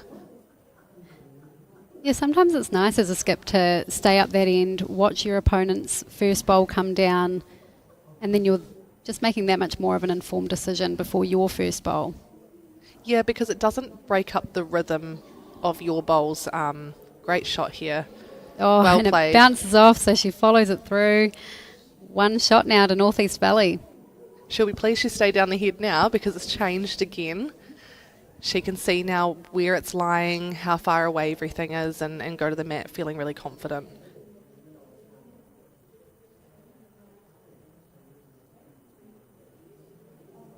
Catching a bit of interest from the spectators.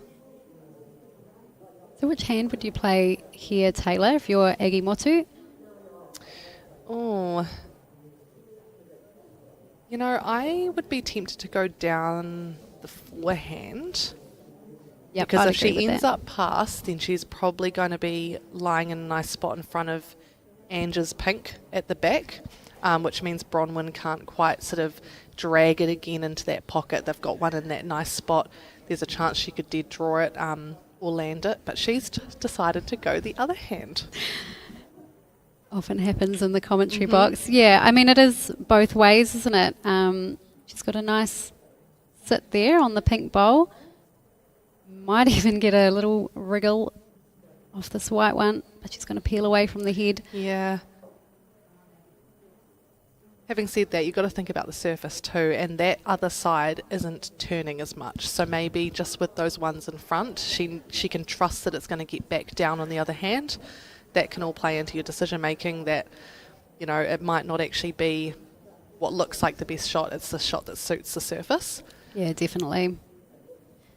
So Bronwyn has the advantage. Well, it's really just the same shot again. She played an absolute perler with her first one to grab the jack. She moves it again. Angie's bowl is waiting, so good chances down this backhand side. Wouldn't need to go far either. Oh, certainly good for another shot. What a brilliant shot. That's 2 really consistent bowls by Bronwyn. Yeah, she's played some really telling bowls this game. And it still leaves the option for her to get a wee toucher and make 3 or 4. Like, she hasn't blocked it or made it worse. If anything, she's probably made it look a little bit harder for the opposition too, because now they're more in a straight line from the jack. If Aggie comes down on the backhand, she could almost get unlucky if she only gets Yeah. half the jack right. The jack will move, but her bowl will stay locked on the shot bowl as it sits. So Well, it's given them that's given them 4th shot.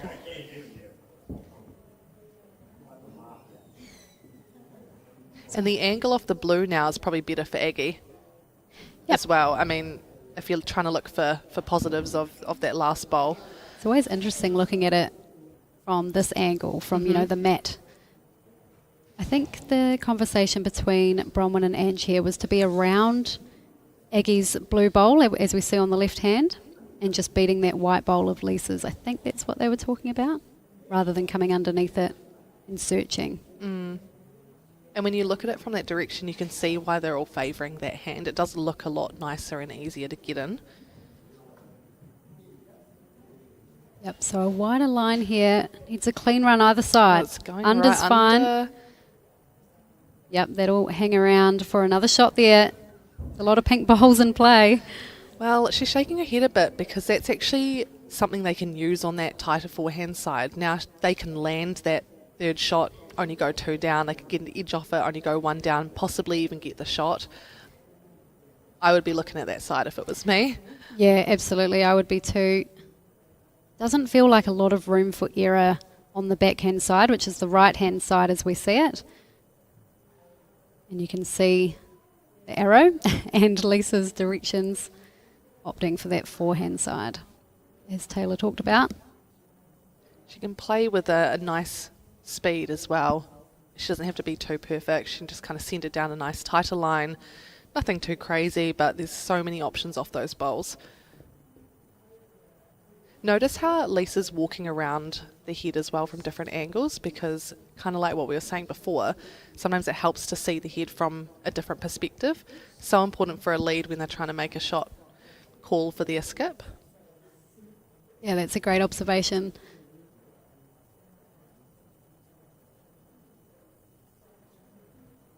So taking her time with this one, Aggie just wanting to be really clear about what she's wanting to play. Sticking with that backhand.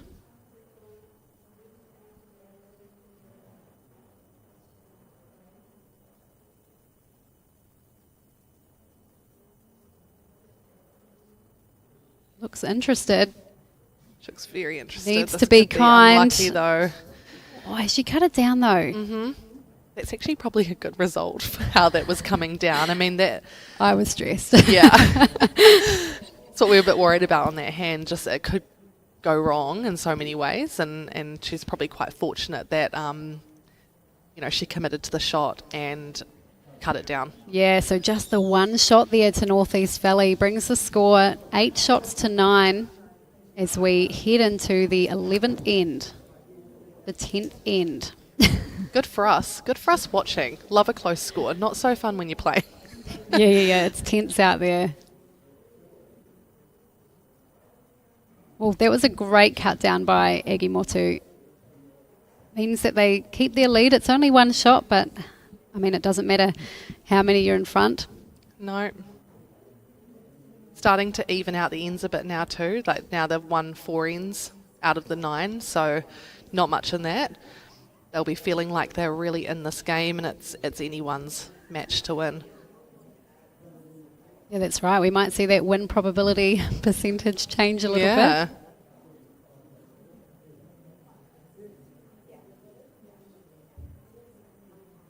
Both of these pairings are, I guess it's not surprising they've come so far. They're quite familiar with playing with each other. And I mean, you would have found that playing with your mum.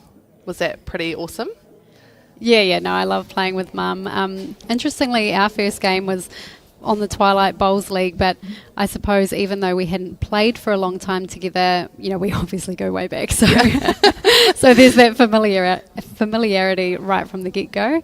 And what about you and Olivia? You've played together a little while now? Yeah, we have. So Liv's been at our club for a few years, and just to enjoy playing at this level with someone you've played right through from your club to your centre. There's a lot of rounds that we had to get through at Burnside. As you can imagine, we get a great amount of entries because we are quite a big club, and so fortunately we had lots of really good games to get to this point, and so it's really awesome just to be here. And it's fun to play with people that you enjoy playing with. I think that's the main thing. I don't see the value in going out and spending a weekend with people you don't actually enjoy the company of, or you don't feel like you can get out there, and you want to feel that belief, that you're playing with someone that really trusts that, you can send a bowl down and give it your best shot. So I think we saw that really clearly out here on the green. Lots of pairs that were super compatible and a lot of belief in each other, and everyone was really good at battling games out, I thought. Yeah, 100%. I'd agree with that. And you can see that they know what each other needs. You don't often hear Ange and Bronwyn asking for feet, to guide them in, but they seem to know when the right time is without overdoing it, Yeah. Yeah, interesting you say that, because for me, when I skip, I know that I think I talk a lot. I like to give directions. Really simple. It might just be reinforcing the basics, because that's what I like. All the obvious. Yeah, 100%. I might just say, it might just be go again, same again. I like to say something, but with Mum, I know that she's very quick onto the mat, and if I'm saying something, I'm disrupting her flow, so I have to keep quite quiet. 3 good bowls there by Lisa, but that third one in particular was a standout. Lots of position there for Northeast Valley. Yeah, interesting end because great to be holding 3, but then also great to have all the 3 behind. So That's right. If the jack does move, Auckland could see themselves in trouble. I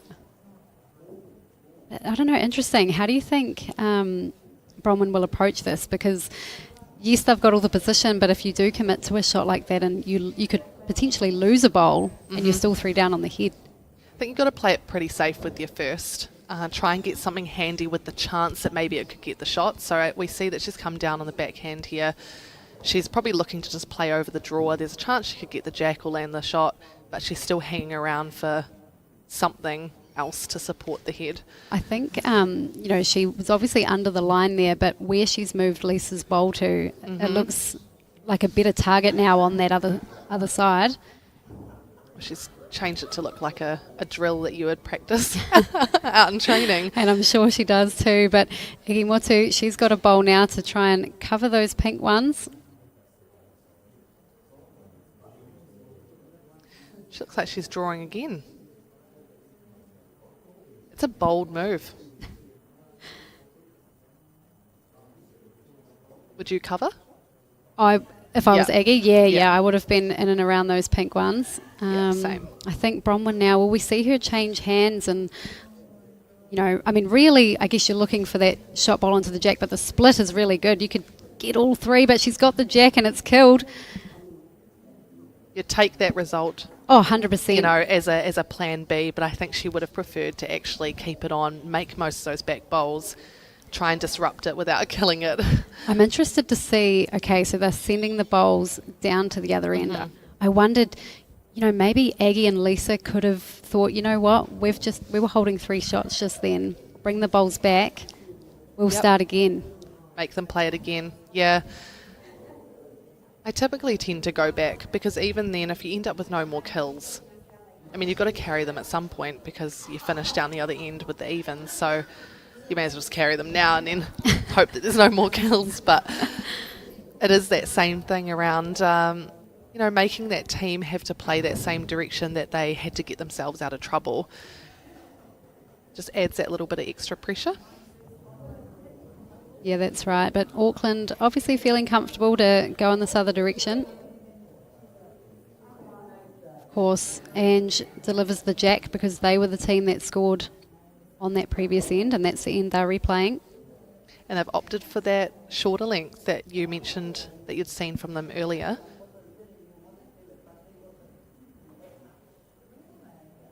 Make sure the mat's straight. Luckily there's the lines. We don't have any wonky mats this weekend.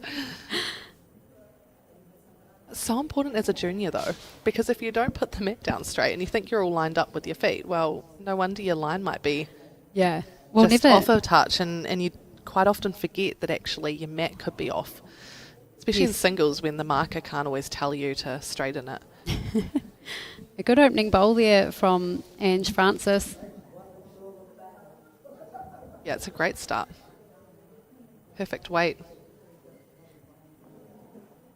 First bowl effectiveness. We could harp on about that all day, but it is so important. Oh, and Lisa's pretty familiar with first bowl effectiveness herself. Gets Good a reply. touch. Should be gutted that just ran on that touch. Yeah, that's right.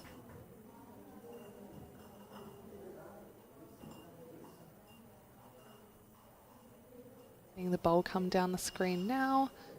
Looks to be fairly handy. Just whether it's going to run right down and get back. 2 good bowls from Ange.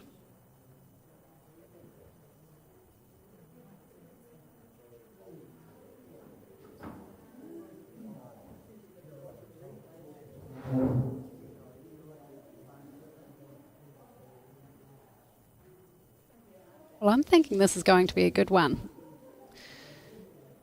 It looks very nice. This is a great shot.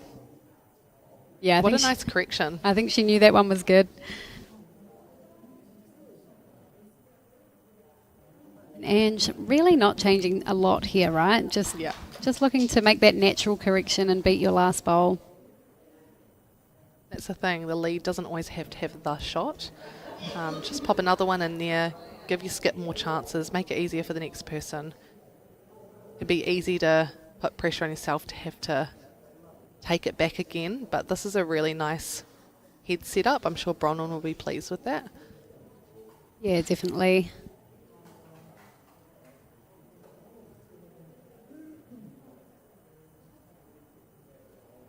Lovely action as always, and here's the expression, but usually they're still pretty handy. Especially on carpet, because I feel like it does highlight sometimes like a wobble or a skid of the bowl. You know, it's not quite the same feel as having the grass under your fingertips, which can be a little bit scary when you're in the off season and you let a couple go and you go, oof, you know, that doesn't quite feel right. You might not feel that the same on grass, so they're doing very well to get them away so smoothly on an artificial surface. Yeah, definitely.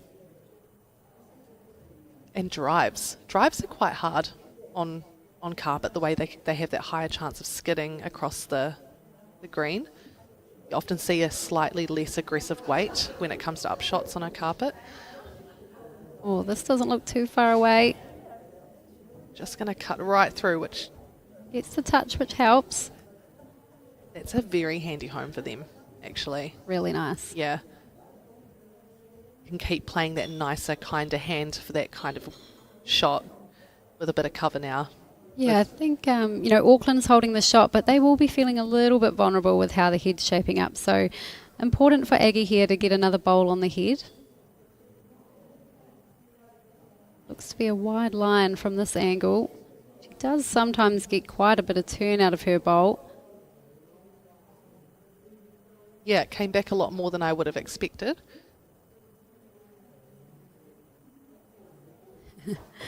Yep, that's the one.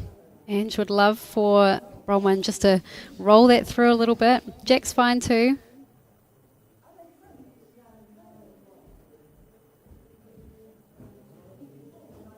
It's just quite a hard shot to play, those in-between weights, but she's Oh, played it so well. Oh, wow. That's so good. It's exactly what we were imagining could happen. I love it when you visualise it and then they execute it, and it just makes for great TV. Yeah, it does. I feel really satisfied that I've seen that happen in real life after picturing that. Yep. Not a bad reply here. Yeah, it could be close. There's a wee edge off her own. Oh, and another edge.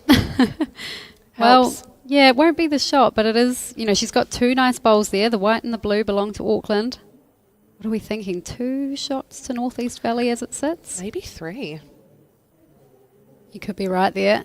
We need the lollipops.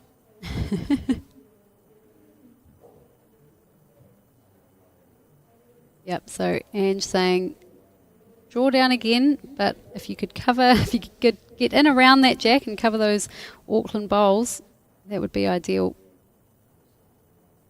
Scary for the skip to play though, because if you're trying to get there, then there's every chance you could take the jack with Look you, at and this. then, ooh, Well, she played that very well. Like you say, there is a bit of a risk of taking the jack back and playing it for Yeah. them. there was a moment where I was visualising it going wrong, and it very nearly did happen. Just like, hope we're not manifesting too much here. Predicting. I don't think we have that much power from the No. commentary box, Taylor, but I like it. So, Aggie, what we're manifesting here now is a blue bowl drawing the shot. She's looking very interested in this one, and so am I. They What need a to great stop. effort.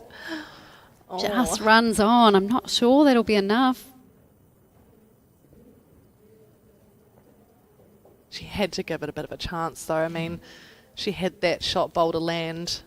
She had confidence in that line. That's a very good effort. And That was 3 shots to 3. North East Valley, even with that last bowl of Aggie Motu. So what an end for North East Valley, and they take the lead for the first time, 11 shots to 9 as we come into end 11.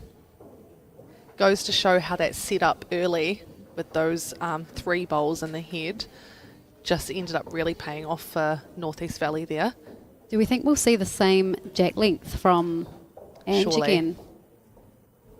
But interesting, I'll just remind you and the viewers that that was a replayed end from a kill, and we talked about maybe would it have been worth bringing the bowls back because Lisa was holding 3 on the crossover on that previous end. So true.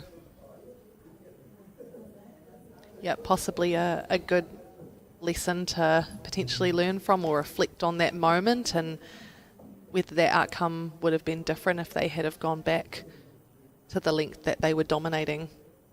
Yeah, and it's no guarantee, of course, but No. certainly something worth thinking about. And, you know, Taylor, I know you're big on those 1%ers, and I think something like that may have been a 1%er. But do you want to tell everyone what you might mean about 1%ers?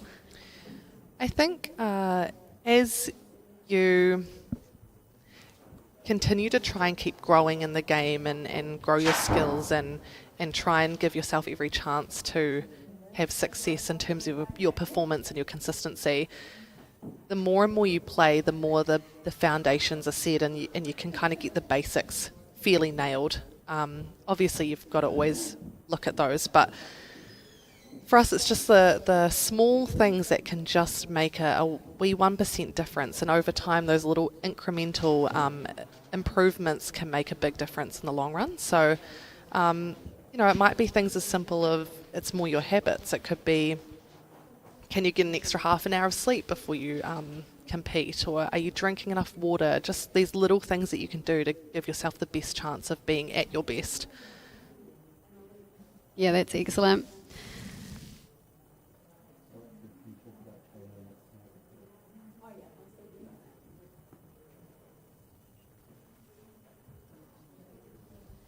So a handy bowl there from Lisa. Interesting, this direction again. That Auckland seem to be in a bit more of a controlling position of this point in the game.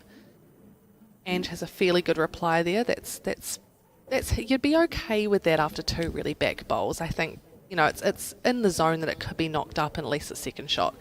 Yep. But Auckland are definitely finding this direction quite well compared to the other team. Yep. Oh, I'd agree with that.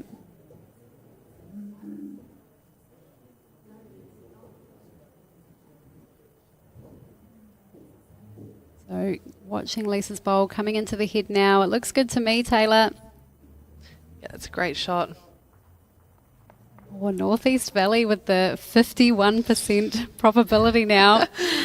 That's the first time they've had the favouring percentage.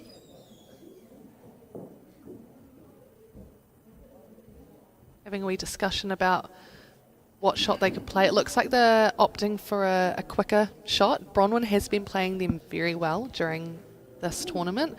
There's a split, there's a chance, you know, you could get the edge of the jack for a kill, reduce the count. Yeah, and I think sometimes we see on carpet it can be a little bit draw or drive and you don't really muck around. So, you know, maybe on a grass you'd play that a couple of metres over, but she's going to commit to something more aggressive here, we think.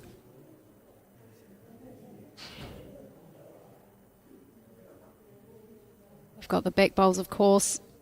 Close here. Here it comes. She's got the jack. Oh, it's a kill And again. it's a kill. So, will we see the bowls brought back? Oh, Surely. yep, Aggie looks to be calling to take the bowls back. No. No. Lisa's kicking the bowls back. Wow, they're sending them back down. Interesting, because they did just drop a 3 in that previous direction. And forced Northeast Valley to have to kill again in this direction. So that's really surprising that that pattern isn't being picked up at this point of the competition. Yeah. And I know it is hard when you're in the moment and you might not see these patterns because you're, you know, that's where like a rink coach is so helpful, right? Because this is the kind of stuff that they see. We're sitting here in the commentary box, easy for us to notice, but, Yes. you know, when you're actually on the green, these are little moments that you might just not quite realise are making a big difference to the game. Yeah, that's right. Like you say, when you're in the moment, you're probably just focusing on green and weight, concentration. focusing on the bowl in your hand. So it's easy to, not pick up on all of the things happening in the game. And sometimes people just feel bad making them send the bowls back. If you've only got like a couple left, you just think it's like the easy option just to send them down. But you don't actually have to worry about Not that. me, just pick though. them up, take them back. Don't worry about I could have killed it with the last bowl, and if I want to go in that same direction, I'll be making everyone carry them back. But I'm pretty savage like that. I think if we had been asked that question, 15 years ago, we might have gone the other way. But as you get more experience in the game, I think you realise the value that it has to actually stick by what you know is best for your team. And we'd be confident enough now to go, actually, we're going to take this back. Yeah, the good news is, though, after those first two bowls, Lisa is holding shot. It's a good one. Well, it's not like they're playing poorly in this direction. Like, they've had close heads, but North East Valley are getting a lot more bowls in the head nice and close in this direction of play, whereas the other way, they're under a bit more pressure. So, Taylor, what have you got coming up? So this is the end of the off-season, I guess now you could say, which hasn't been so much of an off-season, which is awesome. Coming up, I'm heading to Moama, which will be really cool. I'm heading off to the Piers with Amy McElroy for that. Really looking forward to playing on some carpet with some really good greens. And then off to the Stoke Piers. That'll be another fun one. I've played in, it was first the Stoke singles and now it's the Piers, and it has been that for a couple of years.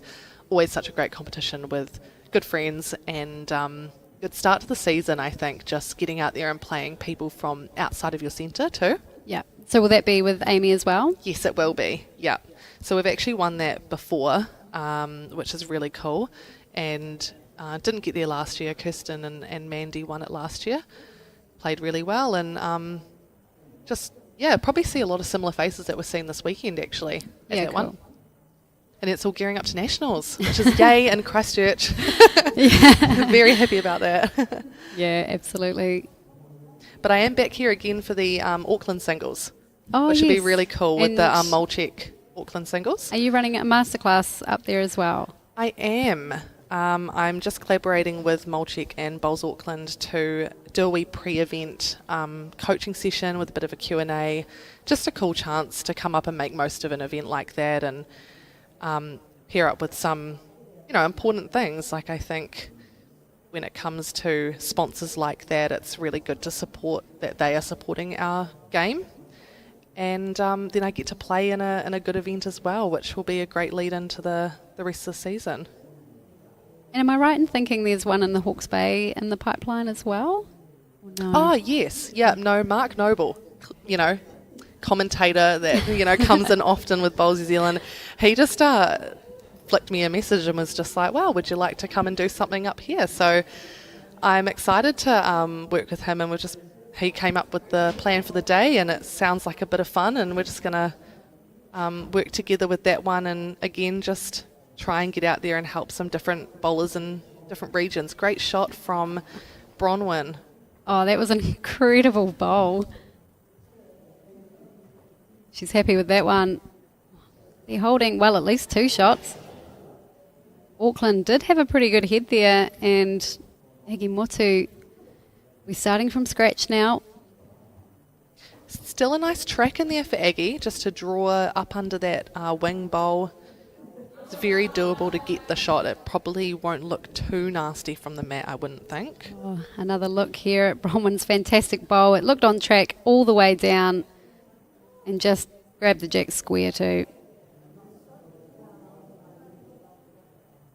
Yeah, definitely a nice port in there for Aggie.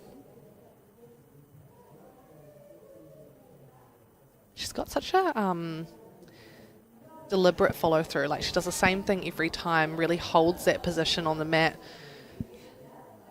gets that forward momentum.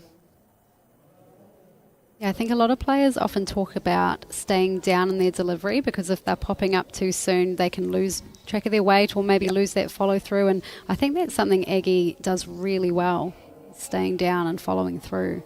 And it's easy to lose that on such a quick surface like this one because you're trying to pull everything back. You know, you've probably been training in winter and greens are a bit slower. But it's really important to keep that follow through going right, even if you're on a quick surface. So I even noticed myself, like I was popping up a couple of times because you're trying to just, you know, almost drop it out of your hand if it's a short end or something like that. This looks to be better line. Yeah, I think so. I think this is a real chance here. Oh, it's just going to sail past. Just have to have perfect weight. Yeah, I guess she would have gotten away with that weight if that line was brought in a touch and she would have sat the shot bowl and hung around, but that wasn't the case. Just doesn't get back the same when you've just got that touch bit more on it. So Bronwyn was just asking, I think, how far past her second bowl was, just so she knows what she needs to correct. She felt like that one was wide out of the hand.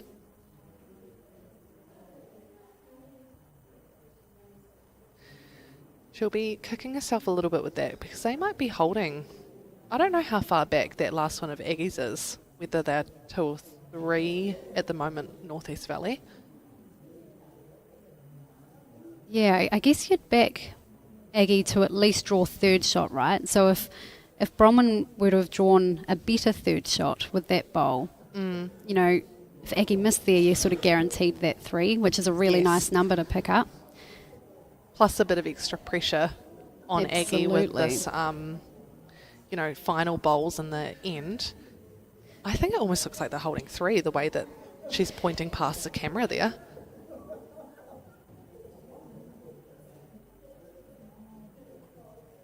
It's a pretty crucial bowl, this one. Northeast Valley took the lead on that 10th end for the first time, and now they might extend that lead very quickly. What are they looking at here, Taylor? Do you think they're looking at the other hand? Playing on the right-hand side, Well, maybe underneath the white bowl or even through the white bowl? and then you can get an edge off the third shot, which is already counting anyway. I'm not sure the way that Lisa's positioned behind the head. I'm not sure whether they're actually considering that side. I can see that there are chances, but I'm glad she's stuck to Looks the... like the bowl is on the way. It's a good Coming decision, I back, think. Lisa is interested. Oh, she found the hole. The crowd. Oh, we get so invested on the sidelines, don't we? Oh, a smile from Aggie. She can see the humour in that. Meanwhile, Bronwyn Focused. very steely-eyed there. Well, it's a critical point in the game. Yes, so end 12 now. How many Wondering, did they get? yeah. 2. Looks to be a 2. So 13 shots to 9, Northeast Valley. I'm pleased that they stuck to that hand then if that third shot wasn't counting. I Because know, 2 is... yeah, definitely. I know that Lisa had a pretty good crossover, but again, I still come back to the kill and whether... It'll be interesting to see what happens in this direction, although, interestingly, Bronwyn and Ange, I think, just had a conversation about jack length, and I wonder if they've had that because they know that in this direction Yes. it has been going into Auckland's favour. Because Ange has often been bowling past the jack. Yeah. And they've been going for that short length, but if they can lengthen it out this way, then maybe it just helps create a bit of a better setup for them. She's still further past.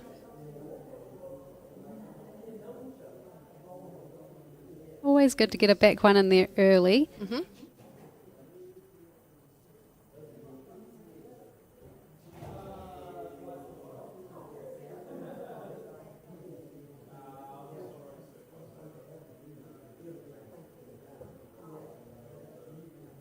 It's trying to get right down. Just ran out of puff a touch. Sun's starting to come on through to the green at the moment. Yeah, I was just about to bring that up actually. Do you think the surface will be changing a little bit? I don't know. I don't know if it affects the weight of the green. I know when it gets colder, it seems to get a bit quicker. So maybe the sun means that it's not quite as slick. But I wasn't really playing down that end of the green when the sun was coming through, and we've had a bit of rain, so it's been fairly even across the green.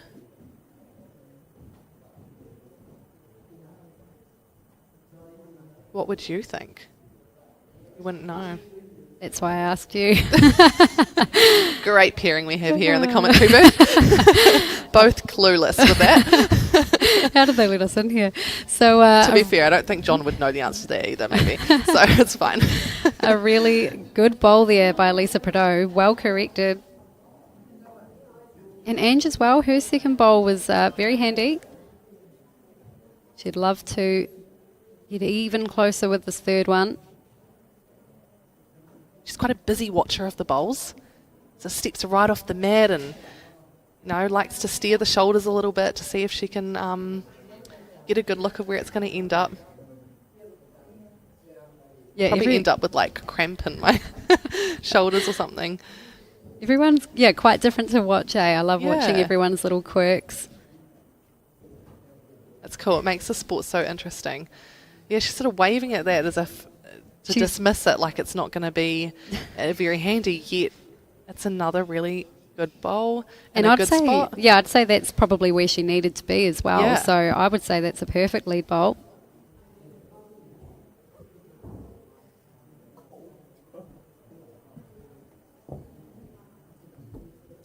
Just one to Auckland at the moment. Quite important they score here, I think. It doesn't mean that they're gone in the game if they don't, but I just to get that momentum back a little bit, they've lost the last 4 ends and only won one before that and lost the 2 again. So it's, they had a great first 4 end run and then scored one more end after that, and they actually haven't scored much since the 5th end. It's interesting, isn't it? And we see on the left-hand side the breakdown of the last 5 ends, and Auckland have been stuck on 9 shots. Meanwhile, North East Valley just going up and up and up. And what's Bronwyn doing here? She's looking for aggression again, and I can see why. There's a lot to play for down there, bowl or jack. Meanwhile, I was thinking, I'll just draw a second shot early on. Yeah, although she's killed the last 2 ends in this direction, so she backs herself to be able to get that jack. Definitely, and probably thinking, I'm due to not kill it. I'm due to Actually take it in the ditch and make the most of the back bowls, but it does leave them a little bit vulnerable to dropping a number. What Aggie wouldn't want to do is fatten the target, but she hasn't. It's a really Well good bowl. done. They both will go if Bronwyn can get square onto that shot white bowl. Both of the Auckland bowls will disappear, but if she gets the jack, that's the real danger for Auckland, I think. Just watching it very intently, it must be close. She's got it. Shot. And again, that satisfying feeling of Yep. calling a shot and having it executed to perfection. Thank you, Bronwyn. So a lot of room still for Aggie. Really just playing the same bowl. She just played a cracker. And it's quite nice because she'll know she's got another bowl as well. It's her second bowl. If she doesn't quite do it with her first, she can adjust again with her next. And that's often where that this bowl will be so effective, because she's got that safety net off the next one if it doesn't quite work out. Great reply. Oh, we're going to see a replay of Bronwyn's drive here. Look at it from this angle. Coming up the green. Never looked like missing. Square through. Look, one disappeared to the Yeah. right and one disappeared to One the left. each. It's like poetry. You were so right about both of them going, though, and that's where... Do you find your experience in indoor bowls really helps with identifying those angles and what's going to happen with contact? Yeah, I think with indoor bowls, because we're on a smaller scale, I think naturally we see a lot of really extra tight heads, and with that we see a lot of shots played, and because of that we're seeing how bowls are reacting and behaving, like you say, with those angles. So I think anybody who wants to maybe, gain a little bit more head reading experience, or or what have you, I think come along to indoor bowls in the off season. Yeah, I think it'll benefit your game. And we've seen that a lot. You know, Aidan Takarua, he played indoor bowls for a while. He was one of the rare ones who went from outdoor to indoor. But I think we see a lot of indoor bowlers make the switch to outdoor. Yeah, I can think of a few names that have that indoor bowls experience, and they are quite tactically sound players.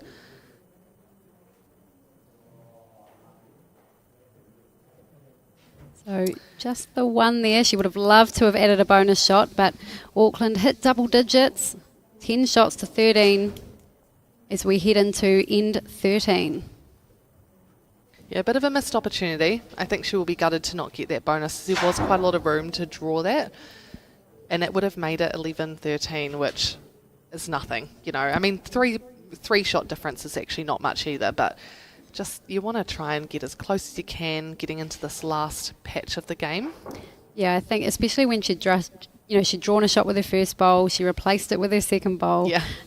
But, you know, it can be hard to do a third time. And I don't know, Taylor, when you play pairs, you know, an 18-gamer pairs, do you break up the game into 3 sets of 6 ends, or are you more just taking it bowl by bowl, end by end? This weekend I have been taking it end by end, and I guess the results didn't quite go away, so maybe I should have been breaking it up.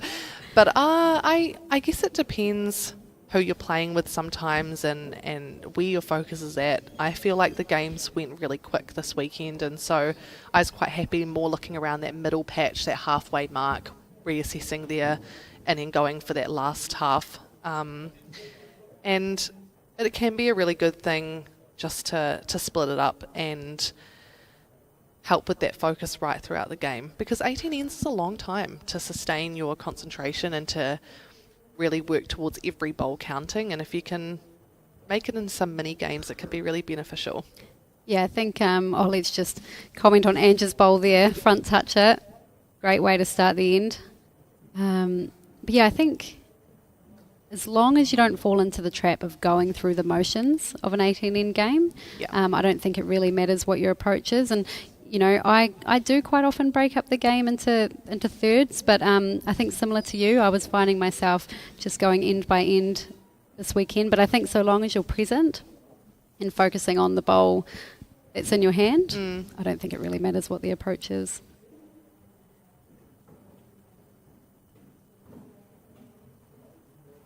She'd love to double up on this one. It's tracking quite nicely. Bronwyn's interested in it. Great shot here. Oh, she absolutely has doubled up. Oh. One bowl target though. Yep, absolutely. With obviously the jack making it a little bit bigger, but can't be too disappointed with that.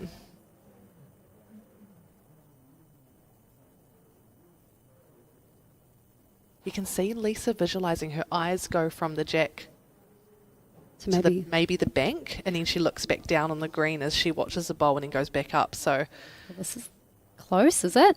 Clearly helps her get her weight in her line. Needs it square. Oh, wow. She's got it. Oh, you can hear the crowd. They're loving that one. The locals are very much loving that shot. Oh, very timely shot too. The 3 shots down on the scoreboard. The head was shaping up in North East Valley's favour. So Bronwyn asking Ange to come down on that same side, giving it a chance to maybe rest Lisa's bowl, and if not, she'll find a good spot in behind the jack.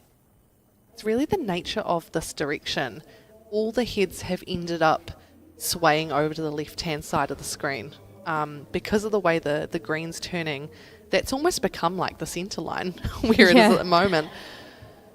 Yep, I guess it's a reflection of A, you know, that the players are playing down the right-hand side of the screen and swinging into the jack. But, yeah, like you say, B, we're getting a lot of finish down there. And Jack so movement. The jack is moving.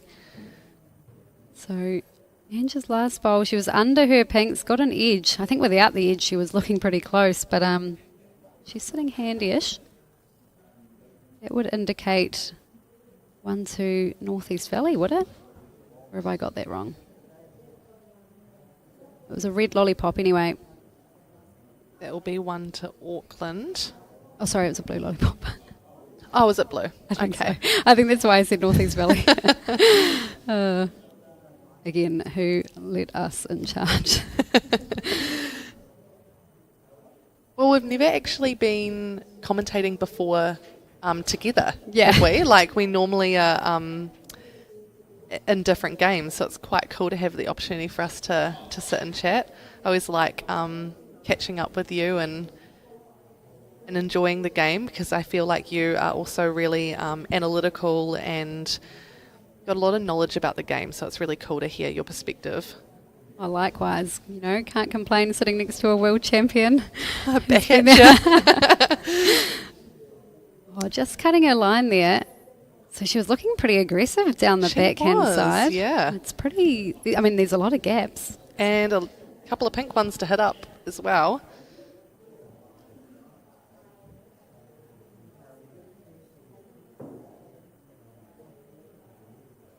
Just seeing this come down, it's looking like it's tracking very well. Maybe even, Well, not quite enough for a jack. Oh, it stayed up on the paddock, and I think given that, Aggie was looking pretty aggressive there, it might not be a bad home. Yeah. Almost kind of trying to play it first, really. I think Bronwyn might have been thinking there. It would look very sort of tasty to play that shot. It's sort of, again, like a setup that you would have at a drill or a skill when you're training. And she's just cut under again with that. I think she'd pulled back on the weight, which, it looks a better weight to play with. But, just missing that line, coming across the head there. I think sometimes, Aggie will know this, of course, but I'm explaining it to bowlers that may be less experienced. Is even when the jack has moved over and it's not on the centre line, you do still need to allow for some green because the bowls will still turn. But yes, Aggie will know that. And the way that this green is playing, they are getting a lot of finish anyway, so you don't actually have to change that much to be playing that kind of shot. Yeah, that's right. I think even when the jack is on the centre line, we're often seeing bowlers swoop through that area anyway. Yep. I don't know how she goes with the card in the pocket. I'd be worried it would fall out, would I you? wondered that too, actually, yeah. Crossed my mind. How has this one come out of the hand? We'll see it come on screen shortly. It's definitely a better line. She's just missed and gone through the gap. She probably needed that weight to get under the pinks, but hasn't quite pulled off that shot.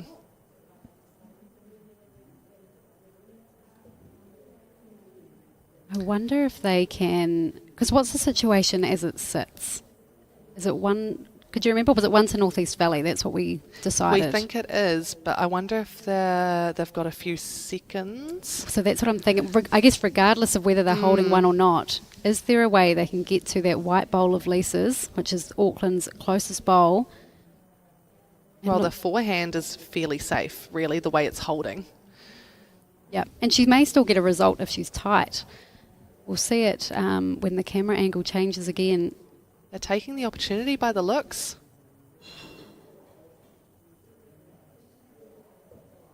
She's watching it.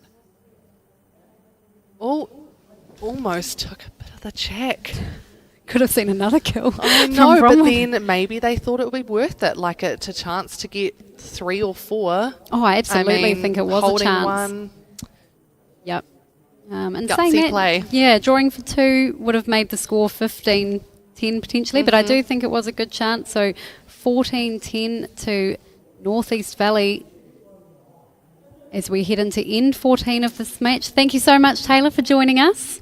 Thank you for having me, and I'm excited to see the rest of the game. Cheers.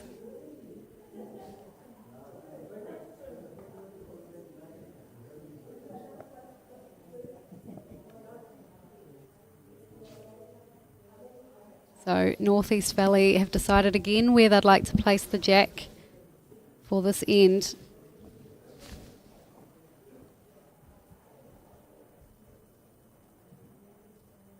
Welcome back, John. Thank you very much. That Taylor Bruce, she's a devil. I mean, I had a lovely pen here, and she used it all during the game, and now she's walked off with it.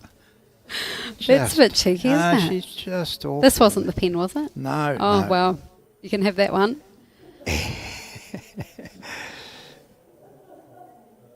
Well, when you consider that it was 7-0 to Auckland after 4 ends, they've scored 3 points since then. They've had 10 further ends, so it's been there have been situations where it looks as though a number is going to be scored, but they never have been. It's been really good stuff. Singles, we've had a couple of threes, and that's about it. But it's been a very good final. Yeah, that's right. Still very much anyone's, but of course, North East Valley with the advantage.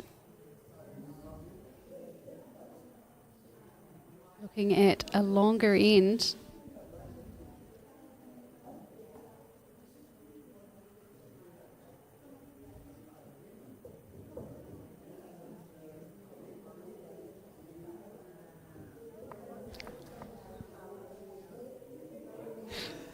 Oh, just missing that line. I think from what we saw in the semi-finals, there have been a few uncharacteristically inaccurate bowls from Lisa. Nothing horrendous, but she hasn't quite been able to consistently put the pressure on Ange. Yes, that's right. And yet Ange was so loose initially that she tightened it up. So they're all playing their roles nicely in this game, keeping the spectators here entertained, and hopefully those of you watching as well.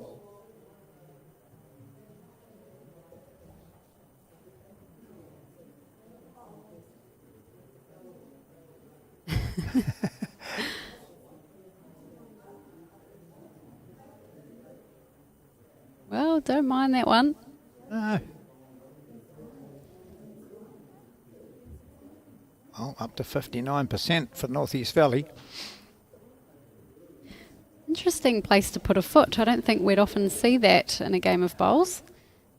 Yeah, sort of half a metre short of. I wonder because her first 2 bowls have been quite long, haven't they? Yeah. She's just saying, okay, shift your focus. Now she's bowled it to where a foot wasn't. Oh, good line. Yep. Plenty of room though.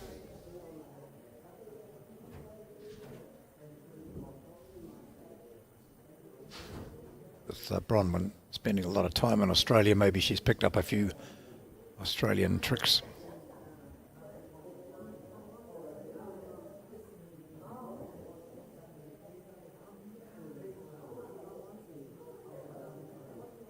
Well, that might well be a good position for that North East Valley bowl. It gets shunted up. No, going to miss, and so a couple of shots there for Auckland, but such a big space, and Ege Motu will be able to draw in whichever hand she likes. Yeah, 2 shots. I'd say they're temporary shots.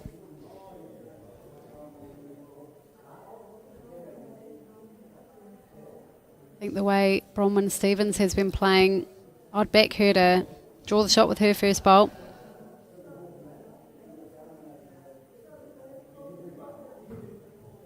It's the more common place for a foot. Yeah, it is. Quickly into her work too, Bronwyn sends it down. Oh, any jack movement's fine too. Wow, she's got another catcher. Gosh, imagine if she did pick it up.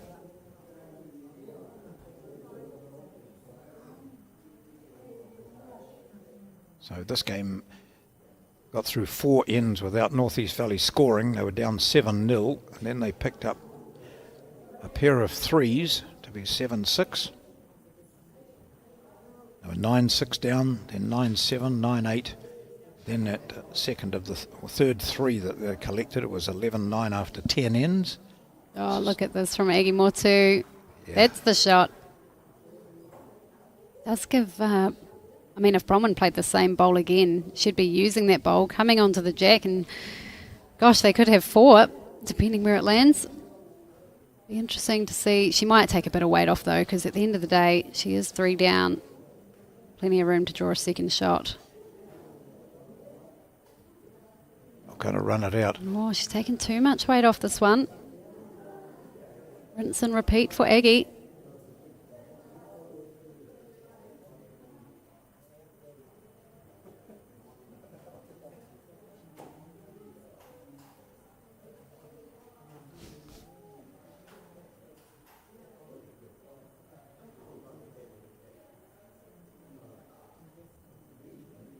Down to the speed now.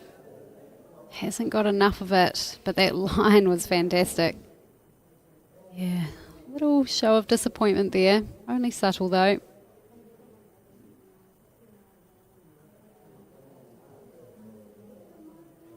She doesn't often have much to be disappointed about. Her bowls have been classy all weekend, all 3 days of the Champion of Champion Women's Peers.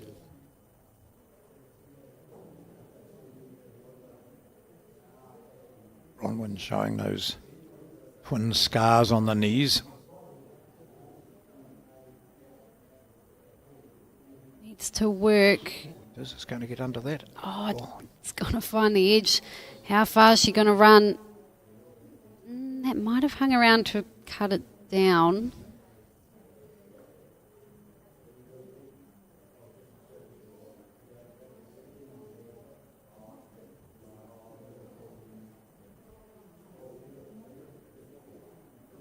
What's Aggie looking at here? Wondered if that pink bowl of Bronwyn's might be worth a couple extra, but I think they'll just be drawing here.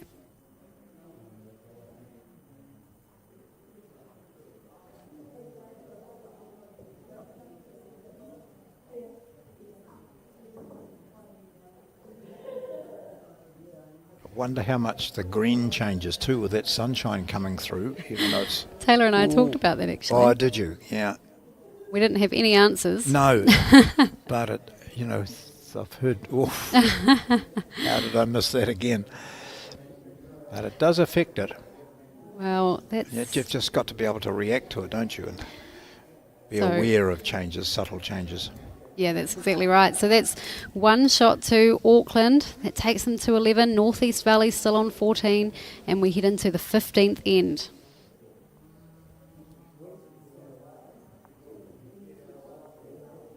Oh, that's a couple of opportunities in the last few ends. Aggie has had to draw a bonus shot. So if she grabbed both of those, they'd only be one shot down. But instead they find themselves still 3 down. 4 ends to go, though, of course. Yeah, plenty of time, plenty of bowls to close that gap, or for Northeast Valley to... Extend their lead. Yeah.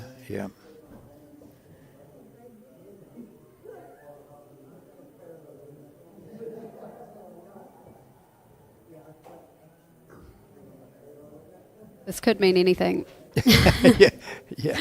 We've learned that, and Far too heavy. that's a good opening bowl.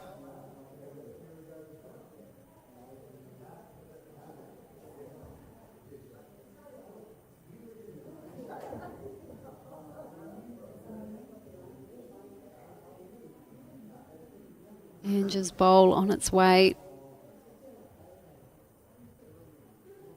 Dropping short.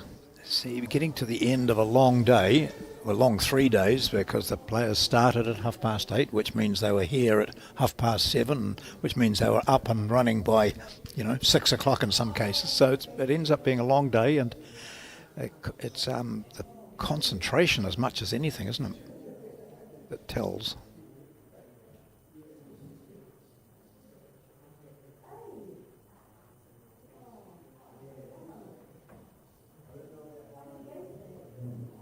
Interested to talk afterwards to the players about how things changed as the sun came out, or as the sun hit the surface. It's sort of a muttering of, I don't know what's going on here. What?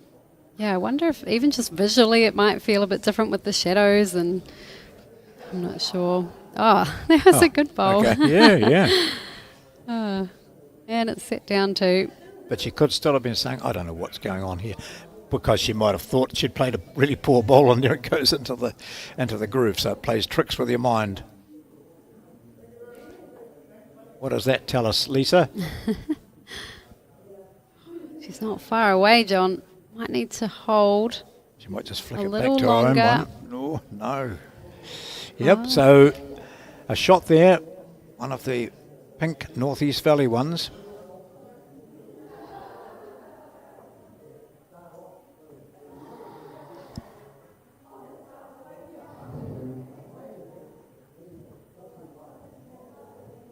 Jenny on the right there was sitting inside for quite a while, watching it on the big TV screen in here.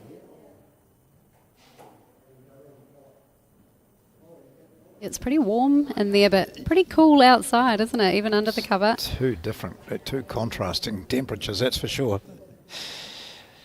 Right, time for a mid-rink conference. High fives from Aggie and Lisa. As much as hey, we're still in this, don't worry about it. We can get up. 14-11, only 3 shots can be gone in one end.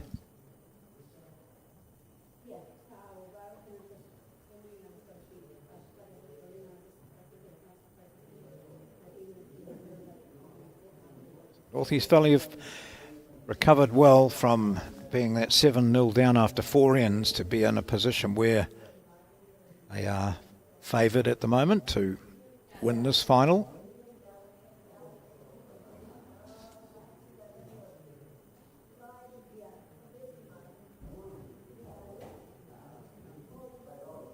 And Francis standing up there looking down, aware that if Aggie Motu moves that jack back slightly, then Auckland could be 3 up. You see those white bowls back there.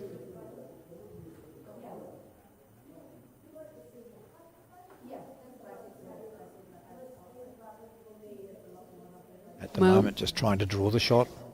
Yeah, no damage there, but probably hasn't improved the head for her team either.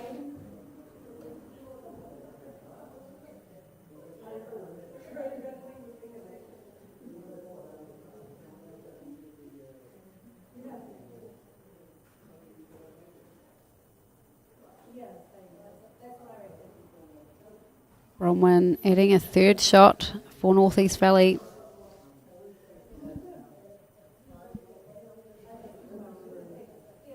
I think Aggie would like to be a little bit over the draw, just to make sure she's giving it a chance. Wouldn't want to drop short again when you're 3 down on the head. Plenty to work with. She's played exactly the same bowl. Yeah, and like you said, John, maybe that fatigue setting in. Been a long 3 days.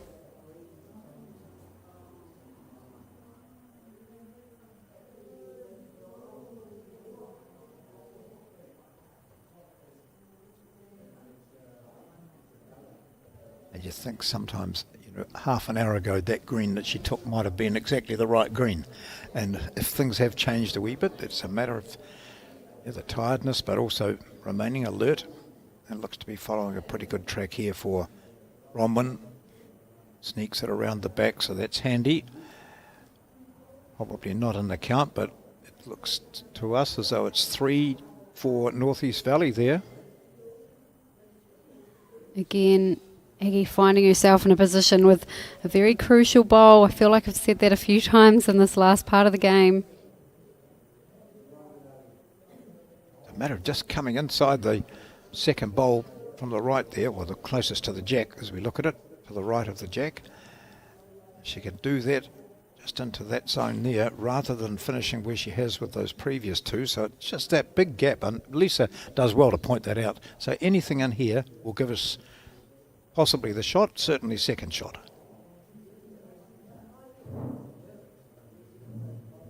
Slight green correction required. How's the speed, John? Yeah, I think she might have dropped again. Oh, she has. Gee, nothing changed. Look at that. That's 3 in the same zone. Now, for Aggie Motu, that is unusual.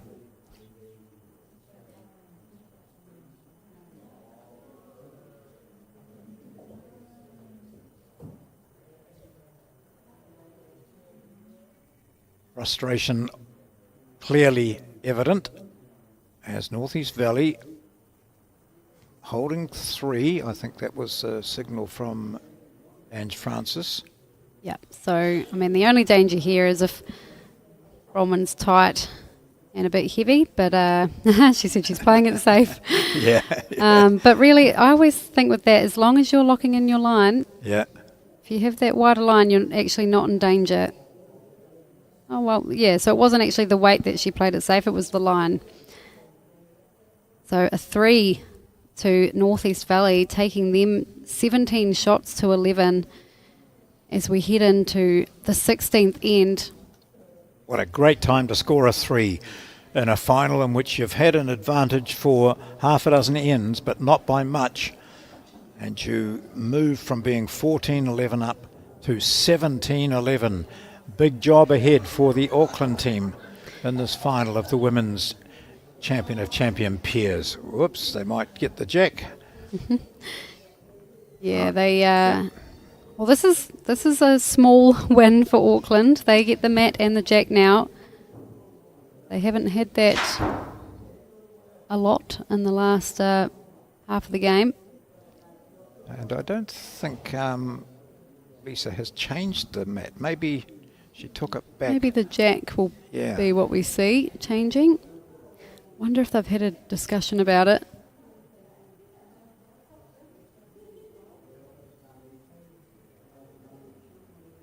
Well, this could be good.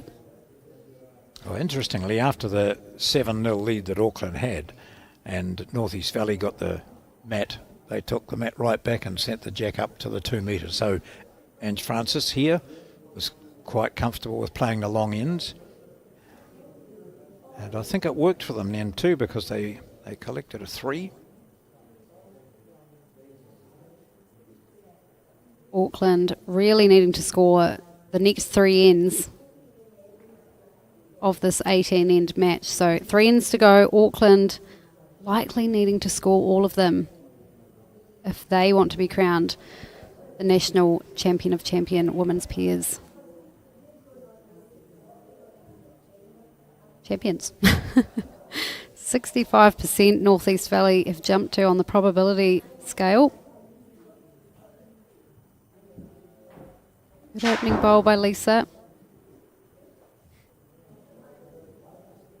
As on the other side, Northeast Valley, they'll be feeling pretty good if they could even score just a single shot here. Yeah, that makes life very difficult for the opposition.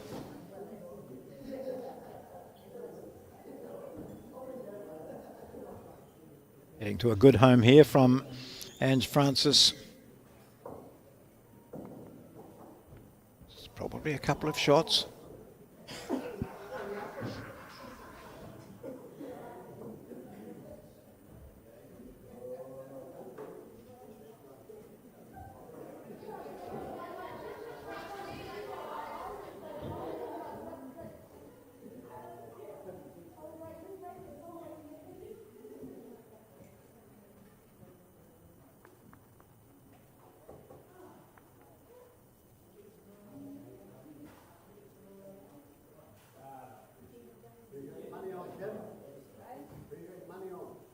Well, Aggie Motu might face the changeover with head not looking great for her.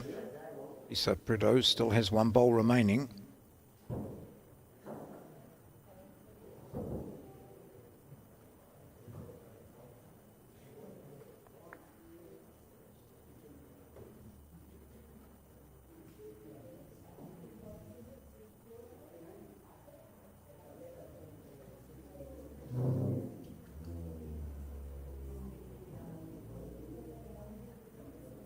There it goes. She'll be on the march now, heading down to the other end.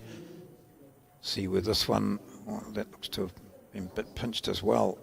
Or is it? Oh, it might just get up there. Oh, yes, it just get up there for shot. I think much to the relief of her skip, who applauds it all the way.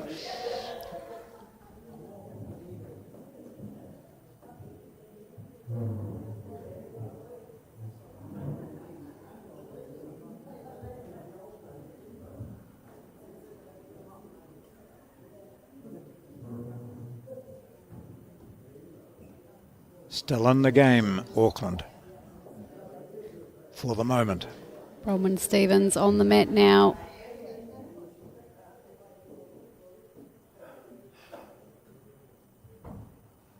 Watching her bowl come into the head.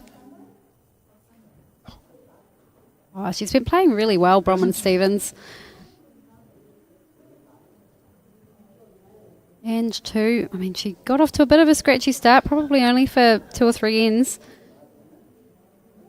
And she's come on really well, putting lots of bowls in the head to work to, all good position bowls. So there's the scorecard, the way it's worked so far. Playing the 16th now.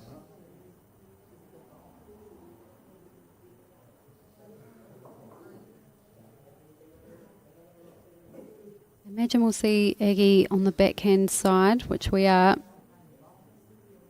Got a nice track there to draw around Lisa's shot bowl.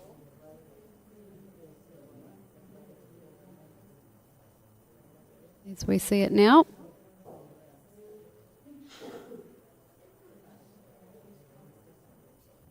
Needs to hang around if she wants to count, and she has. I think she's a little disappointed just because it, you know, visually it looks really good for Bronwyn now. Just wonder too that the previous end she played 3 backhand shots and they were all narrow, and you know there's nothing wrong with that one, of course, but I'm sure she wanted it to be around the shot bowl to settle in, as you said, just not make it so attractive for her opponent.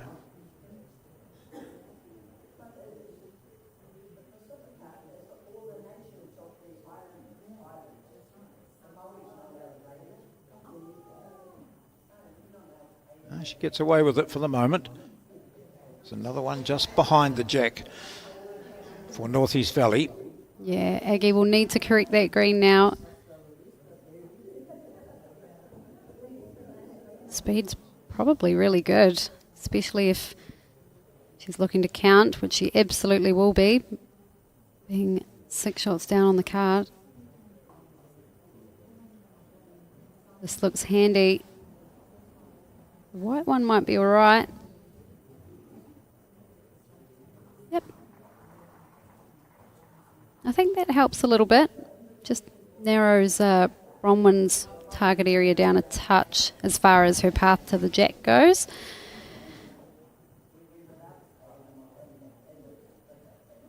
She'll play down forehand again, and if the jack moves into that circle there, you can see the advantage there is for her. So it's pretty much that blue bowl, which is to the left and at about 8 o'clock, just probably third shot there. And if she's just inside that, or if she gets an edge on that, she'll possibly just flop in for shot. But the big advantage for her would be to move the jack slightly back to her own. What does she look at now? Is it something that she's happy with? Or is it going to speed. go heavy? Yeah. Possibly just overplayed that one.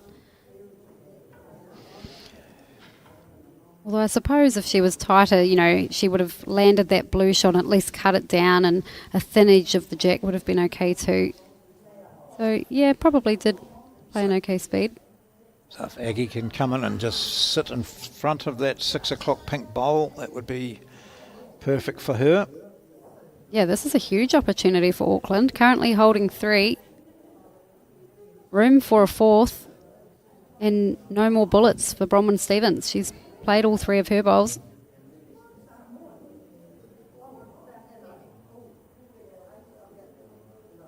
What was that? Head down. Yeah, I think it was I don't know. okay. Mind you, she's done that a couple times and it's been all right. Yeah. So, but no, not this one. She's missed a few bonus shots, Aggie. But she's certainly drawn her first 2. So she is a big reason why they've scored 3 this end. That takes Auckland to 14. That's a great end for them. 14-17 the score as we head into the penultimate end.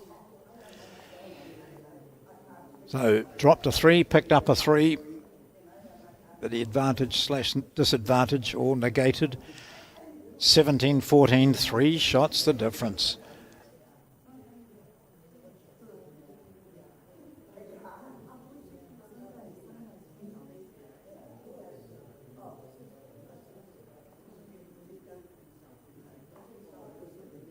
Similar sort of length being set by Lisa Prideaux.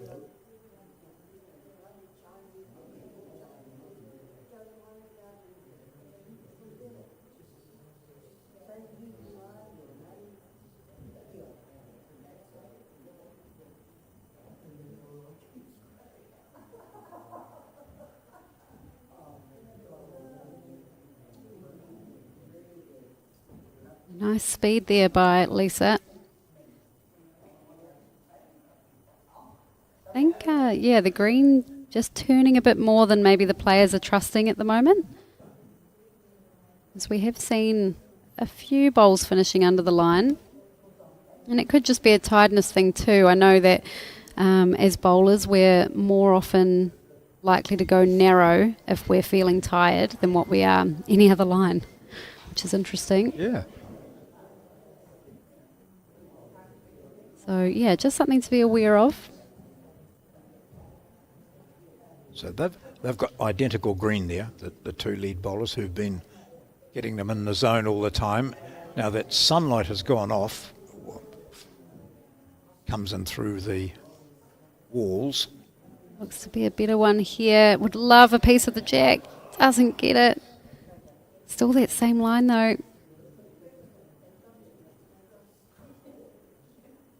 Lisa just looking a little perplexed.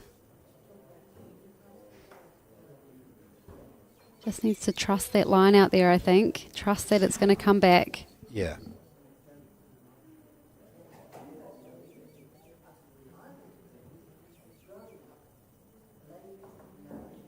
And Ange took a much wider green then, it seemed.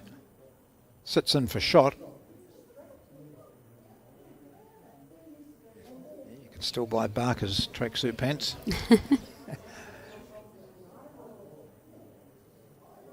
Right.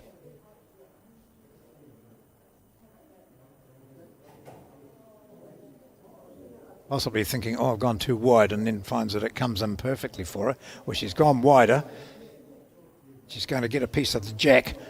She is indeed. She's got it this time. Yeah. What a bomb from Lisa Prideaux. Oh, that could be a game changer. See what Ange has up her sleeve, though. Looking just for position at that stage, and I think that's a great call from Bronwyn. Just get one slightly over. Yeah, Yep, it would yep. be too easy to lose a bowl, hunting for the shot now. Bronwyn just wants options.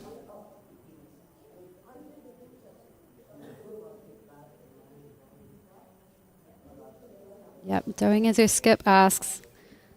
Well played bowl.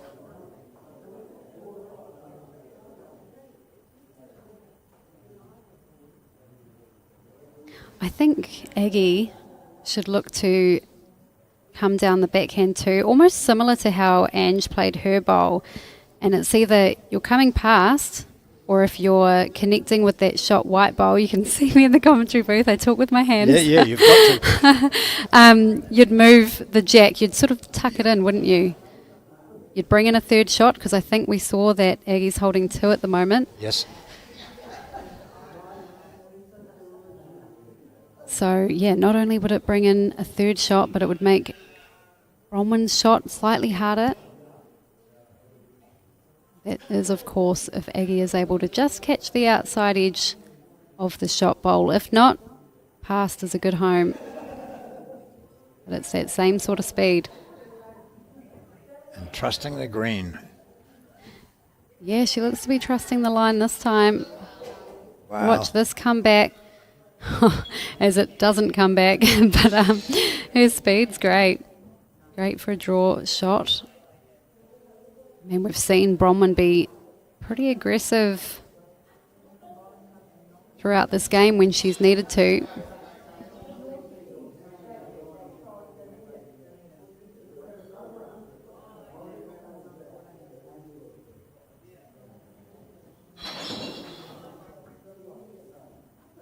She's changed the bowl over, so she's going forehand.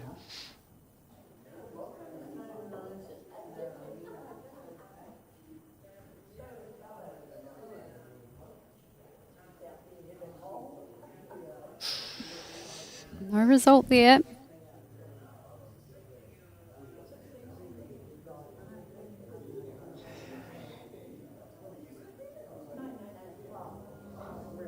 Aggie Motu now on the mat at the other end of the rink. Down by 17 to 14, but holding probably 3 here. Are we still looking to be around the head? Yeah. No. Oh, gosh. Not with that line anyway. I wonder if she was looking, I wonder if she brought in her line looking to roll that shot bowl around as we talked about before.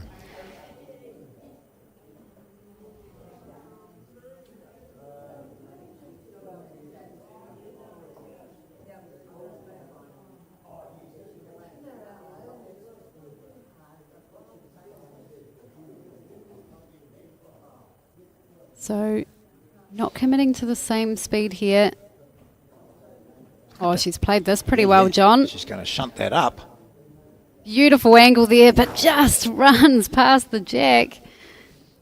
Oh, you'd feel a bit stiff there, I think. She played that pretty well.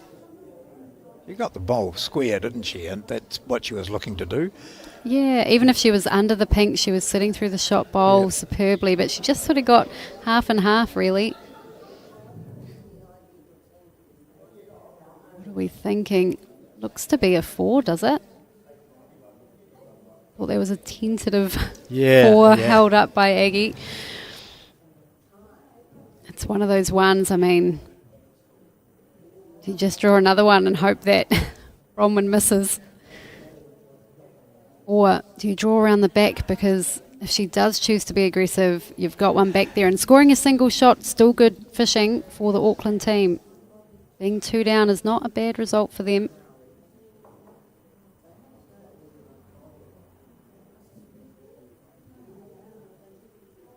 Tricky decisions. Well, that's right. And they'll be thinking too, if Bronwyn does have a go at it, where's the jack going to go?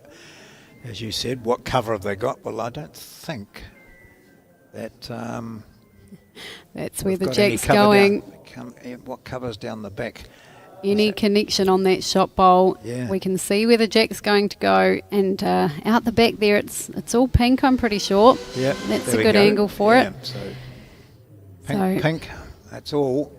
So maybe Aggie and I think you have to be around the back. yeah, between them they've decided, had a good think about it. Well, it's sitting pretty. If she smacks it, then It's that'll where be it. We need to spotlight be up showing there. on a good spot there, and I'd agree with that. That's where Aggie needs to be. They're looking to be a little bit closer by the looks of Lisa's foot there, looking for a cover and count situation. But I reckon if Bronwyn does choose to look for connection on the shot bowl, she'll have big weight. Aggie's just got to be careful of her green again. Oh. Oh. It was stressful. She's Yeah. found herself into a good spot Oh. and holding. Although it might have been a 1 in, 1 out situation because that white bowl has been loosened off.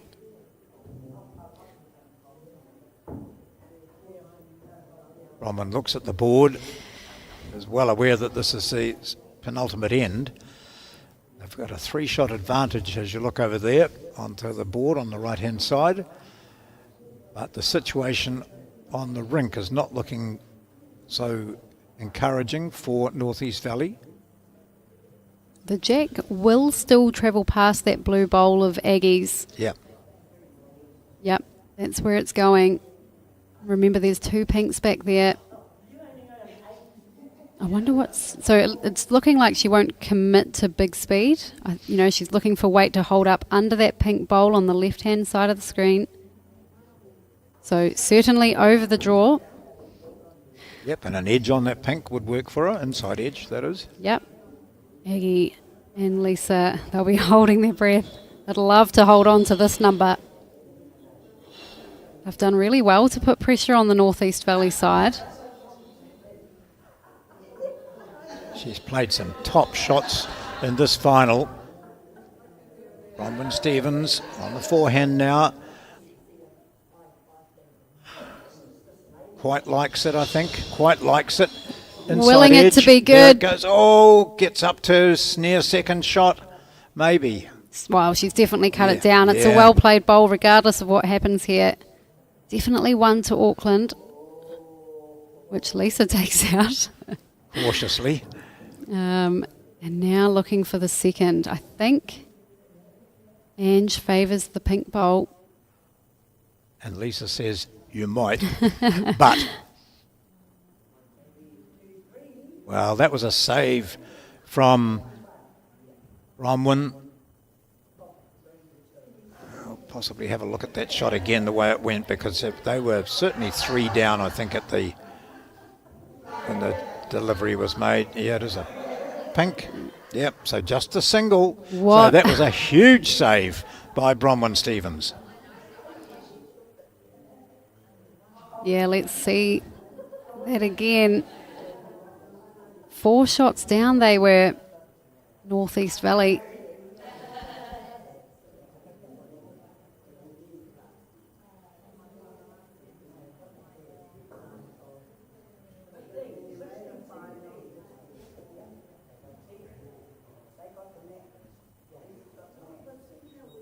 So 2 shots the difference. Northeast Valley have the advantage going into this final end. And they've got the last bowl as well. So it's a fairly big ask for Auckland, but, you know, also very achievable. They were just holding a 4. Yep. They could do that again. So Auckland have scored 2 threes in the match. And Auckland, North East Valley have scored 4 of those.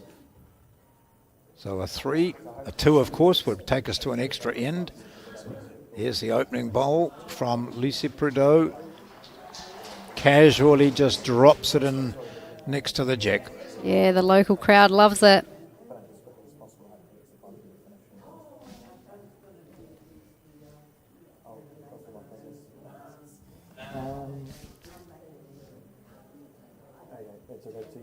Ange Francis thriving on the challenge here. Giving it plenty of green. Good weight too. Bring it over wide, but jack level.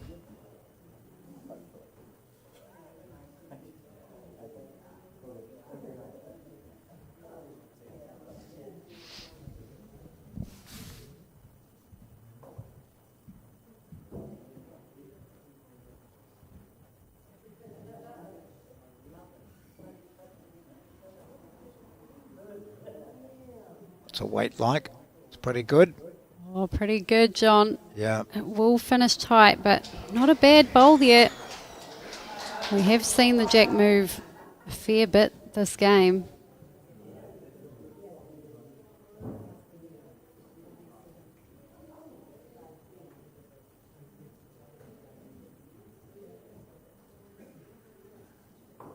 She appears to have brought the line in quite a bit. It's going to sit, is it? Not quite. Oh, Pretty it's good second shot, yeah, though. good second shot. I imagine we'll see a change of hands here. Lisa's got a good opportunity on the backhand, so the right-hand side of our screen, to beat them to the jack. Pass is good too. That's where Aggie's gesturing. Aggie always seems keen, doesn't she, to leave the player on that hand that they've played a perfect bowl previously, and then works out, oh no, maybe the other hand. And as you've said, Lisa prefers that open stuff, open hand. Ooh, what do you mean, Lisa?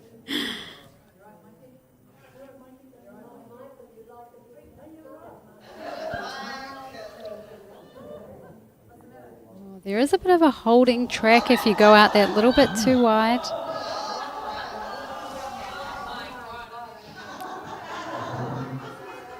So Bronwyn now gives the indication to her lead. Says, righto, here's where I want it, where my foot was. Got a nice second shot there. Improve on that. Make it difficult for the opposition to get 2. That's what I want.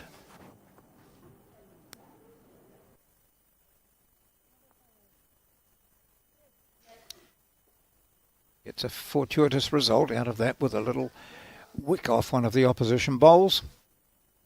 And now at the changeover, We've got 3 bowls left each. Bronwyn Stevens and Aggie Motu.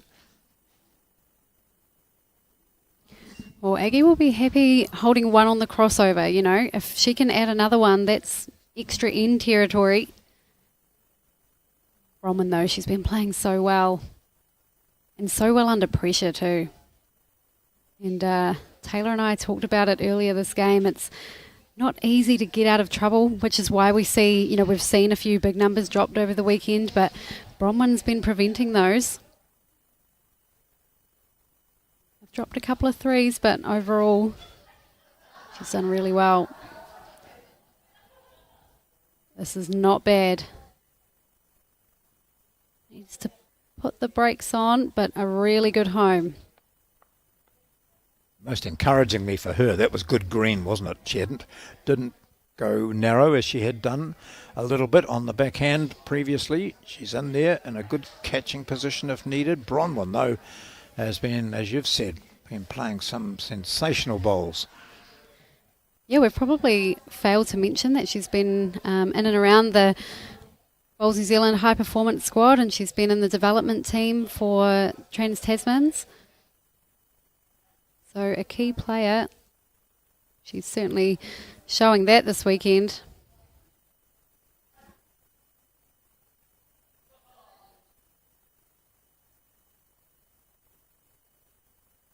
Oh, I thought that was going to come and just sit that shot bowl out, but that's in a handy spot too, so it is all the pressure is on Auckland.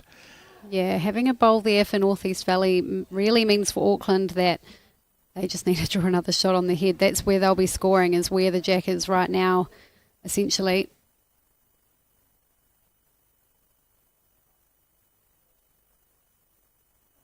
How's the speed this time?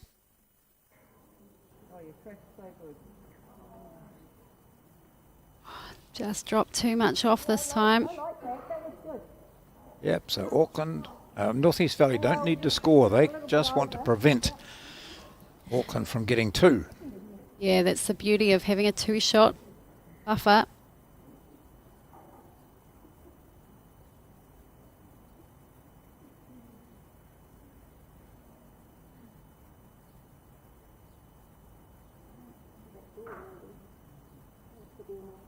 Might get in the way. Aggie. Yeah, I think so.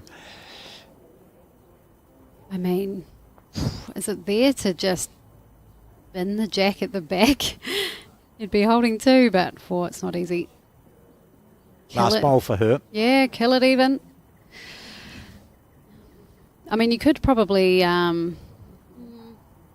maybe play under the blue, under the pink, as we see it on the right-hand side. You could still be under there and maybe look for, the Jack. And even if you're tight, you'll get a nice edge off of the short pink on the left-hand side there. That'll be enough to wriggle in for 2.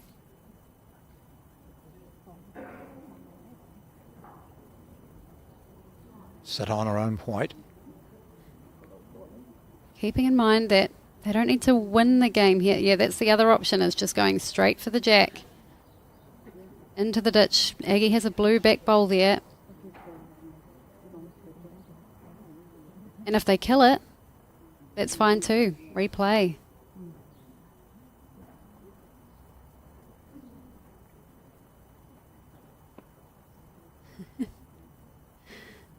Big decisions here for Aggie Motu.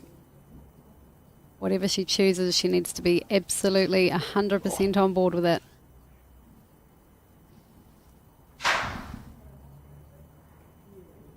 Yes, it's sometimes a case of getting up to the mat and then just stepping back again and thinking, absolutely focus on the shot. Is it going to be a full-on go at the Jack, or does she think she can draw underneath the pink and grab 2?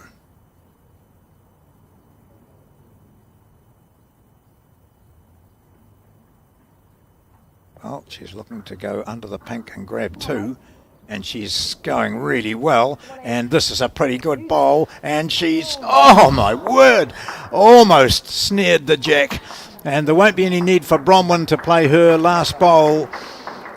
A superb final absolutely justified the title of final here today over this weekend. And I think you'd agree, Terry, that is really a classy final match today. Yeah, absolutely. You know, Auckland got off to the best start there, 7-0, and sometimes you can run away with it, but Northeast Valley, they really made their mark, didn't they? And they were in control for the bulk of it. So congratulations to them. The champions in for 2025, the champion of champion women's pairs are the Northeast Valley combination of Ange Francis and Bronwyn Stevens.